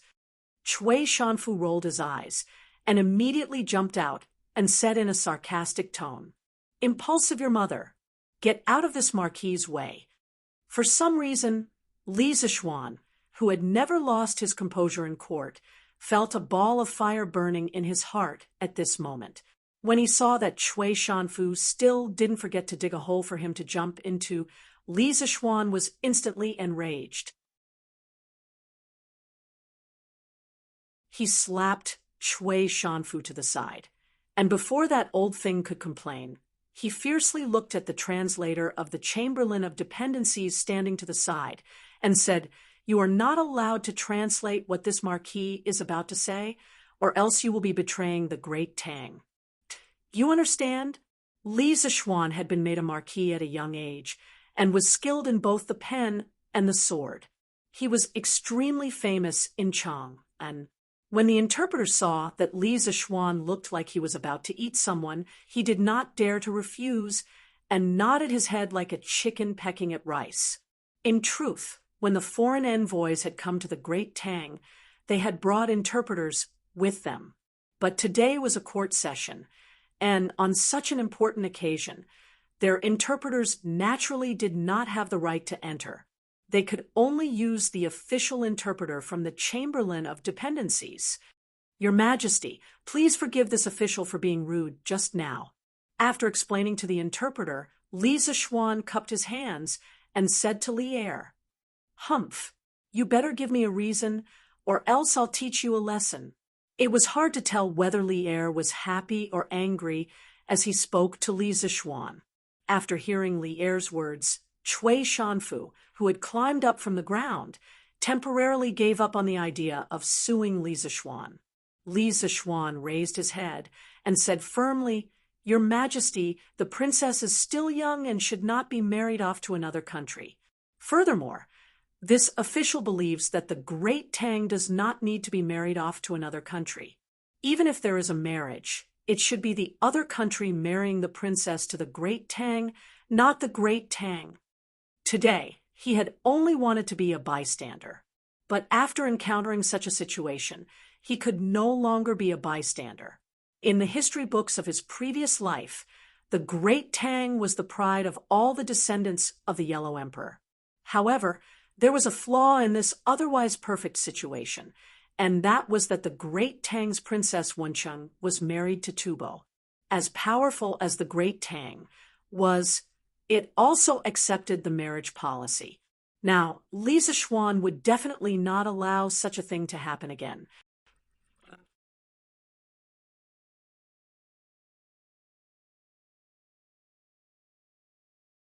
Chapter 831.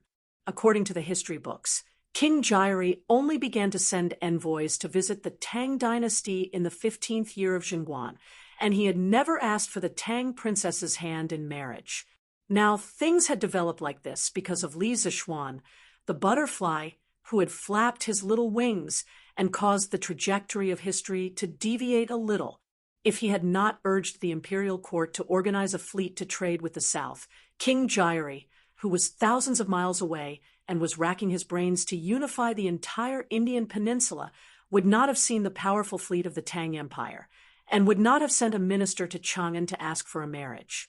In the end, he wanted to get on Li Er's ship and quickly unify the whole of India. Ridiculous! What a load of nonsense! During the Western Han Dynasty, Zhao Jun went out of the frontier and created the eternal story of the Han people and the Xiongnu. Why can't the Tang Dynasty marry the princess to the Jairi dynasty, and repair the friendship between the two countries for 100 years. Cui Shanfu flicked his sleeves and pointed at Li Zixuan, scolding angrily. Li Zixuan glared and raised his hand to beat him. Seeing this, Cui Shanfu immediately took 3 steps back and kept a safe distance from Li Zixuan. *T. Zhao Jun going out of the frontier is the greatest shame of the Han people for thousands of years, but you said it as if it was glorious. Li Zixuan resisted the urge to beat Cui Shanfu up. He pointed at the latter and scolded angrily. You only know that Wang Zhaojun brought 60 or 70 years of peace to the Western Han Dynasty and the Xiongnu, but you haven't heard the Song of Sorrow at the 5 Watch, composed by Wang Zhaojun on his way out of the frontier, full of hidden bitterness and infinite sadness, right?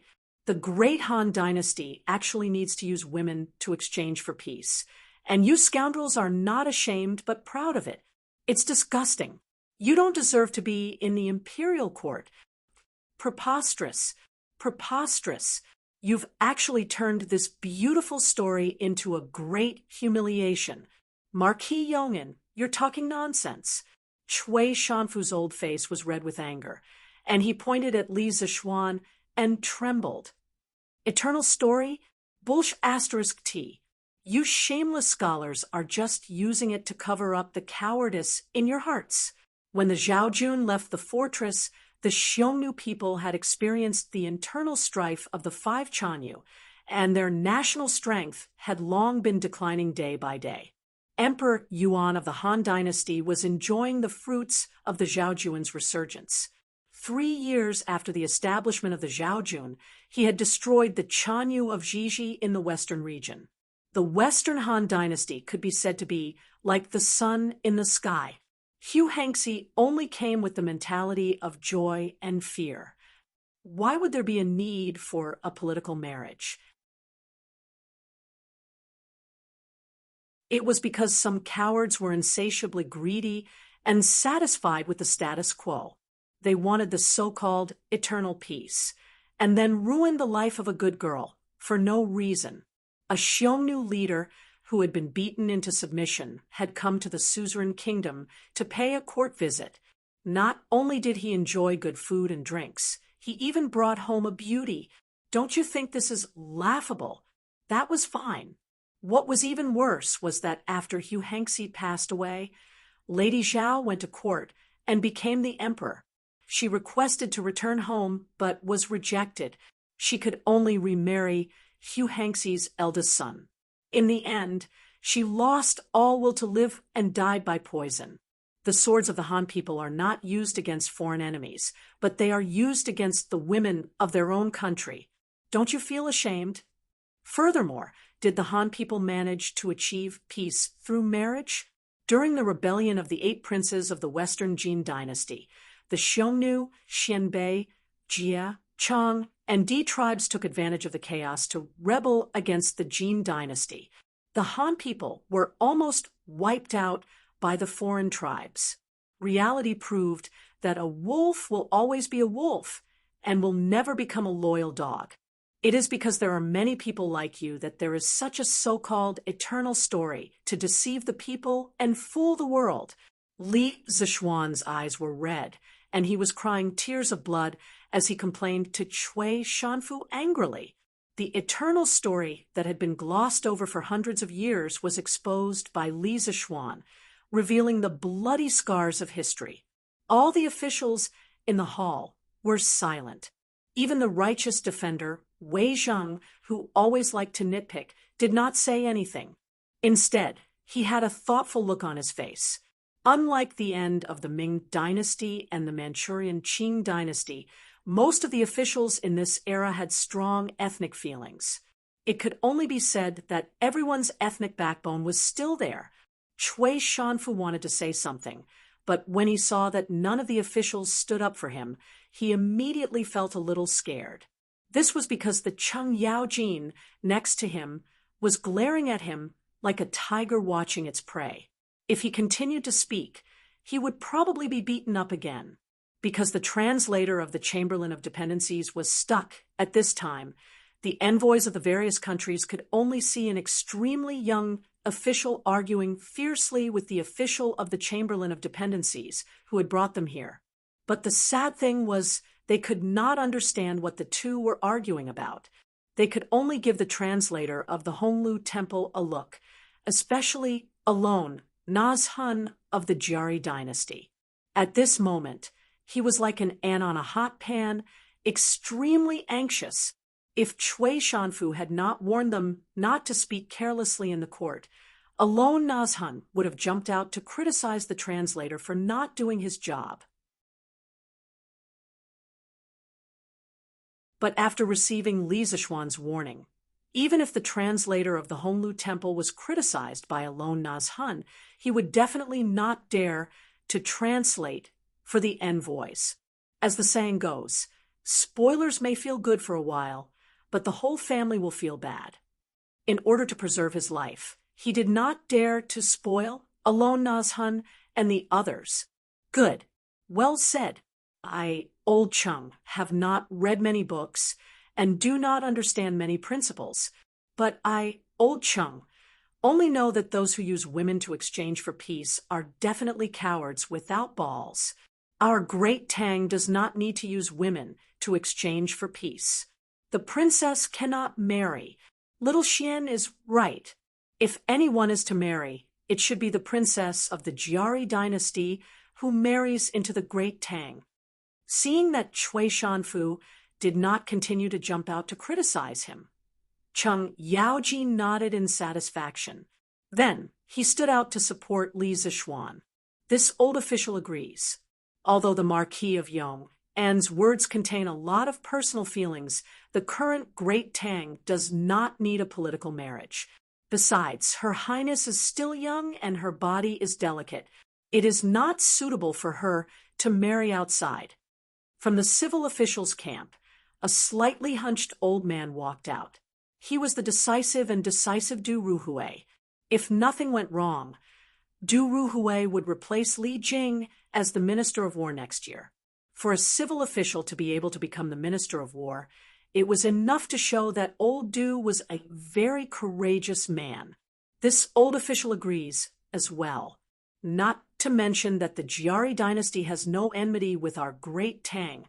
Rejecting the political marriage will not cause the two countries to fall out. Even if they fall out, our great Tang is not afraid. If they want to fight, then let's fight. The men of Great Tang are never afraid of war. Furthermore, Her Highness is of noble birth. How can she marry into a barren land? The commander-in-chief of this South Sea operation, Li Xiaogong, also stood out to express his opinion. This old official agrees.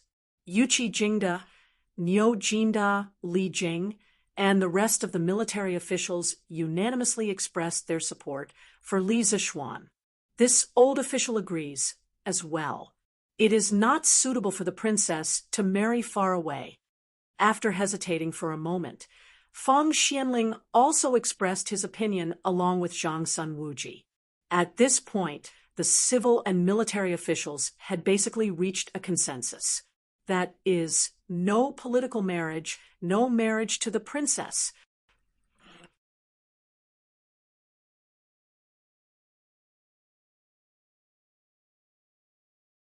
Chapter 832. Your Highness, bad news, bad news. In Changle Palace, a little palace maid hurriedly rushed into the palace and went up to the small attic where Changle lived. She said in a panic as she ran. Changle, who was sitting by the window and reading a newspaper, couldn't help but turn around when she heard the commotion. She frowned and asked, Li, what happened to make you so flustered? Li, didn't even have time to catch her breath, and hurriedly said, Your Highness, bad news. The Prime Minister of the Jiari dynasty proposed to His Majesty in the court. Their king wants to marry Your Highness as his consort. Clap! As soon as the little palace maid finished speaking, the newspaper in Changle's hand fell to the ground with a clap. Her little face instantly turned pale, and her pair of lively eyes lost their luster. Political marriage. These two words subconsciously appeared in Changle's mind. Although she knew from a young age that she was born in a royal family and could never decide her own marriage, she had never thought that something like a political marriage would fall on her head. She couldn't help but feel a trace of sadness in her heart. Who was King Jairi? How old was he? What did he look like? Which country was he the king of? She didn't know any of the information, but she had to accept her father's arrangement and marry a person she had never met before. How sad. What did my father say? After a long time, Changle, whose heart was in a mess, raised her head and asked with tears in her eyes. Your Highness, I don't know. I heard from Xiao Luanzi outside Taiji Palace that King Jairi wanted to marry your Highness, so I immediately rushed over. When I came back, the Marquis of Yong, and was arguing with the Chancellor of the Honglu Temple. Hearing Changle's question, Li frowned and said with a bitter expression, Marquis of Yong, and Li, you're saying that Brother Xian also went to court today? Changle, who had just felt that the sky was falling and the earth was collapsing, heard the words Marquis of Yong, and from Li and immediately seemed to have found a faint light in the darkness. Her tone was not as desperate as before, and seemed to have a trace of vitality. Yes, your Highness. It is said that His Majesty personally issued a decree for the Duke of Yong, and to attend today's court conference. Lier wanted to say that even if Empress Zhongsun came, she might not be able to help in such a big matter as the political marriage. Li Zishuan, the Marquis of Yong, and had even less hope.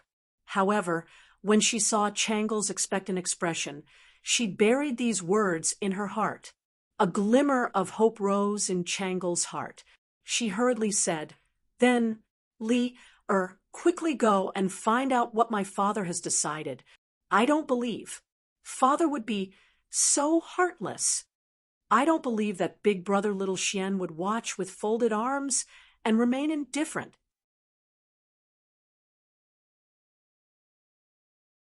Of course, the last sentence was only said to herself in her heart. Yes, Your Highness, please wait here. This servant will go right away. Lear responded and immediately ran down the pavilion. Changle walked to the window. A pair of magpies happened to fly over from the branches outside the window. They were playing with each other on the branches, chirping noisily. Seeing this, Changle thought with some sadness, Bird, if only I could be like you and find the one I like and live with him freely all my life. Taiji Palace. All the civil and military officials in the court had basically expressed their opinions. Now that things had developed to this point, they only needed to wait for Li Er's judgment. Great Minister Aluo Nazhun, my beloved daughter is still young and sickly. It is not suitable for her to marry far away. I have already felt the desire of King Jairi and the Tang Empire to build a harmonious relationship for 100 years. However, the political marriage still needs to be discussed at length. Li Er looked at Aluo Nazhun, who was as anxious as an ant on a hot pan, and the other envoys who were watching the fun and didn't mind blowing things up. Hearing Li Er speak in person, the bitter official translator of Honglu Temple knew that he could finally return to normal work. He quickly translated Li Er's words to Aluo Nazhun and the other envoys. Boom! After the Southeast Asian envoys understood Li Er's decision, they couldn't help but whisper to each other. Some were surprised, some were angry, and some were gloating. Of course, most of them were gloating, especially the envoys from the neighboring countries of Gouda, Mud, and Wallabi. None of the envoys sent to the Tang Empire were fools. Anyone with a little common sense could guess the reason why King Jairi wanted to marry the princess of the Tang Empire. If King Jairi really got his way, then the small countries around the Gyri dynasty would be in danger of being wiped out at any time. Therefore, when they heard that Li'er had rejected Aluonashuan's request, they heaved a sigh of relief and couldn't help but feel happy. Your Majesty, if Princess Changle's body is inconvenient, the other princesses can do it. My king is very sincere in building a harmonious relationship with the Tang Empire. Aluonashuan's face was red. He paused for a moment and still spoke unwillingly. This old bastard, is there no end to it? At the side, Li Zishuan couldn't help but frown. If it weren't for the fact that this was not the right place, he really wanted to beat this guy up and then throw him out. We have said that the matter of the marriage alliance will be discussed at a later time. Aluonashun, if there is nothing else, please take your leave. Li'er frowned. To be honest, he was also a little irritated at the moment. Yes, thank you, Your Majesty. Aluonashun was the prime minister of a country. Although the translator of the Chamberlain of Dependencies had translated Li'er's words very smoothly and naturally, he could still hear the displeasure in Li'er's words. Therefore, he decisively retreated to the side and no longer spoke. After all, he had only come to propose marriage, not to make enemies. Moreover, the Tang Empire was a colossus. Their Gyri dynasty couldn't afford to make enemies with it. Good. We are very pleased with the gifts that the envoys have brought us, apart from the marriage alliance. If you have any other requests for the Tang Empire, you can speak freely here. After discussing with the officials of the court, we will take appropriate measures to resolve them. Li'er nodded and said to the envoys of the 32 countries of Nanyang with a smile. He had just rejected Aluonashuan's proposal, and now it was time to give some benefits. As the saying goes, give a slap and give a sweet date. As the monarch of the Celestial Empire, he still had to have this demeanor. After understanding the meaning of old Li's words, the envoys looked at each other, not understanding how sincere Li'er's words were. While the envoys were hesitating, a brown-skinned short man walked out and slightly cupped his hands to Li'er. Envoys of the Lini Kingdom reporting to His Majesty the Emperor of the Tang Empire. Our monarch hopes to exchange trade and goods with the Tang Empire. The Tang Empire has vast territory and abundant resources, and its army is good at war. Our monarch also hopes that His Majesty the Emperor of the Tang Empire can send troops to ensure the safety of the sea route. We hope that His Majesty the Emperor of the Tang Empire can reconsider.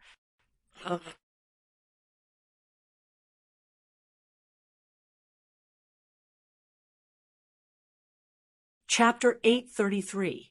Your Highness, good news. In Changle Palace, Li, who had just run out to scout for news, ran back. Unlike before, the little palace maid's face was brimming with an excited smile as she shouted while running. Changle had already come down from the attic. How could she still have the mood to quietly read the newspaper upstairs at such a crucial moment? Hearing Li'er's voice outside, she couldn't help but feel happy. She hurriedly stood up and looked towards the door. Your Highness, there's good news. His Majesty didn't agree to the Prime Minister's request for marriage. Your Highness doesn't have to marry to another country. In the blink of an eye, Li ran in and said to Changle with a grin. Speaking of which, if Changle really married to the Jianri dynasty as her personal palace maid, she would definitely have to accompany her. Thinking of the Prime Minister of the Jianri dynasty, who was as black as a coal ball in the imperial court, Li couldn't help but shudder. Now that there was such an outcome, she was sincerely happy for Changle and herself. Really? Imperial Father really does love Changle. Hearing this, Changle's pair of beautiful eyes instantly glowed with a dazzling radiance. Li curled her lips in her heart.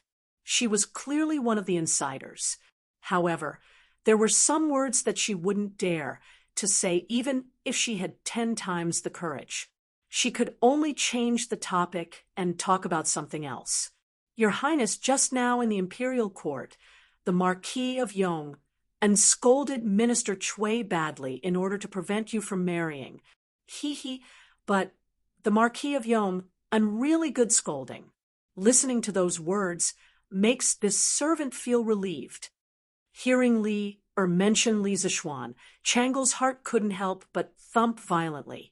She restrained the abnormal expression on her face and pretended to be calm as she asked, "Oh, Li, quickly tell me, what did Brother Xiao Xian scold in the imperial court? Yes, it's best if you tell me everything without missing a single word." "Ah, do you want to tell me everything?" Li was instantly dumbfounded. Although she enjoyed listening to some words, how could it be so easy for her to repeat them without missing a single word? "Li, quickly tell me," Changle urged impatiently. "Oh," Li scratched her head and began to recall with a frown. Chui Siqing first compared Her Highness with Zhao Jun of the Western Han. Along with Li Er's narration, Changle finally found out how intense the debate in the imperial court earlier was, and how much Li Zixuan had done for her. The dignified Darkhan dynasty actually needs to use women to exchange for peace. Yet scoundrels like you actually don't feel ashamed and instead feel proud of it. Simply disgusting. An eternal story? T. You shameless scholars are just using it to cover up the cowardice in your hearts. The swords of the Han people are not used against outsiders, but you use them to deal with the women of your own country. Don't you feel ashamed? A wolf will always be a wolf. It will never become a loyal dog. It's precisely because there are so many people like you that there's such a thing as an eternal story to deceive the people and fool the world.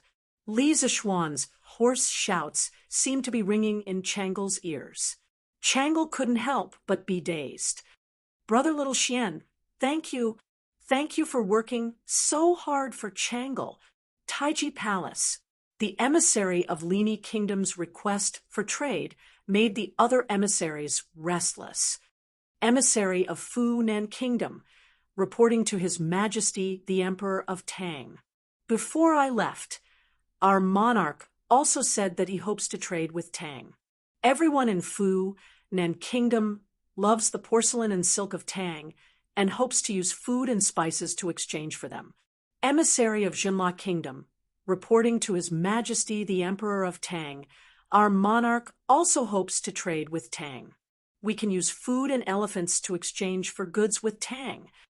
Emissary of Piao Kingdom, reporting to His Majesty the Emperor of Tang, the emissary of Lini Kingdom's request for trade immediately attracted many people to follow the trend. The Great Tang's southward fleet had not only brought the Great Tang rich profits, the imperial courts of the small countries that the fleet had passed through had also benefited greatly. This was because the fine porcelain and silk they had bought from the Great Tang could be casually resold in their own countries for astronomical prices. Therefore, these countries that had tasted the sweetness all hoped that Tang could give them a window of foreign trade so that they could continue to profit domestically and maintain their leading position. Sitting at the head of the table, Li could not help but smile when he heard the requests of the emissaries. This was because even if these emissaries did not say anything, he had already planned to open up trade with Tang. In the end, it was the rich profits brought back by the fleet that moved Li Er's heart. Since sea trade was so profitable, why not carry it out to the end? Li Er, who was used to being poor, did not want to continue being poor. He had greater ambitions. Good. Since all the emissaries want to trade with Tang, I have decided to set up a department of merchant shipping. In Guangzhou and other coastal prefectures, there will be specialized trading places. At that time, countries that want to trade with Tang only need to send caravans to the Department of Merchant Shipping. The Navy of Tang will also patrol the South China Sea to protect the merchant ships of your countries from pirate attacks. Li Er laughed heartily, and revealed the plan that had been brewing in his heart for a long time. The Department of Merchant Shipping was originally a government organization set up in the ports of China during the Song, Yuan, and Ming dynasties to manage sea trade. To think that it would be brought forward 300 to 400 years in advance. This was truly an epoch-making matter. According to historical records, during the Tang Xuanzong era, there was already an emissary of merchant shipping in Guangzhou. Usually, the position was held by eunuchs. It was the predecessor of the Department of Merchant Shipping. Li Er had taken a step further and completed the work that his great-grandson wanted to do. Furthermore, he had done it even more thoroughly and directly set up the Department of Merchant Shipping. The Ming and Qing dynasties had repeatedly banned sea trade, and the one that was banned and abolished was the Department of Merchant Shipping. "Thank you, Your Majesty." After hearing Li Er's decision, the envoys all excitedly saluted Li Er with a babble. Li Er chuckled and said, "Emissaries, please go and rest first. We will set up a banquet to welcome you later." Official Chui Shanfu quivered and hurriedly stepped forward. "This old official is here." Li Er glanced at him indifferently, and a cold light flashed in his eyes. He ordered, "Bring the emissaries to the side hall to rest first. Treat them well, understand?" Actually, Li Er was very unhappy with Chui Shanfu because this old man had just compared his most beloved daughter to Wang Zhaojun and wanted to use this opportunity to marry Wang Zhaojun to another country. It would be strange if he was happy in his heart. If there was a good opportunity, he really didn't mind killing Chui Shanfu. This old official obeys the decree. Chui Shanfu didn't notice the cold light that flashed in Li Er's eyes and bowed with a businesslike attitude.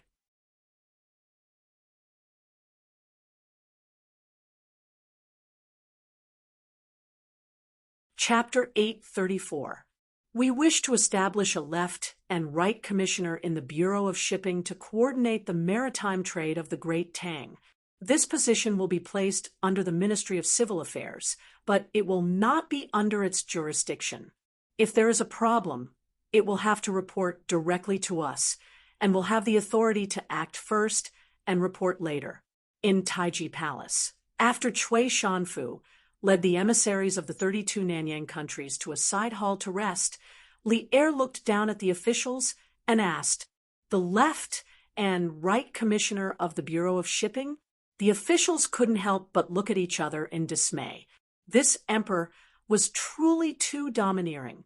Earlier, he had announced that he wanted to establish the Bureau of Shipping without discussing it with them, and now he was directly informing them of the personnel structure of the Bureau.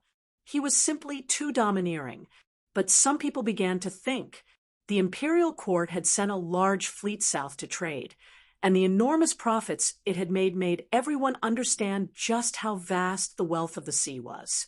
If it was as Li Er said, the commissioner of the Bureau of Shipping would have far too much authority, and at the same time, the profits from this position would be astonishing. It was clear that this was a lucrative job. "Your Majesty, the commissioner of the Bureau of Shipping is of great importance, and tens of thousands of dollars will be handled every day. Forgive this old subject for speaking bluntly, but this position is extremely prone to corruption. If Your Majesty really does decide to establish the Bureau of Shipping, this old subject hopes that Your Majesty will be extremely cautious in choosing the commissioner. It would be best if Your Majesty could choose someone with both ability and integrity. This will ensure that the Bureau of Shipping operates normally and also increase the revenue of the Great Tang's treasury." Fang Xianling glanced at the buzzing officials behind him, then stepped forward and clasped his hands to Li Er. To be able to say these words was proof that old Fang was truly devoted to the country and had no selfish motives. For the sake of the country, he was even willing to offend despicable people. Li Zishuan couldn't help but nod when he heard old Fang's words.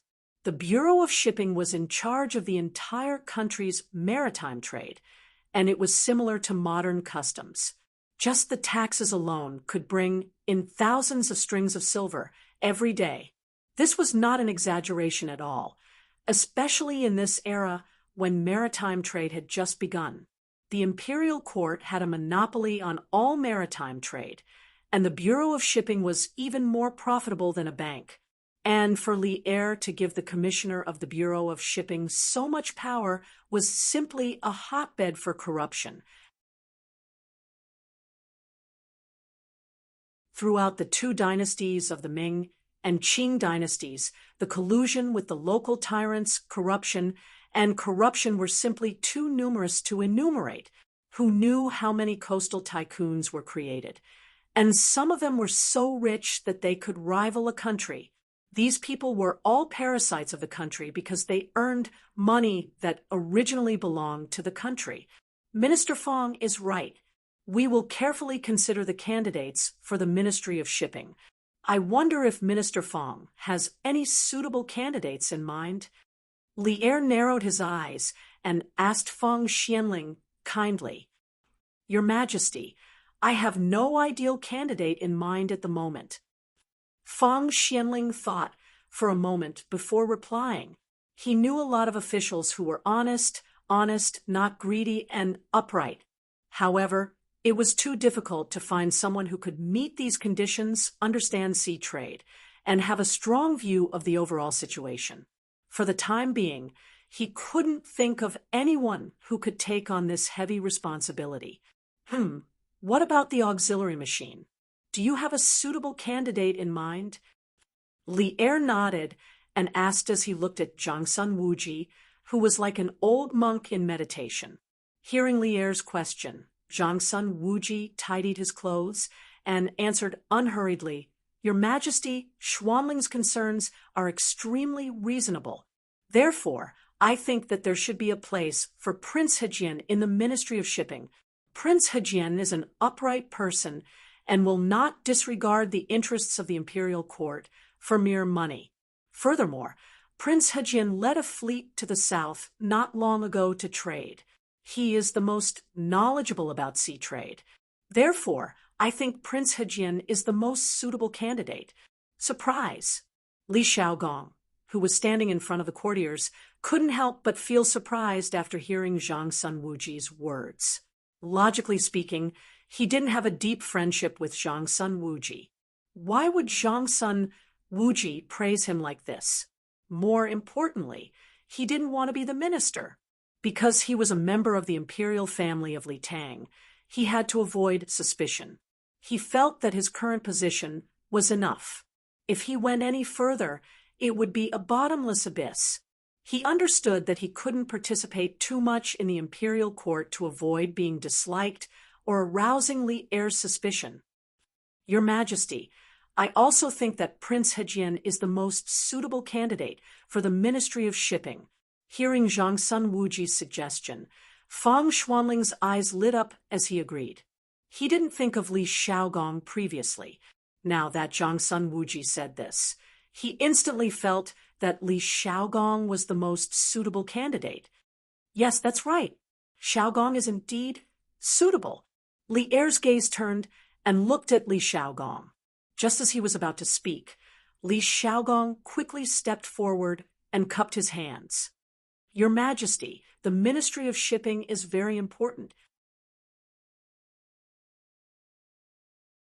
I don't have much experience in sea trade and have only traveled a few more miles.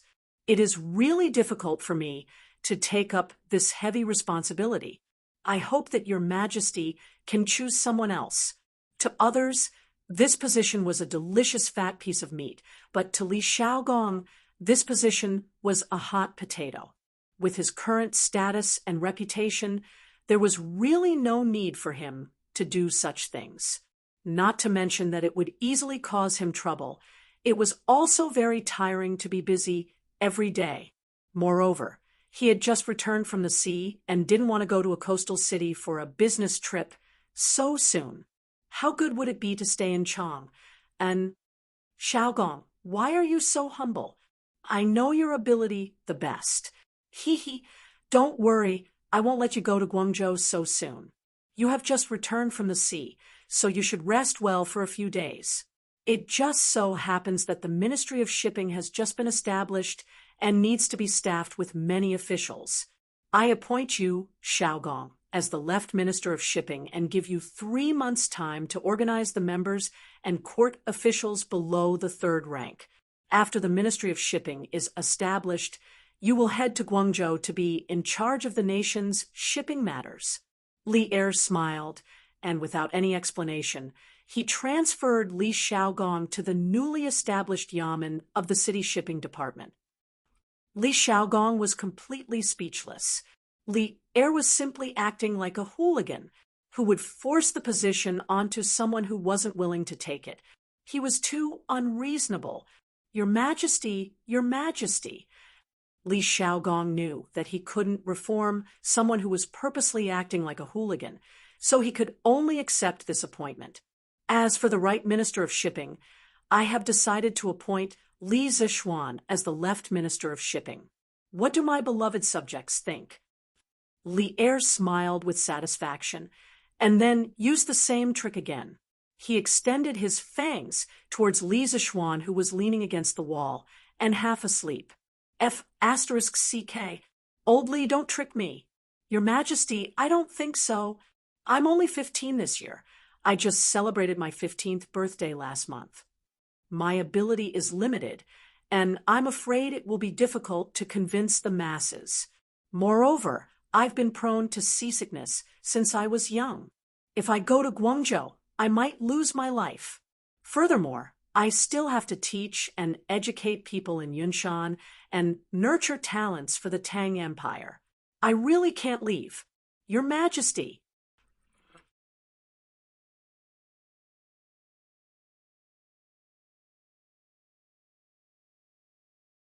Chapter 835. Shameless, lying through his teeth, shameless to the extreme.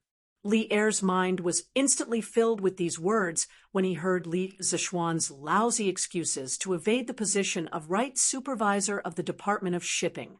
If it weren't for the fact that he wanted to maintain his demeanor as a ruler, he would have already kicked Li Zishuan's. But water sickness? Seasickness? You're a grandmaster level expert.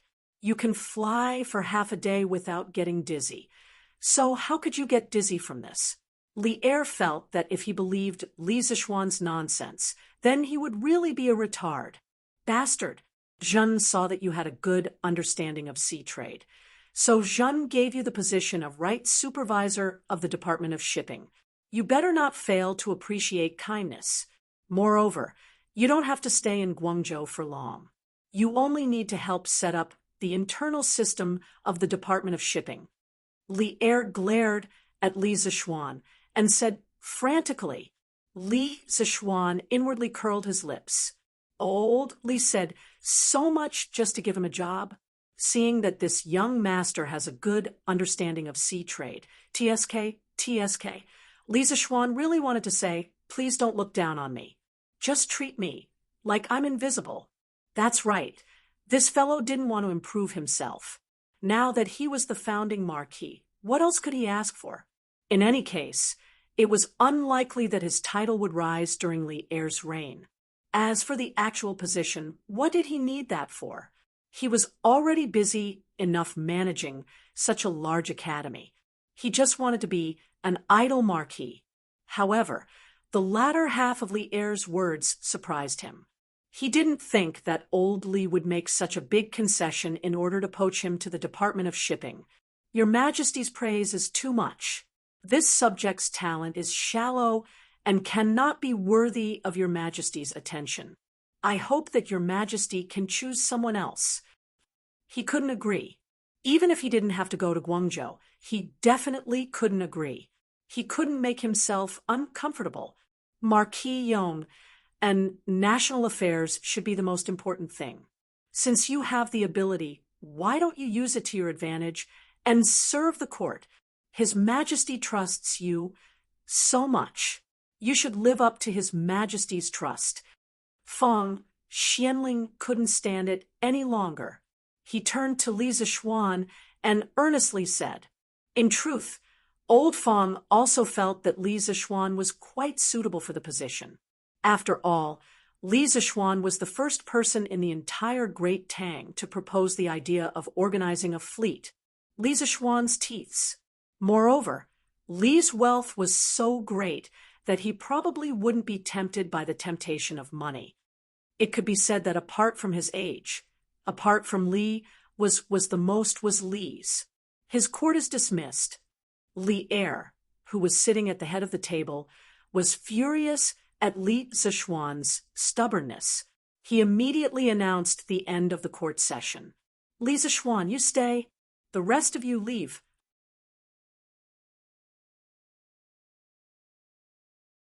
Li Er stamped his feet and added, F***CK. What's the meaning of this? I'm going to be done for. Li Zixuan was dumbfounded. He could act shamelessly in the court as long as Li Er didn't catch him red-handed. That was because Li Er had to take care of Junyi. But now, old Li didn't play by the rules and wanted to have a one-on-one talk with him. Wouldn't he be done for? Seeing this, the officials all cast a sympathetic and pitiful look at Li Zixuan. Then they turned around and left the hall with smiles on their faces. "Xiaoxian, in my opinion, you should obey my imperial father. Otherwise, when imperial father gets angry, AI, forget it. You're on your own." When Li Chengxian passed by Li Zixuan's location, he whispered something to him before leaving without a word. "Obey your imperial father? Obey your sister." Hearing such ambiguous words, Li Zixuan felt his chrysanthemum tighten. He really wanted to grab Li Chengxian back and ask him what he meant. Could they still have a proper conversation? This fellow was still thinking about such messy things at such an important time. There was really no one else like him. "Marquis, His Majesty wants you to go to the Sweet Dew Hall." After Li Er, Li Chengxian, and all the officials left the Taiji Palace, a eunuch walked out from the back of the palace and spoke to Li Zixuan. "Oh," Li Zixuan replied, unhappily. Then he followed the eunuch to the Sweet Dew Hall. Speaking of which, he really wanted to sneak away. "Cough, cough, this subject greets your Majesty." Not long after, they arrived at the Sweet Dew Hall. Li Zixuan was looking at the map on the wall, with his hands behind his back. The eunuch who had led the way had long disappeared. Li Zixuan could only cough dryly and bow to Li Er's back.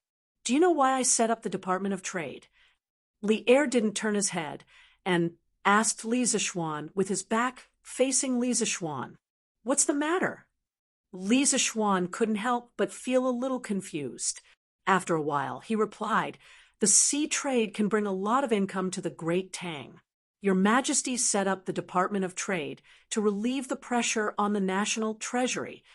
As soon as he finished speaking, Li Er seemed to have already prepared a question. He immediately asked, "Then, do you know why I'm in such a hurry to fill the treasury?" "Why else? Isn't it because you want money?" Li Zixuan cursed in his heart, but he replied, "This subject doesn't know." Indeed, other than the reason in his heart, he really didn't know why Li Er suddenly liked small amounts of money so much. 3 months ago, Shui Yentuwa, Hueha, Baegu, and other tribes that had submitted to the Turks rebelled. Xieli Khan sent Tuli Khan to suppress them, but failed to win. The rebel army flourished, and Tuli Khan's light cavalry fled. Xieli Khan was furious and imprisoned him. Tuli Khan was resentful because of this. Just half a month ago, Tuli gathered his 30,000 troops and wanted to rebel against the Turks and return to the Great Tang. Xieli naturally didn't allow it. He personally led the remaining troops to encircle and suppress Tuli. At this time, Xieli was facing enemies from all sides.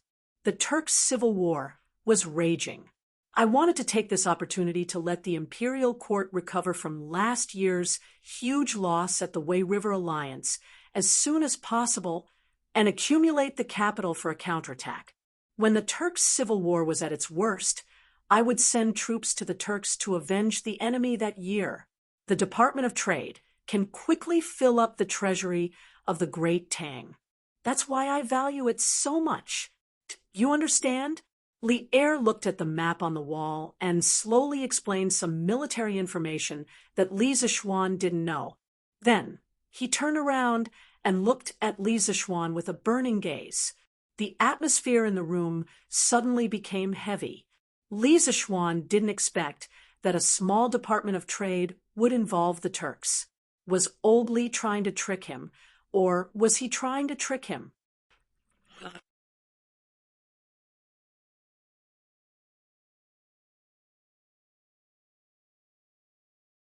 Chapter 836.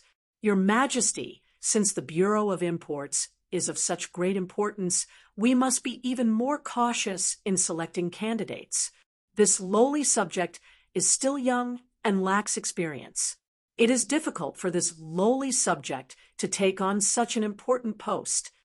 Within Du Hall, Li Zishuan was silent for a long time before refusing.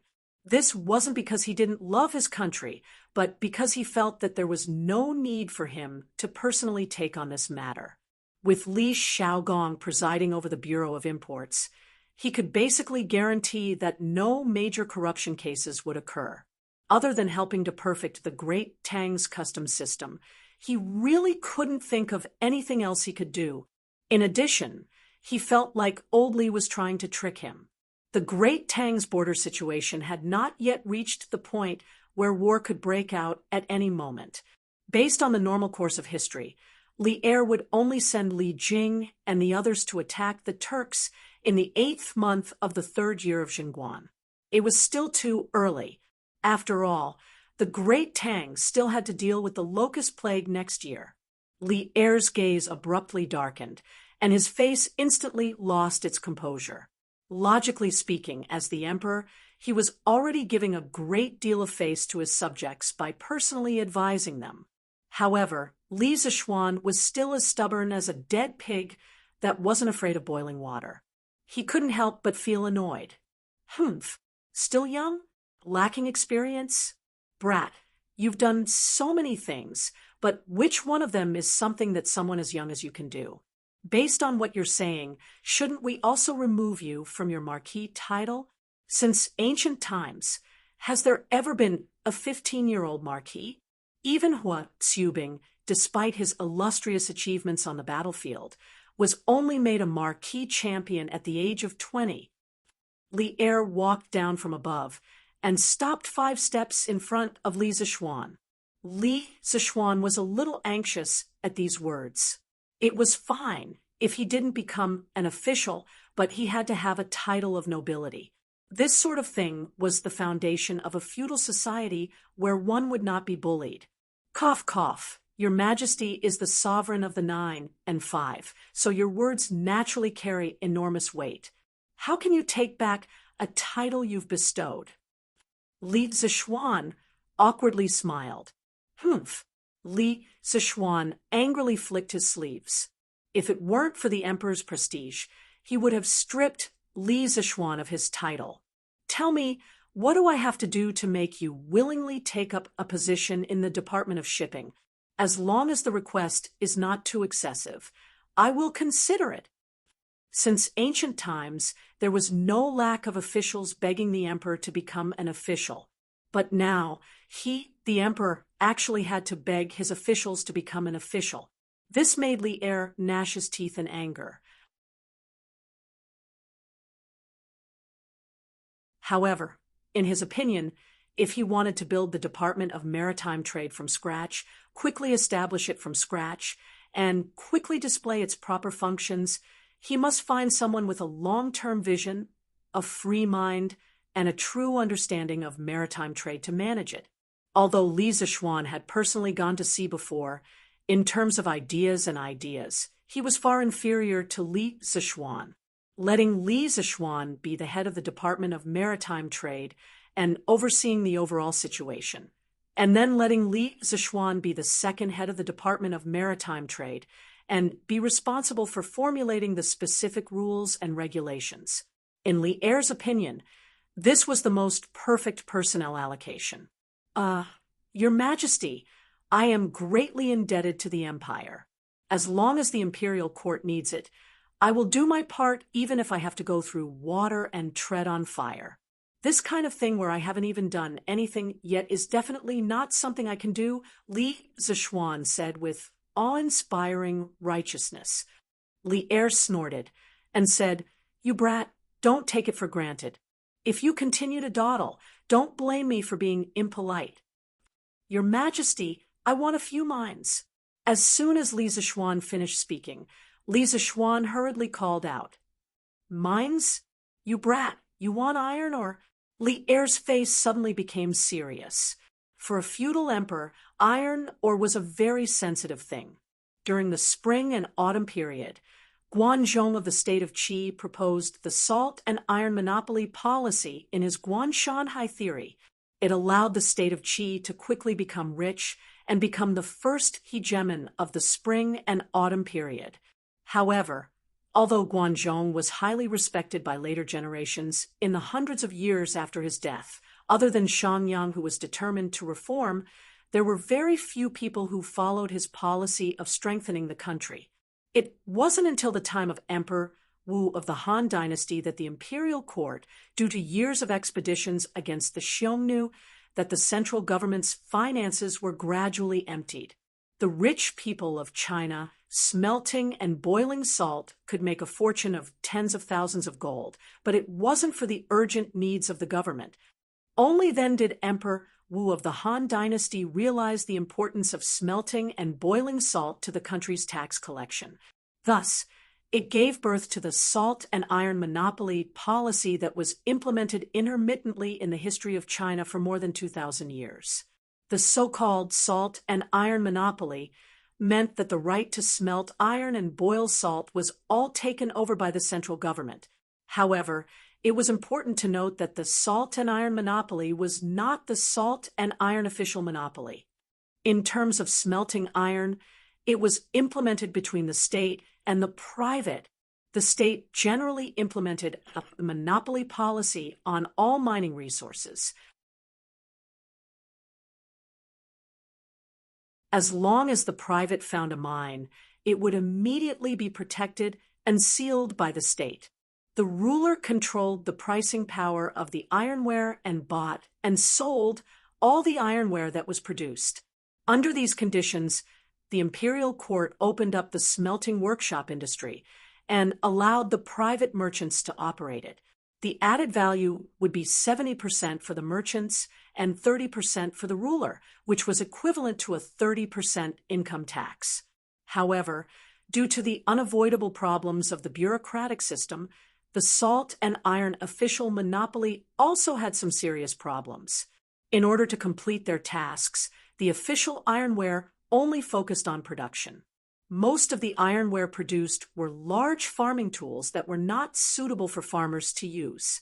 Not only that, the official ironware also had problems such as high cost, low quality, not being able to choose, not being able to buy, and forcing farmers to work. More importantly, the price of the official salt and iron was expensive, and many poor people could not afford it. During the Eastern Han Dynasty, the ruler removed the salt and iron monopoly policy and implemented a tax system. The three kingdoms and two Jin focused on purchasing, and the tax system was implemented during the northern and southern dynasties. From the Sui to the early Tang dynasty, the salt and iron taxes were removed, and they were taxed like other goods. After the Tang Amshi rebellion, due to financial difficulties, the salt and iron monopoly was implemented once more. Since then, the successive dynasties strengthened the salt monopoly and implemented a tax system on iron, no longer treating it the same as salt. The salt and iron monopoly allowed the feudal country to gain considerable benefits, especially salt. It had always been the most important monopoly product that the feudal government firmly controlled, and the income from it was an important source of income for the successive governments. Your subject not only wants the iron, but also a few sulfur mines. Your Majesty, please grant me this." Seeing Li Er's suddenly serious expression, Li Zichuan suddenly had a bad premonition, but he still braced himself and said, previously when he was in the workshop, he took it for granted that as long as he found the iron or based on the memory in his mind, he would be able to own it. Later, when he went back and told his father, he found out that he was wrong. Today, he had such a rare opportunity to negotiate with Li Er. If he did not do so, he would be letting himself down.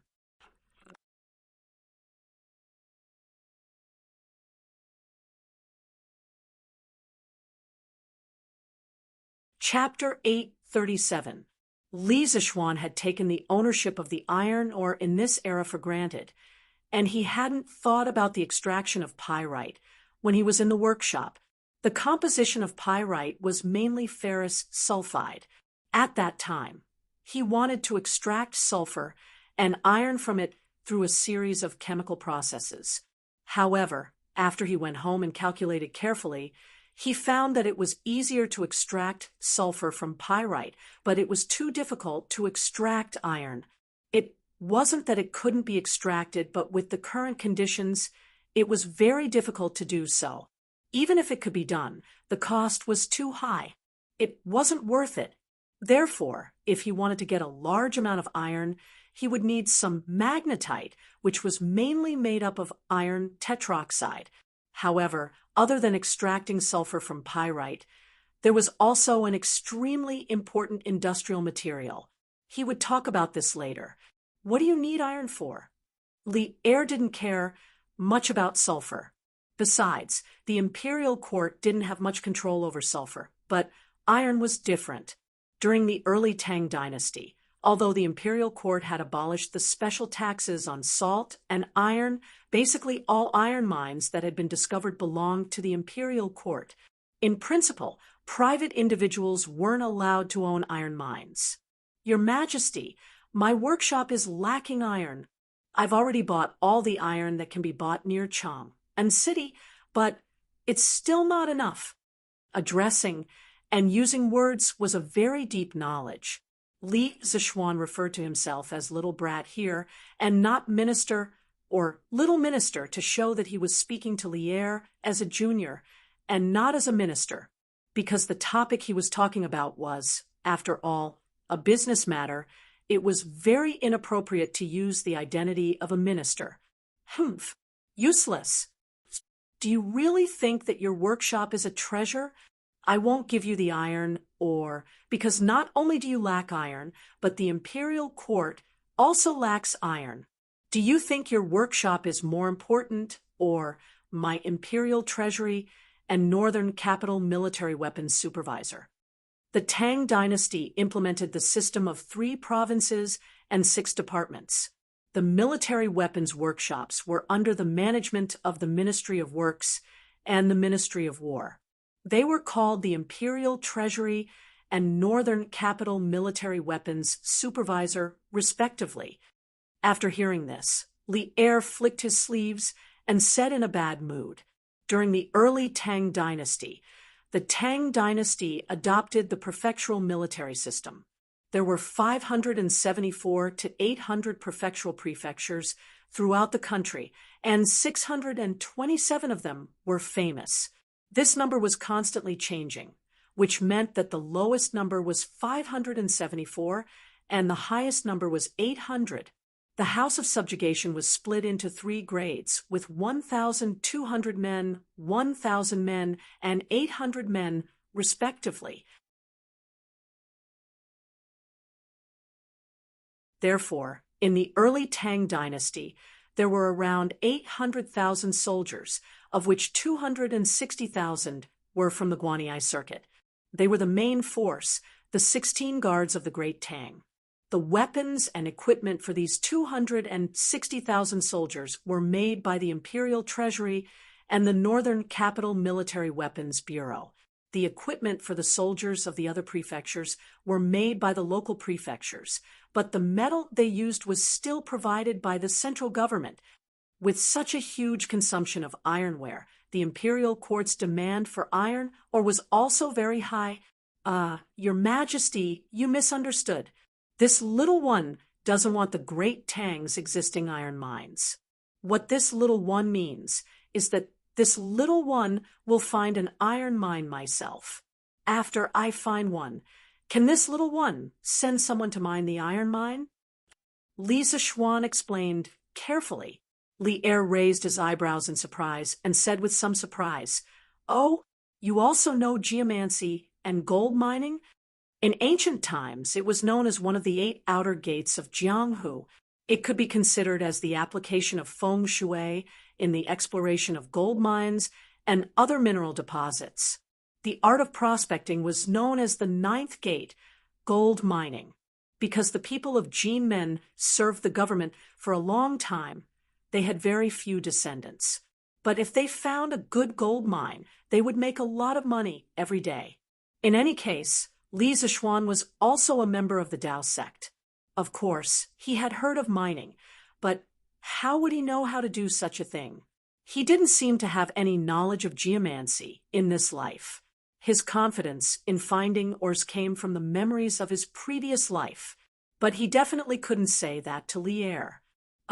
Under the influence of my master, this little one knows a thing or two about this, a thing or two. Li Zishuan's mind turned quickly, and then he seriously spouted nonsense. Li Er glanced at him, and after a while he said, "If that's the case, I will grant you an iron mine. But at the same time, you have to help the court find a similar iron mine. When the time comes, you won't have to pay taxes to the court, and can mine as much as you want. How about it?" At this time, although the iron mines were owned by the country, a large part of it was mined by the people. Old Tang book, official records recorded, any mine that comes out of the copper and iron state prefecture will be taxed by the officials. As the emperor, Li Er still had a lot of room for manipulation.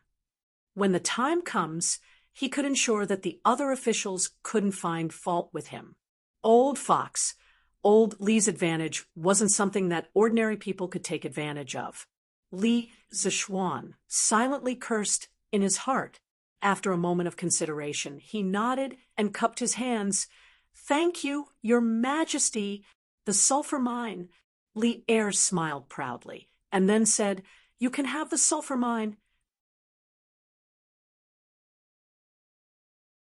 as long as you can find it. It's yours. I won't ask about it." Although he didn't know what Li Zishuan wanted the sulfur mine for, he was too lazy to ask.